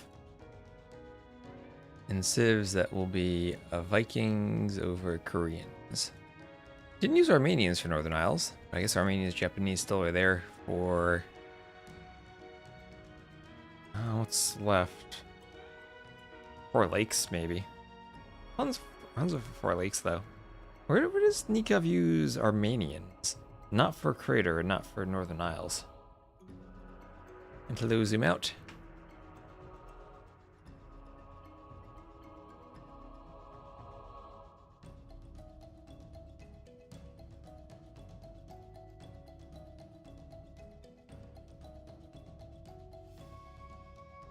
Alright, next map. Looks like it will be Arabia, so they picked Arabia. Alright.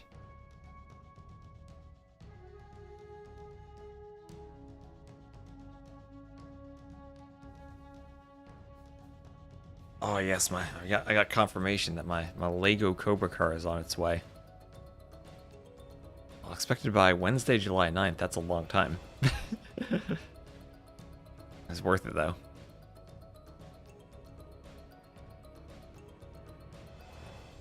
I just saw a post of Baby Viper walking.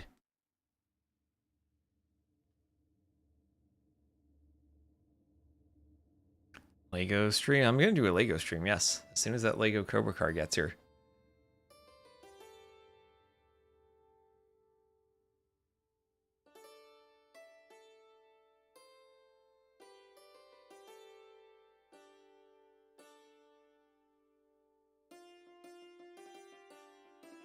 The Lego of your car. Here we go. They have launched. And okay, interesting civs now. Maya for Nicov, Malians for Sato. Okay.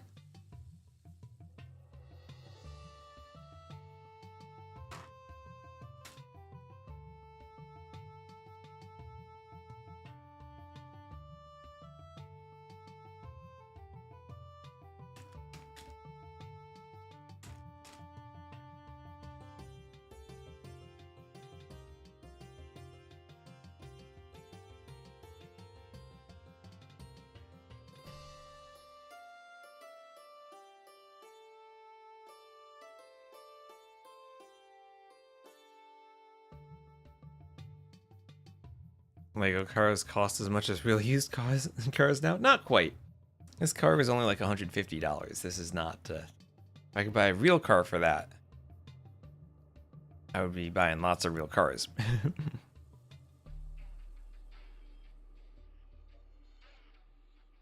I don't think $260 in early 1900s money is the same as today. There's been a bit of inflation in the past 100 years.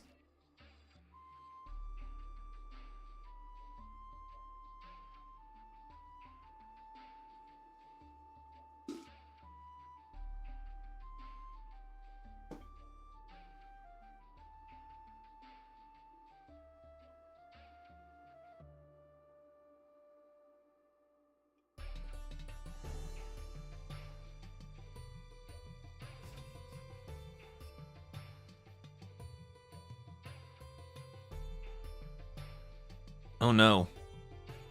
Arabia, no.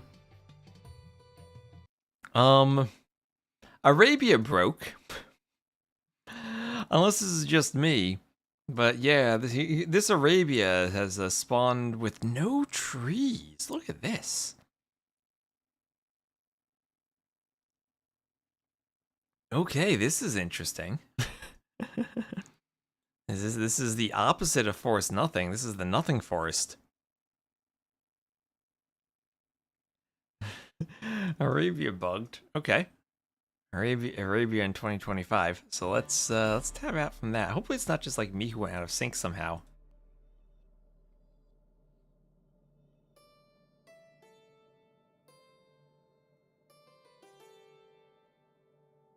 There we go. I'll find them. Let me see Sato's stream. He's probably rehosting. Yeah, it looks like he has a map that works. Let me just try this again.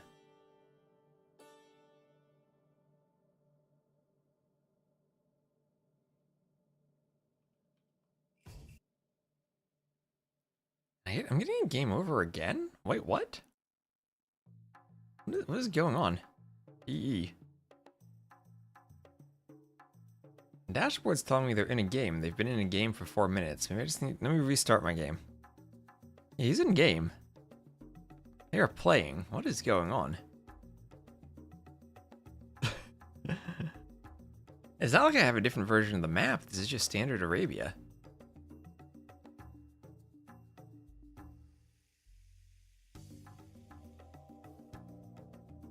I'll try loading in maybe without Capture Age open.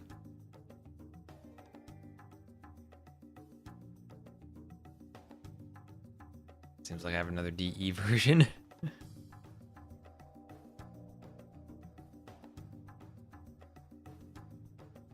Is anyone else having trouble loading into this? Let me see other streams. D90 Dave. Look okay. Ornlu's still at the menu.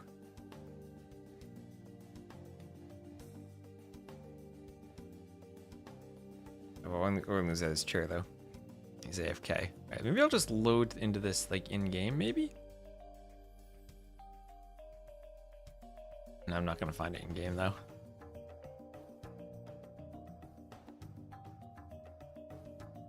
I'll refresh the dashboard. Try one more time. Get into the game.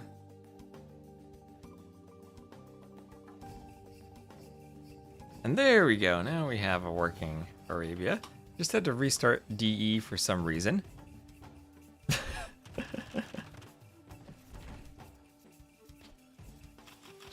Alright, so now we have a map that seems to be working. I don't know what that was, but DE did not load the map for me. That was interesting. Some weird out of sync where the trees didn't spawn. So we'll have Nicov to the north in the blue playing as the Maya. And then we'll have Sato to the south in the red playing as the Malians. Looks like a 3 wood line version of Arabia. Much better than a 0 wood line version of Arabia. And that deer will be pushed in nicely to the TC by Sato. He will have 3 on wood. And Nicov with, 3 houses all in a row. He'll already be thinking of walling over to the edge of the map. So let's go. The map has worked. And we'll get another deer push in from that eagle. Oh, look at him go. Look at him go. Get it in. All right, to the TC. There he goes. We've forced something. Yes, forced something. Also, let me know if you guys, so I opened a window rather wide because it was getting really hot in here. Let me know if you hear any like background noise, like birds chirping beyond the in-game ones. I don't know, maybe that'll be nice. Just like make you feel outside while you're watching Age of Empires. And if you're watching outside, sometimes like I'll go for a walk. I'll put the stream on audio only mode and I'll listen to a game.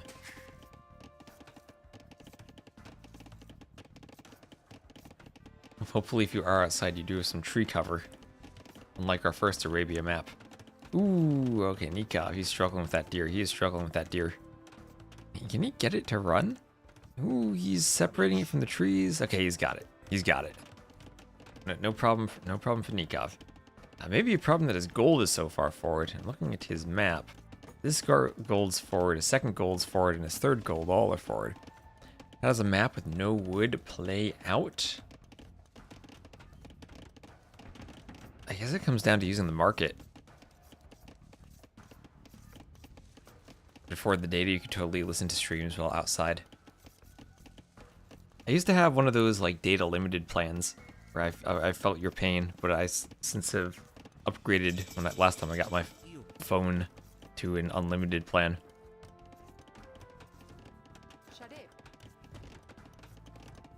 The wall's going up for Nicov. 3 militia are here and they're forward. Scout for Sato is blocking. Nicov can't quite get the walls up. The scout has managed to get the militia in. The Goldville did small wall himself though. Gets the wall up. Lumber Campville is all going to be walling. And one Ville on the berries. So the berries will be idled. The Men-at-Arms can just camp around here. Sure that nothing can hit the berries. Meanwhile, archery range for Nicov. We'll see if he goes for an archer or for a skirm. The House Destroy Rush becoming more and more popular these days when you got nothing else to do with your men-at-arms. Just destroy a house, and also attack a spear, keep the spear away. Nice wax on the spear. And hello, Sujith.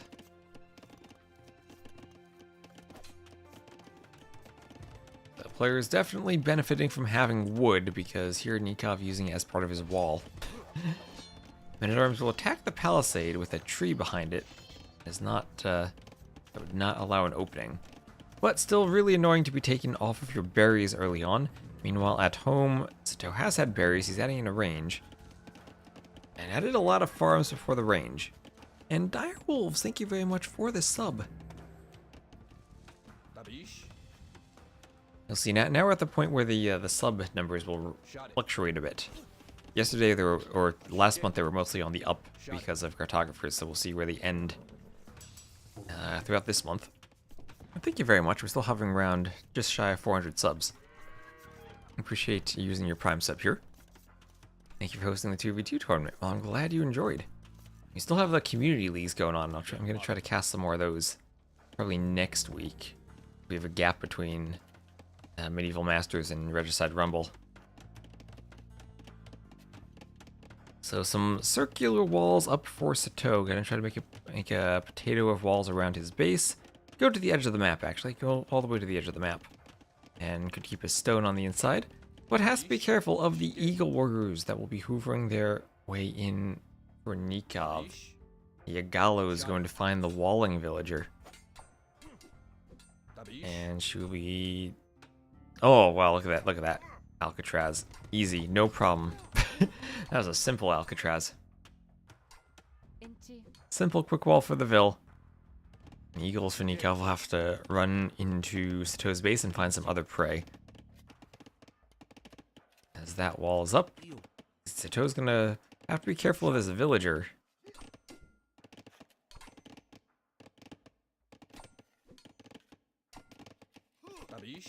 And blocking, will he go down? This is close. And the TC fire, he's gonna be safe, he's saved. All the way, low HP in the TC, but he's saved. Nicov couldn't quite block in time. He has this idle Vil out here. She's just staying in her cage there, making sure nothing happens. Yeah, 1 HP in a dream.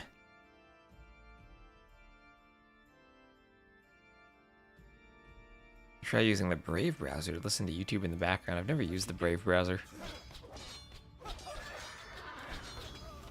I always use either Chrome or Firefox.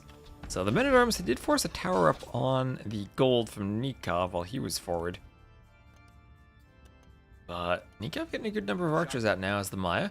I always have to be worried about those Maya archer numbers. Wolf coming in, getting a bite out of one of those Men-at-Arms.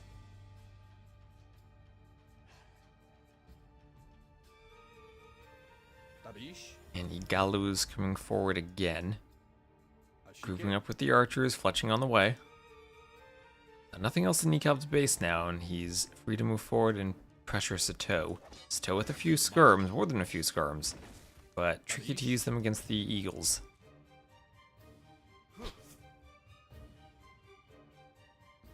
Drums need to find the right position, trying to group up with the Men-at-Arms. Have the Men-at-Arms protect them.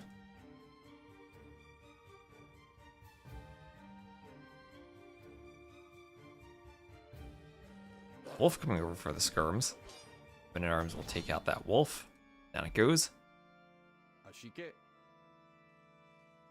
Some eagles and archers on the other side on top of the hill. Looking down upon Sato's beautifully walled base. As fletching comes in for Sato. But the resources are looking closer to Castle Age for Nicov.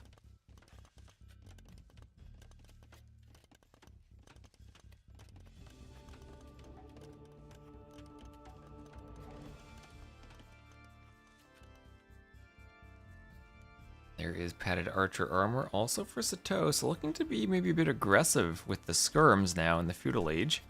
He sees that tower's there. I don't know where else he could pressure. Nicov is very well walled, even with stone walls. I don't know what Sato's going to be able to do, and those blacksmith upgrades are just going to slow down his castle age timing compared to Nicov. So he's now putting pressure on himself to make something happen, investing into the blacksmith upgrades, and immediately we have quick walls from Nicov.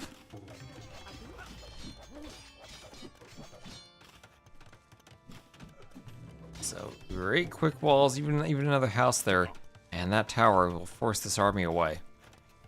Wonderfully done to protect that gold mine. And Castle Age on the way for Nicov behind that.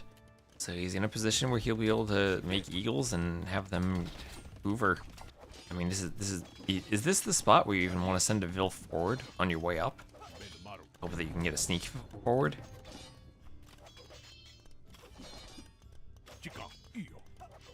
There's 32 seconds to Castle Age for Nicov.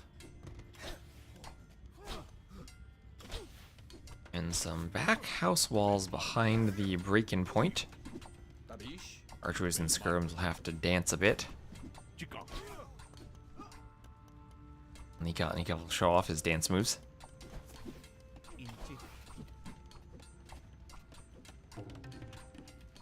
And more houses going up for Sato. Just trying desperately to keep the eagles out. And he is getting closer to clicking up, but still not quite there. Armor for the eagles for Nicov, so that'll show exactly what he's going to be doing.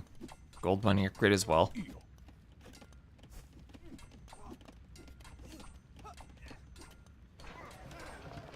And there is a market in the back, gold mining on the way, scale mail armor on the way.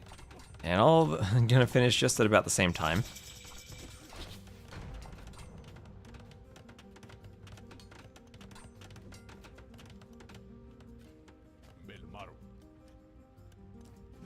Skirms forward, picking off an archer. There's Castle from Sato. So he did force some of the army away. Now he's in a spot of trouble as he needs to pick off the archers. Looks like he will.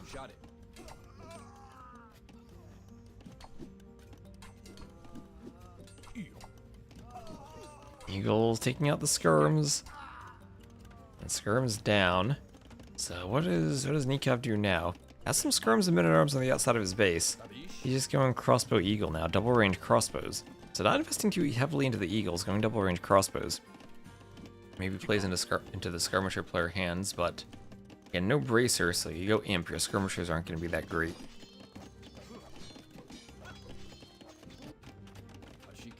So eagles can't really break in here.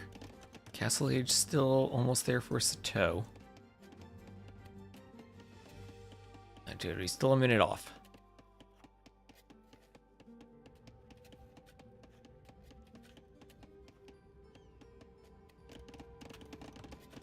Shot it.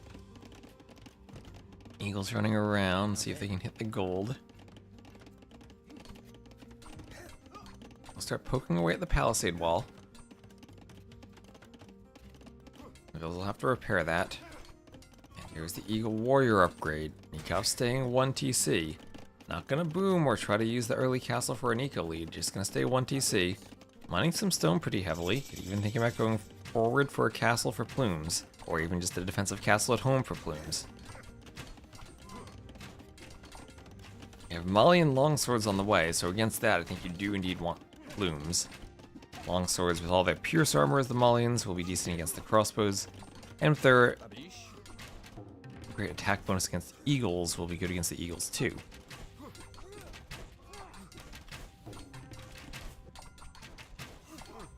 Well, that's the advantage of the plumed archer. You kill the longswords easily, and you even can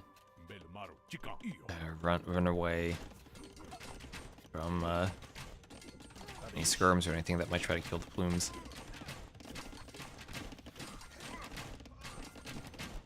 Leather archer armor. Nicov just mining the stone for a TC for now, though. Pretty heavy on stone just for TCs. He does have a Vil lead, and he will be walling with stone gates to make sure that these skirmishers and longswords do not get to the back. He needs to protect that area. There's no TC back there. There's no spot to garrison.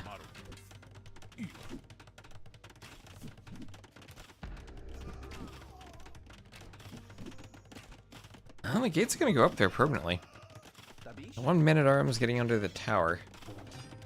For the most part, not much of a threat. And in the back, the crossbows and eagles are in. The crossbows and eagles are in for Nicov. He did get in. He's going to force up a tower for Sato. force up a tower for Sato and try to get some kills here. Low HP Vil finally goes down. Now it's a 7-1 Eco KD, and he can just kind of camp under that tower for the moment. A couple elite skirms and longbows there. He's just going to camp the tower. He's not worried about losing crossbows. He just wants to pick Vils.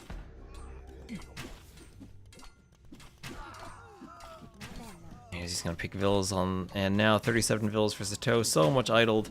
And I think this might be at 54 to 35.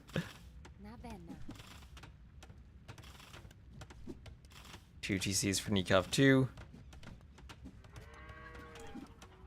And the Eagles, they can run away from the longswords. They're faster, they're more mobile. Shot it.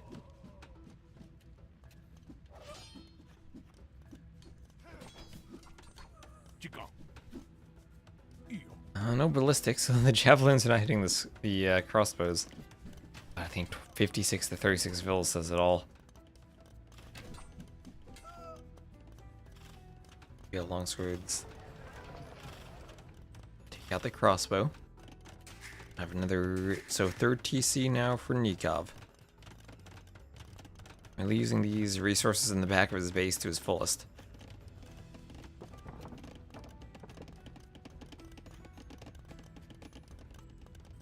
Still buying food, no one close to going up.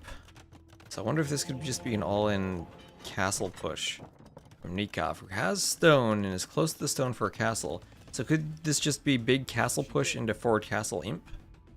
Maybe? Feels like something the Maya would be good at.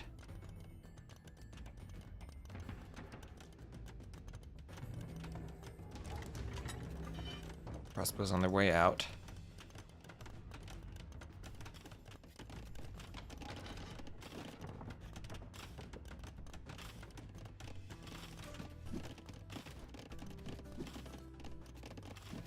Skirm's not caring about the tower fire.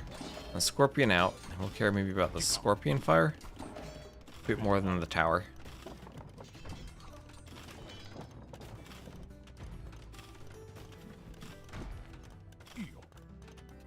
So the longswords get out, but forward workshop for Sato. Trying to do something about this eco difference, but Nicov just so smoothly playing the mines, ahead by 20 plus Vils. Oh, we've seen this situation before in that first game on Crater. Nicov gets the eco lead and Sato's able to raid and even it up.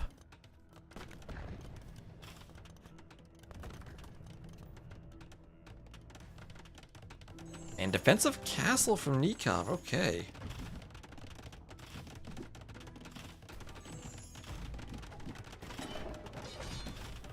Scorpion coming forward, hitting the long swords. Long swords breaking in, but there are stone walls there. Stone walls. Scorpion will keep them out. And without being able to break in, Sato recognizes the eco situation. He'll call the GG. And Nicov, after losing the first game, will come back to take a 2-1 lead in the set. Is a best of 7, so potentially 4 more games. 47 to 37 KD for Nicov as the Maya. 2k more res collected. 3 seconds just about faster up. And around 23 more Vils, so GG.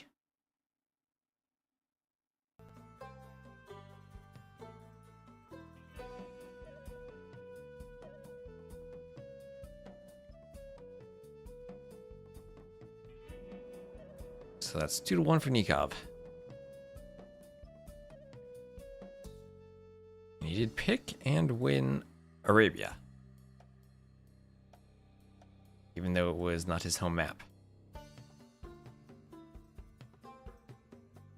I feel like the Maya definitely were a civ advantage against the Malians, though.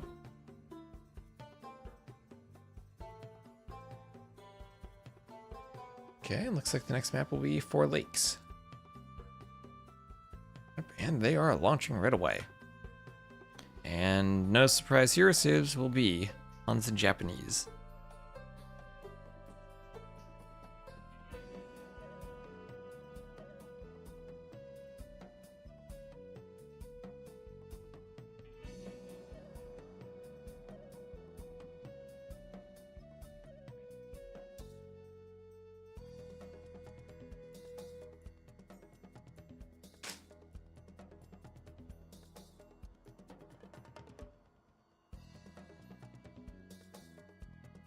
And let's hope that the wood lines spawn on this map this time.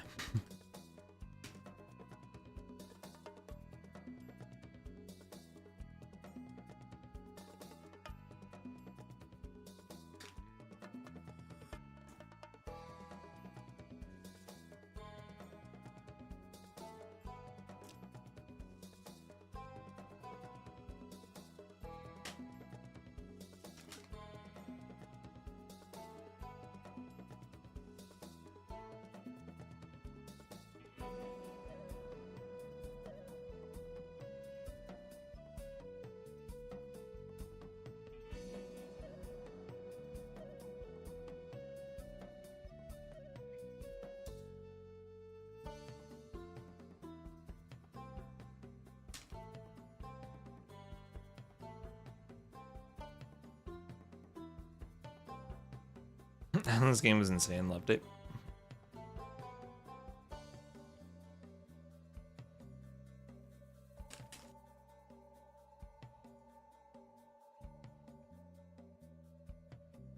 Let's see what we get on a hybrid map.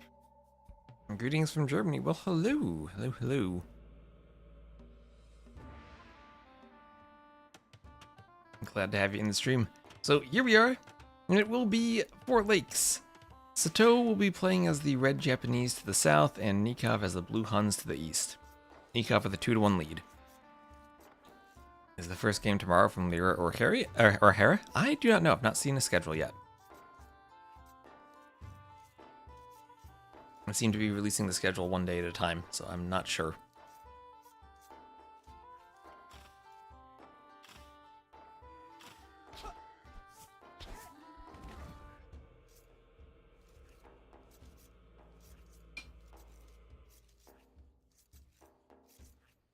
So looking at these relics, this is very interesting. 2 down here. Those are pretty even.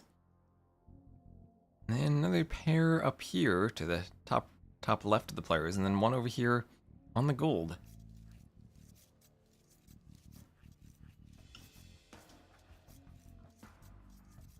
And this actually makes the map really interesting. If you put the wood lines here, it becomes tricky to dock, because then you have to dock between the wood line and the shore. And you still want to take the shore fish, but then you get like a second dock, and it's hard to get them positioned maybe in the spots you want, both to take fish and to be secure against forward docks.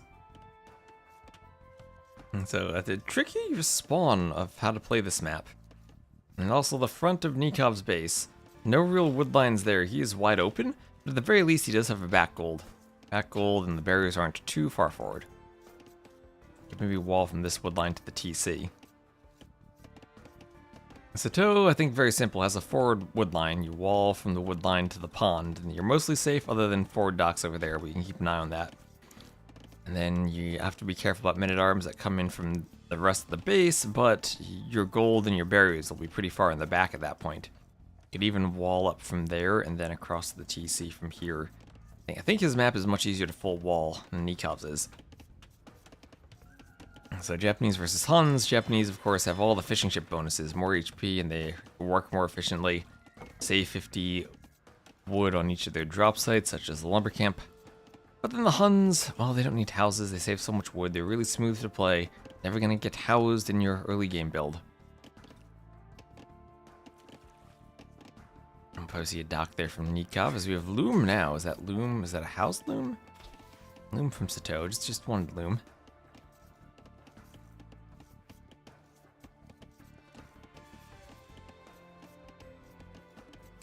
And Moreville's after loom, so not some crazy fast click-up scheme. It's just one of the loom.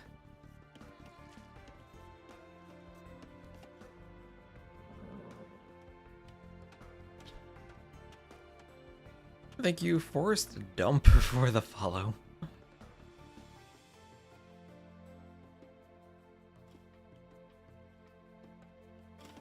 That's like that Broken Arabia map we had almost seen.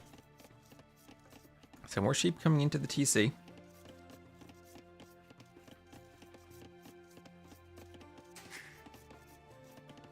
Yeah, that's a nice group of sheep there for Sato.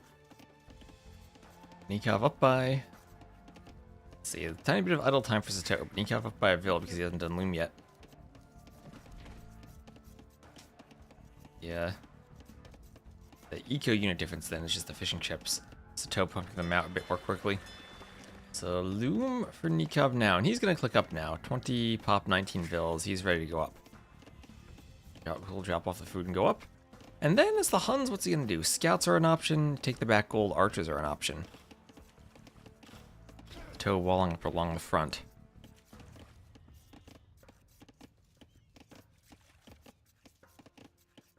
And if he's not going to go to gold, this could just be a scouts opening from him. And Japanese can go scouts into CA just as well as the Huns can. If not even better with their CA having +2 attacking in Southern CA now.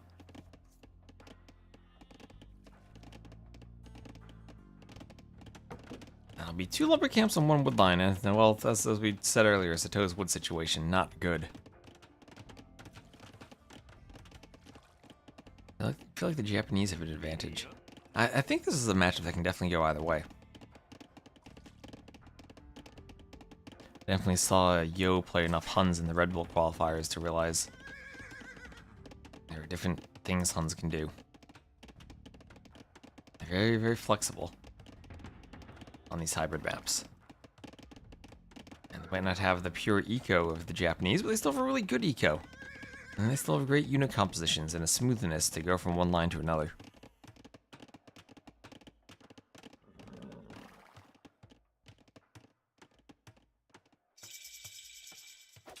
So Nicov up to feudal, scouts hitting each other, barracks going up, stable going up. And yet will be scouts from Nicov, barracks just now going up for Sato. And he's moving up to gold now, so this might actually be a range opening. Okay, might be a range opening. Still think walling here would be nice, even if it is with just a gate. And okay, never mind. It's not going to be a range opening. Just going to be a stable, but with Vils on gold. He's going to be walling up his pond as best he can. I was trying to get that walled. Now, Nicov wouldn't have that bad of a wall either if you go to the edge of the map and then over to the stable. Looking over here, though, it looks like he's going to go for the next pond. Wants to send a Vil out there.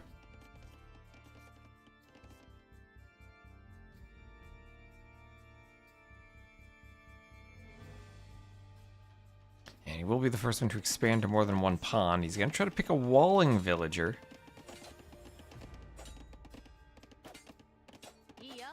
Nicov trying to pick a walling villager.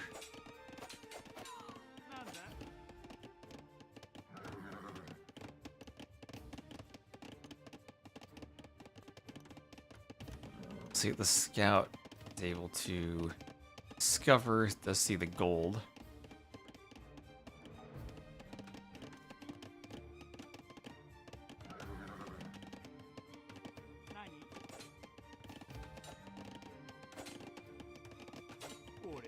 And that will be Vil that goes down, gets the wall up, but goes down. Alcatraz around that other Vil from Sato.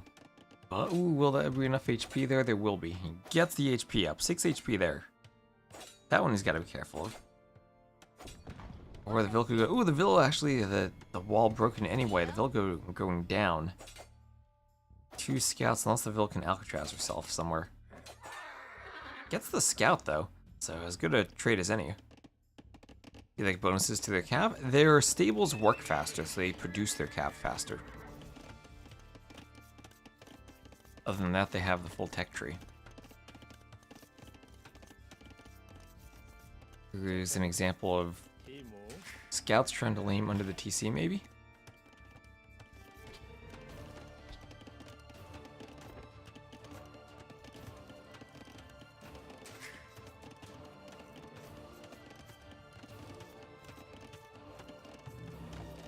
And archers on the way from that range. Over here is scouts fighting. It's a low HP scout for Nicov. And both players have taken their other pond by now. A bit more fishing there from Nicov.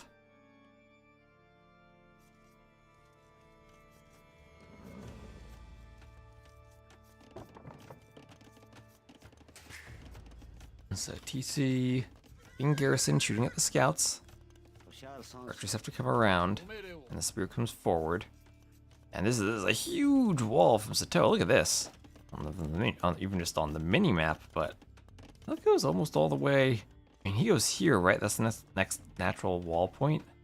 I guess here probably makes sense, but he's going almost all the way around.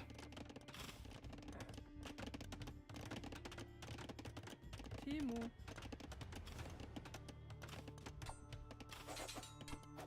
Ooh, the trap, Nikov's. Ooh, he traps the scouts with a gate. Oh, and he's gonna trap them again. And he brings an archer over. He doesn't even need to fight with the villas. This might be some idle time. Oh, nicely done from Nicov. He's gonna have 4 scouts trapped and then trapped again.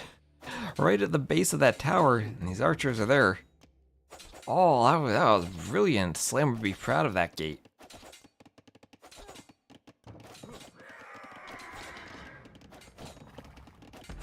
There's some HP on the tower, but that's it to clear 4 scouts. And in doing so, he's up to the castle age. So he hasn't invested into feudal warfare at all, just up to the castle age, adding in a second range. And it'll probably be 2 ranged cav archers. And most importantly, the scout has not seen the second range.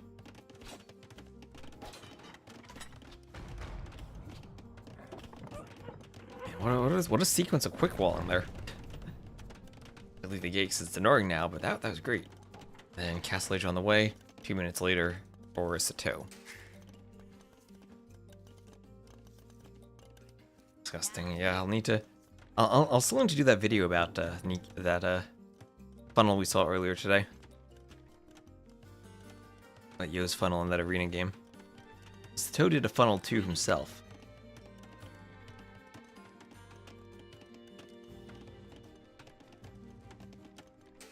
There's castle age on the way from Nicov. 5 archers in the TC, I guess, doesn't hurt to heal him. More archers on the way too. We'll see if he goes crossbow or just straight into cav archer.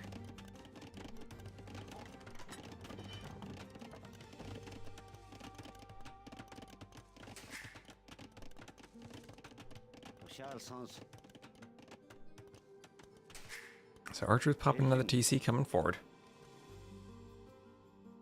Won the other set. That was Yo. That was Yo over ACCM.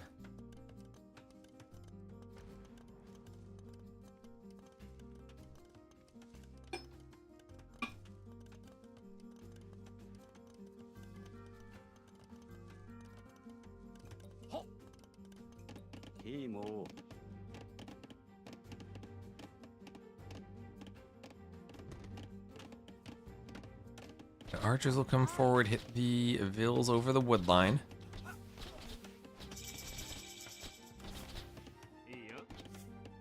And they'll start to be idled a bit.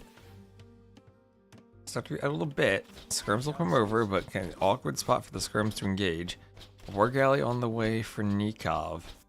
Has to be careful of archers coming over here. He did some anti-dock palisades just to make sure he's safe. That'll be a university. Or these anti-dock palisades actually serve as a great wall. Stop the crossbows from getting in a spot where they can do damage. We'll delay the university though. And there we go. Nicov with that war galley upgrade.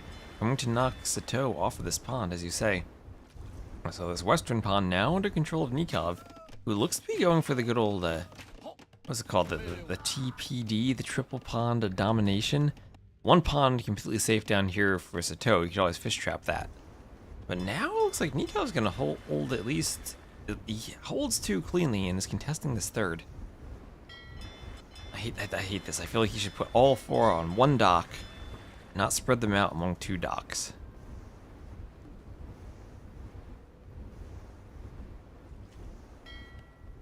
That's a lot of fire being put forth from those fire ships. And this dock, less than half HP, but still surviving. Still repairing.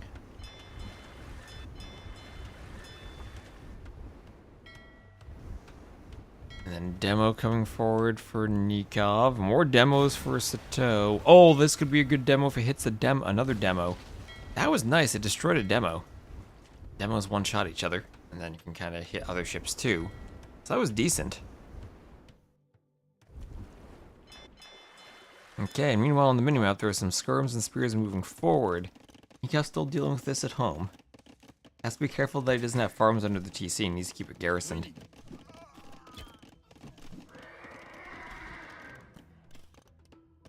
And not caring about the TC. Okay, the skirms from Sato are in. They are in.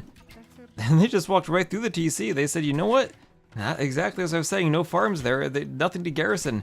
And they're skirms anyway. They don't care about TC fire. And they're in. They're picking vills now. Now it's trying to even up the KD a bit. 10 to 4 eco KD and lots of skirms being picked off. This game is a fiesta, yes. So actually over here, oh wow, that is a huge investment into fire ships by Sato. But he is managing to push Nicov off of here. Try to reclaim the pond for himself.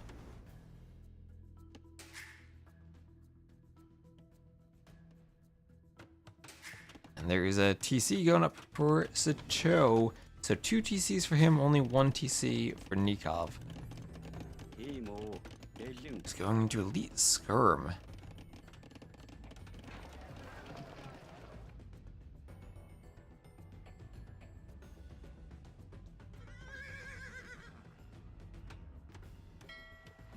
And Husbandry on the way for Sato.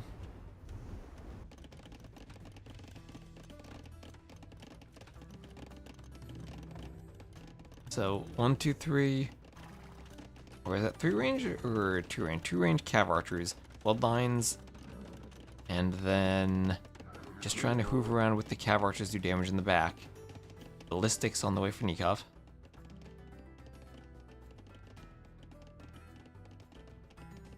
Those cav archers keep running around.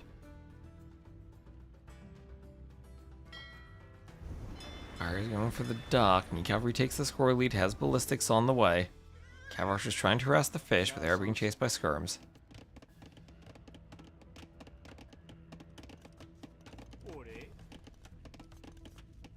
Nicov using the market slightly.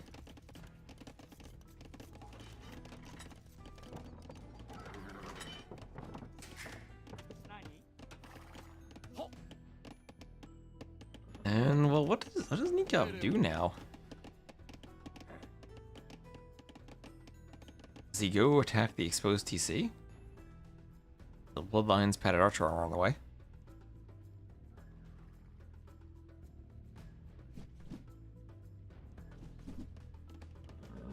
So Skirm's keeping cav archers away.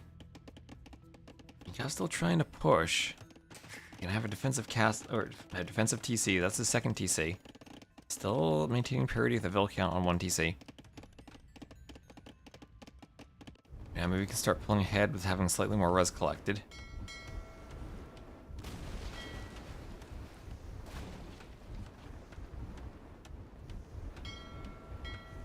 And okay, demo. That's a decent hit.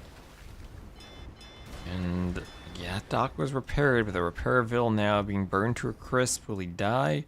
No. Survives. And Demo's still there. Ballistics on the way for Sato. Ballistics as his cav archers come in, but will come into a hail of arrows. They're hit by both the TC, then skirms and cav archers that were around the area. Triple ranges now.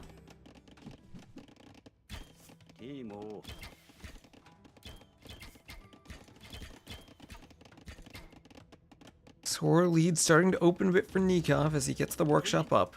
Skirm still skirmishing at the front. He'll get a mangonel out.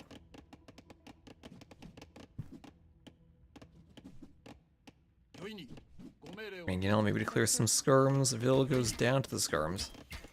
Our skirms over. Well, military counts the same. Nicov slightly ahead in Vils. And res collected very close.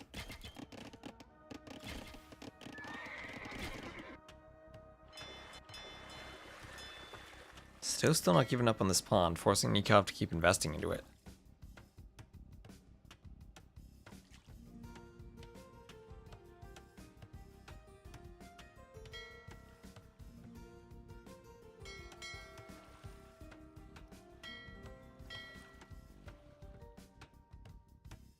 There is the fire ship being repaired. You usually see that for the fire galleys, not for the fire ships as much. But no fishing going on there. Now this mangonel comes forward, and forward workshop for Sato. And I have to wonder what Sato's thinking about doing late game. Because he could just go his own cav archers, and I think have much better cav archers than the Huns.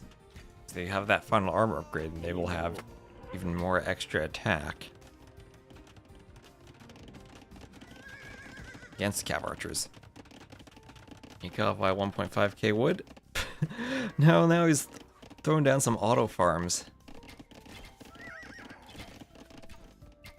And some cav archers hoovering around to the side too. He walled the... Why did he not wall this? Does he think that goes to the edge? It doesn't go to the edge. Nicov, don't lose because of a hole like this. Japanese, they have Parthian tactics, right? Yeah, they do. They have fully upgraded cav archers with a bonus now. Nicov wanted a TC on the gold. We'll force a fight there. Skirm's coming forward. Mangonel's trading partial hits. Cav archers going down. Horse collar. No horse collar, but he hasn't had farms though. Hasn't had to add farms. He's been fishing for a long time. Ooh, mangonel goes down. Now it's a double mangonel push from Sato. 2 mangonels forward.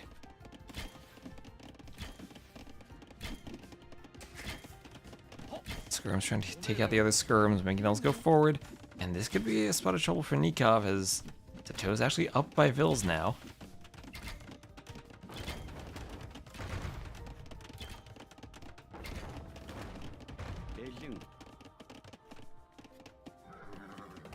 And the skirms will come forward. As I'm just really worried about those cav archers there. +2 against archers. Basically means the Huns can't go too heavy into cav archers.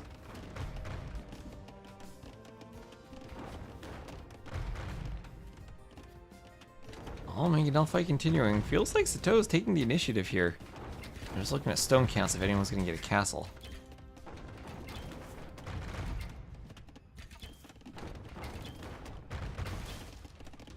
Ooh, 1 mangonel goes down. This is a great mangonel micro from Sato. The workshop goes down.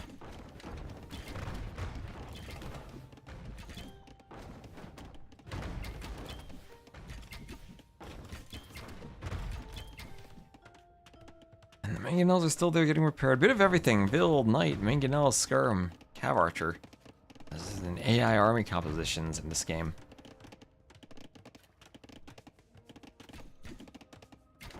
Oh, that gold will be a problem.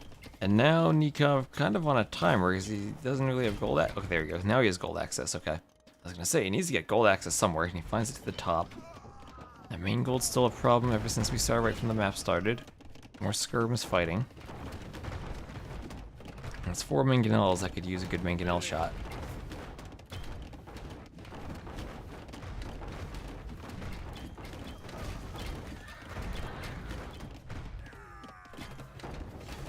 Mangonel fight. Who will win this? Who will win this? Can Nicov defend? Oh no, he'll lose both his mangonels. Repairs are there for Sato. And 1 more charge of knights. If he can take out these knights, he's okay. Attack ground doesn't quite connect all that great. And gets the skirms. Nice shot on the skirms. Can he get the cav archers maybe? Well, he's losing to the knights. Knights picking off all the mangonels. Nicov pushing out. Okay, and all of a sudden Nikov's cleared the forward. He's cleared this army. And he has space now to go for that gold. All of a sudden, Nicov pushing it just the right time with a few knights. And we'll have archery ranges at home for Sato, adding in thumb rings. He's going to swap towards those Japanese CA. And now the knights will start raiding around, and this CA can even start raiding too.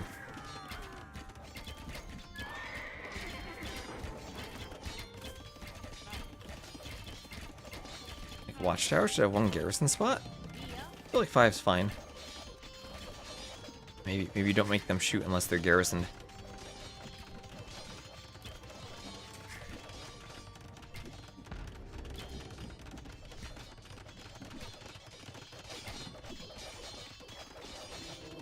It's a castle coming forward for Sato, trying to save this push at the front of his base. But man, Man, that was a clutch, nice night push from Nicov. As the mangonels get cleared again. And if these two are just like destined not to have mangonels. And is this a doubt castle? Some knights from Nicov gonna come forward and try to fight. I think this goes up. 87%. This has to go up. And the watchtower not good. Yeah, the watchtower. I think 5 is fine. And I feel like the watchtowers work well. So both players up to imp a few seconds from within a few seconds of each other. More monks there from Nicov healing his army.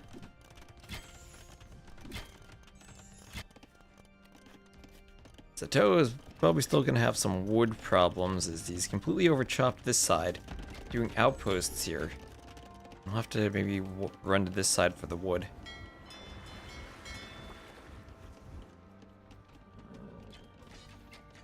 Nice from Nicov still running around. We'll have a gold mine. Oh, we finished the gold in the north. Another gold mine there for Nicov. The main gold that's forward.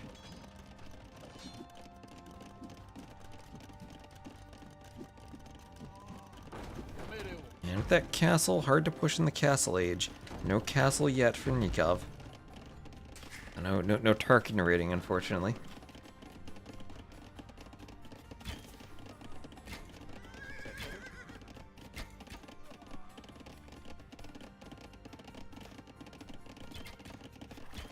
Cav archers trying to take out the other cav archers. Night chases. And, well, both of them, like, really open in terms of rating. If they go Hussars, I can get in. Maybe that's an advantage for the Huns because they'll have the better stables. Oh, nice hit on the cav archers.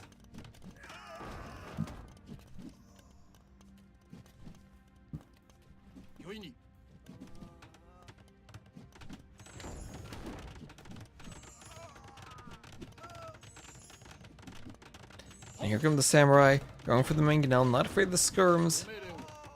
Not afraid of the skirms at all, just going for the mangonel. Another castle forward for Nicov, securing the front of his base.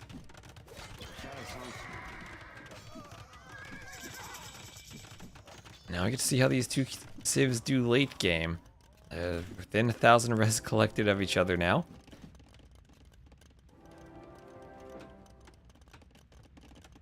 AD in favor of Nicov. Vill's going for a castle. Is this a doubt castle though? Nicov with a huge population lead. Actually, a huge population lead, and this could be a doubt castle. At the same time, Nicov is raiding with some skirmishers. They got skirmishers all over. Why not raid with them? One Vill over here still just fishing there peacefully.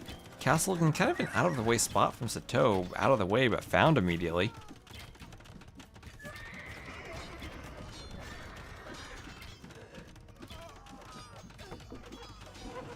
And knights massacring these vills. This castle doesn't go up, does it? No, it doesn't.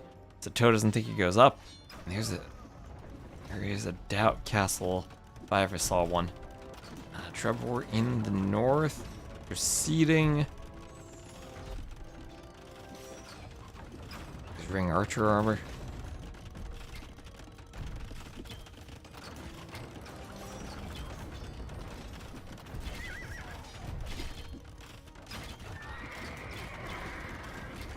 And skirms? I mean, they need to fight Cav Archer Knight.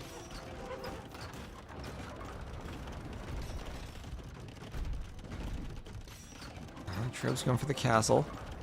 Send knights to destroy the Treb. How about send knights to raid the economy? Nikov's still in the back here. How about send knights to destroy the fish traps? Send knights to destroy the fish traps, Nicov? Okay, he has some important things to worry about. He's going to do his own castle next to this one just permanently to stop it. I go for the fish traps. Fishing ships, yes.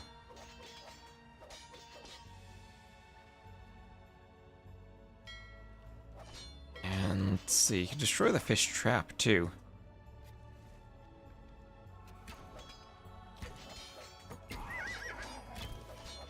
And some knights that are forward will be taken out. Still some skirms in the side, but big incursion here into the front. Nicov has taken out a castle, and now he has some cavaliers. That is not fully walled from Sato, and the cavaliers are going to take out 2 trebuchets. This castle will stay up, and that is absolutely devastating, especially with the walls. Such a good job with the walling, but almost fully walled. Now The TC being trebbed. And now it's 145 to 200 pop.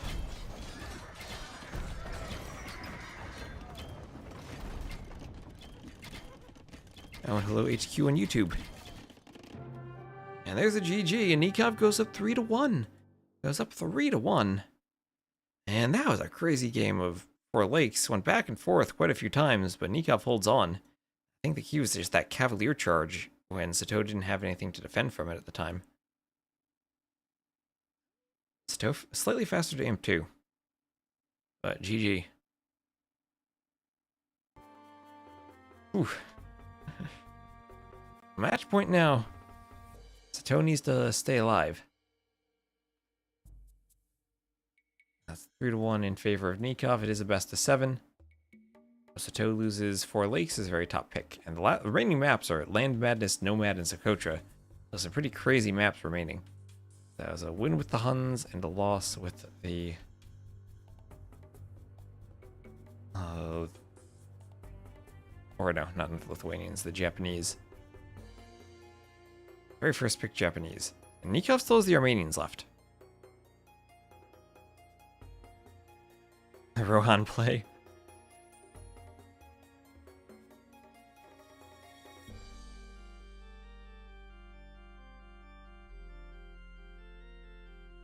Oh, looks like Nomad actually will be picked as the next map. Okay, Nomad. Gotta love a good Nomad.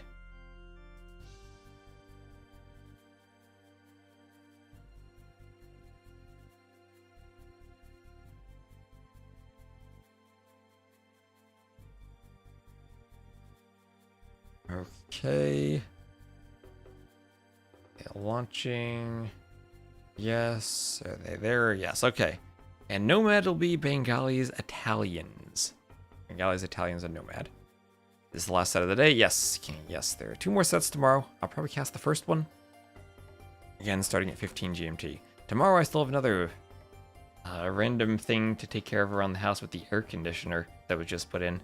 There's a filter that needs to be replaced, and the guy's coming by to do that in the afternoon.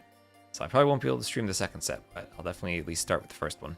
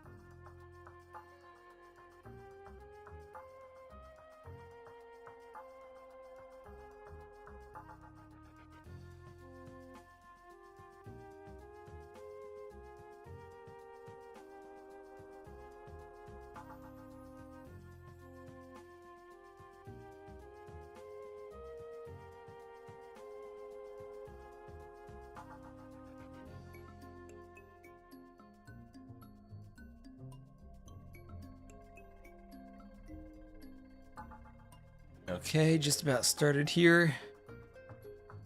1 second in, and it will be Nomad.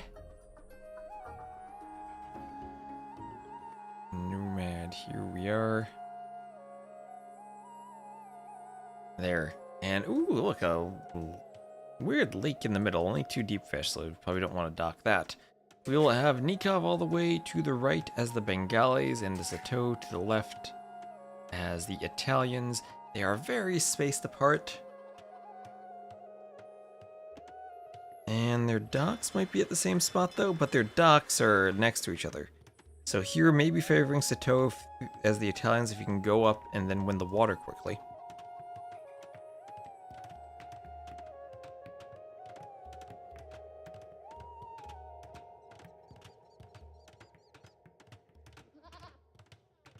A goat will come over. A couple of houses going up there too. On the other side, TC going up for Nicov.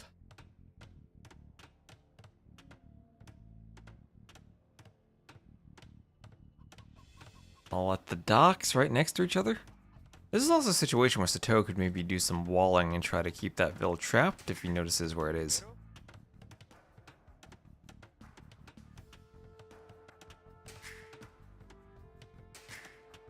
So I think Nicov gets the TC up first. And ever so slightly first. Just a split second ahead of Sato. So looking at the relics, there will be 3, 1, 2, and 3 to the south, and then another 2, 1 and 2 to the north. It will be Nomad, DE's version of Nomad. This time no landlock, water on all the sides. So you have lots of room to run your fish around if you need to.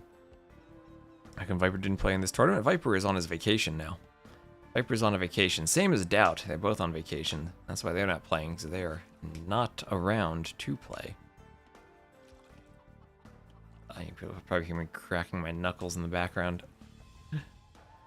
Hello, Wave, and thank you, Ego Pico, for the follow. I saw the video, his son just started walking today.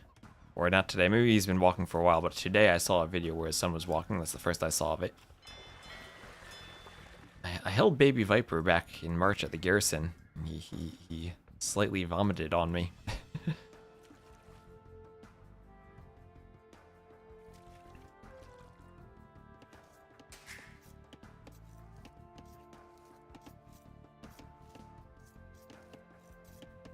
2 weeks till he's number 3 in the world. Behind what? Behind Hera and Doubt? I mean, Doubt's number 1 right now. He's coming off his tournament win.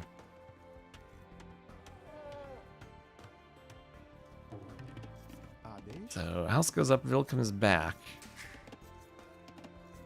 Doubt with a broken hand. Oh, imagine if Doubt never actually had that hand injury. You remember all those years ago when Doubt had that hand injury? Now that's kind of when, kind of coinciding with Viper's rise when we had the changing of the guard.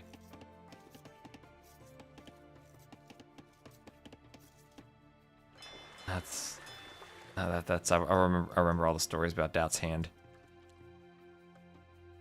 Rebuilt hand and same keyboard. Doubt probably still uses this. Actually, no, Doubt got a new keyboard recently, didn't he? Yeah, he did.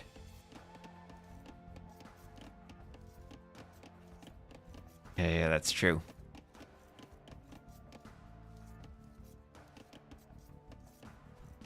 So I'm really not sure what to think of the Civ matchup. The Genoese crossbowmen, in some sense, are good against everything the Bengalis can do. And also the Italians have a much faster age up with their discounts, but Bengali eco is great, and they're far enough apart that the Bengali player should be able to boom. I don't think Sato will be able to apply early pressure to Nicov. So this could be a situation where the Bengalis are able to boom, get to like Ratha plus Elephant Archer, and then just overwhelm the Italians, where, yeah, the Genbos are great, but they're also very squishy and don't have the same HP compared to the powerful Bengali units.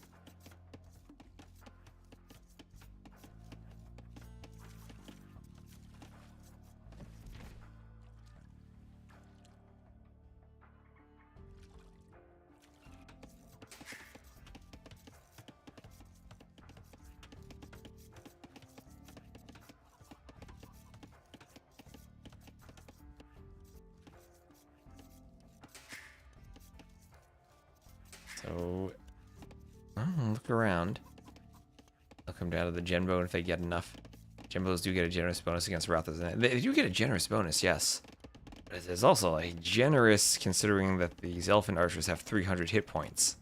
And also take less bonus damage, right? Because it's Bengali elephants, they'll take less bonus damage. So, yeah, I don't know. I feel like the ideal would be Sato can do something aggressive early on and he is up faster. But it's going to be hard with how far apart the TCs are. Could disrupt the fish on the water. Definitely could go for galleys, and he's doing a second fish, or a second dock to the north where he should get more fish.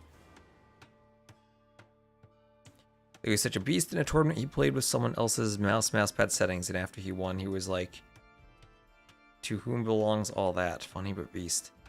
In the oh, dock in the middle from Nicov. Look at that. Gonna take the 2 fish. Maybe he's gonna concede the fish on the outside. Just dock the middle. And years ago, we at the ECL we had the PCs and we tried to play games just to help test the stream, but none of us had our own hotkeys. We only had the pro players, and so we all ended up using Doubt's hotkeys because they were the most similar to the original hotkeys from AOC, and so all of us at some level somewhat knew them.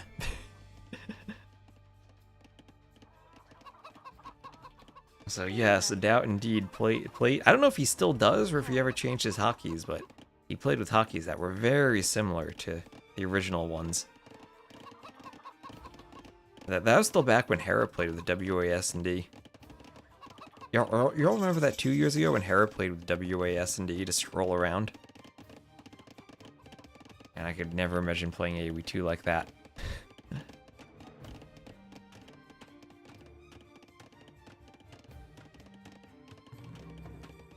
Archery range on the way for Nicov.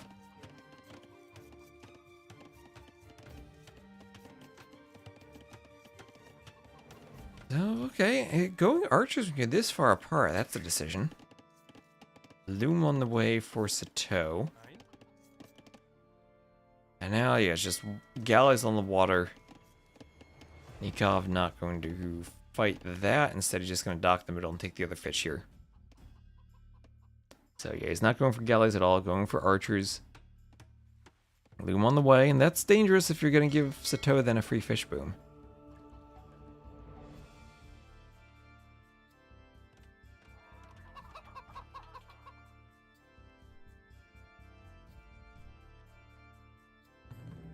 So this will come down to whether or not the archers work. And if you look at the golds, gold is very far exposed for Sato. Those are the berries and the stones with the wood safe by the TC. Always tricky to find spots on Nomad where you can do damage because the TC does such a good job of protecting a large area of your base, but I think this is a very clear attack avenue with those archers. Oh, but in the middle, Sato gonna dock the middle. Well, fire galley immediately from Nicov. Nicov just wants to fish in peace. And archers will chase the vills back to the berries of Sato.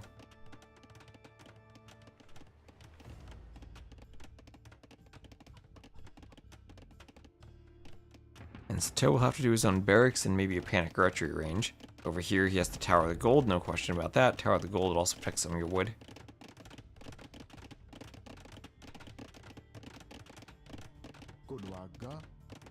Archers come over, walls are up. Tower is not finished.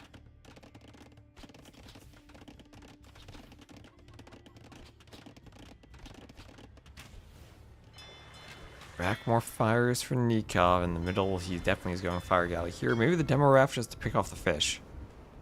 That's a lot of fish already taken.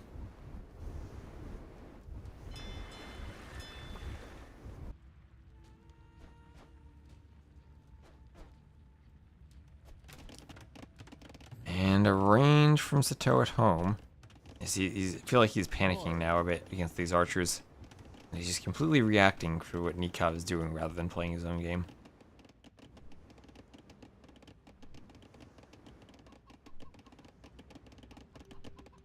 It's a lot of vills on wood. One wood line. I'd probably take the ends in a second lumber camp up there. I want to see where this demo raft goes. There's one inside.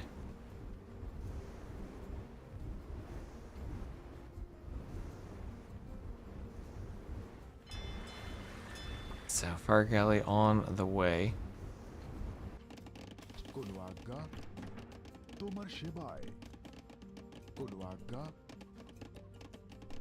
And archers finally forced back by a couple of skirms.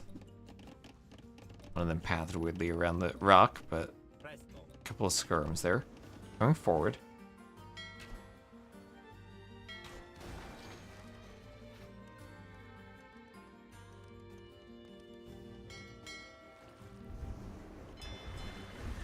Alright, fire galley.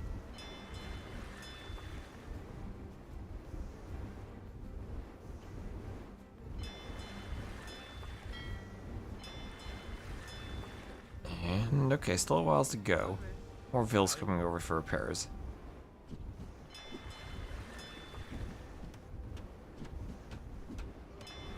Okay. So, Nicov's still trying to hold on to this pond. There's a demo. Okay, there's the demo. There's the demo. A defensive demo out.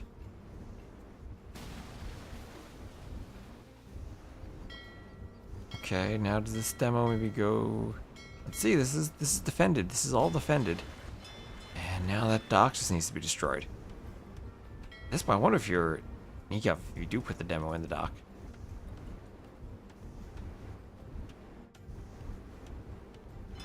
Yeah, I was just trying to see this dock not go down. Meanwhile, on the water on the outside, does feel like a couple of fires came out for Nicov, trying to scare the fish in the north. And we'll have Castle Age first for Nicov. Okay, even with the presence of the cheaper Italian Castle Age, the galley player will go up first. They will get an extra couple of vills on their way up. Skirms are there. Attempting to repair that dock is... Okay, attempting to repair the dock is one of Sato's vills. Yeah, that's a fair bit ahead. I mean, is this... With how trapped Sato is in feudal, is this GG when Nicov hits castle? I mean, Nicov hasn't really had to do too much this game. He had 19-3 KD, but he just went water into fleeing and redocking.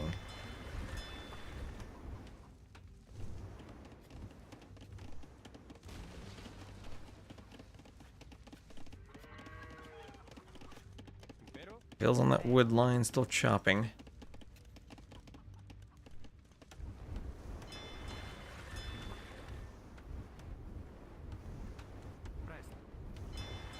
Dock will need some repairs.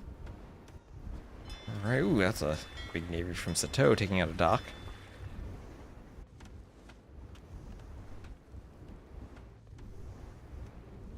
And Sato is still not up. I mean, he's not too far away by being Italians, but this is going to be a far delay for him compared to Nicov.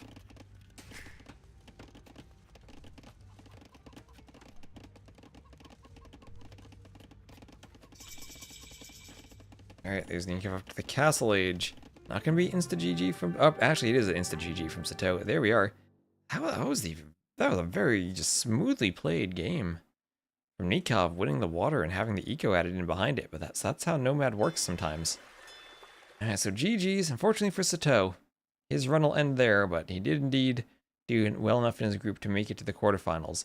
So 14-10 KD in favor of Nicov, but the real difference is the eco collected there between fishing and the extra villagers. And just general Bengali smoothness.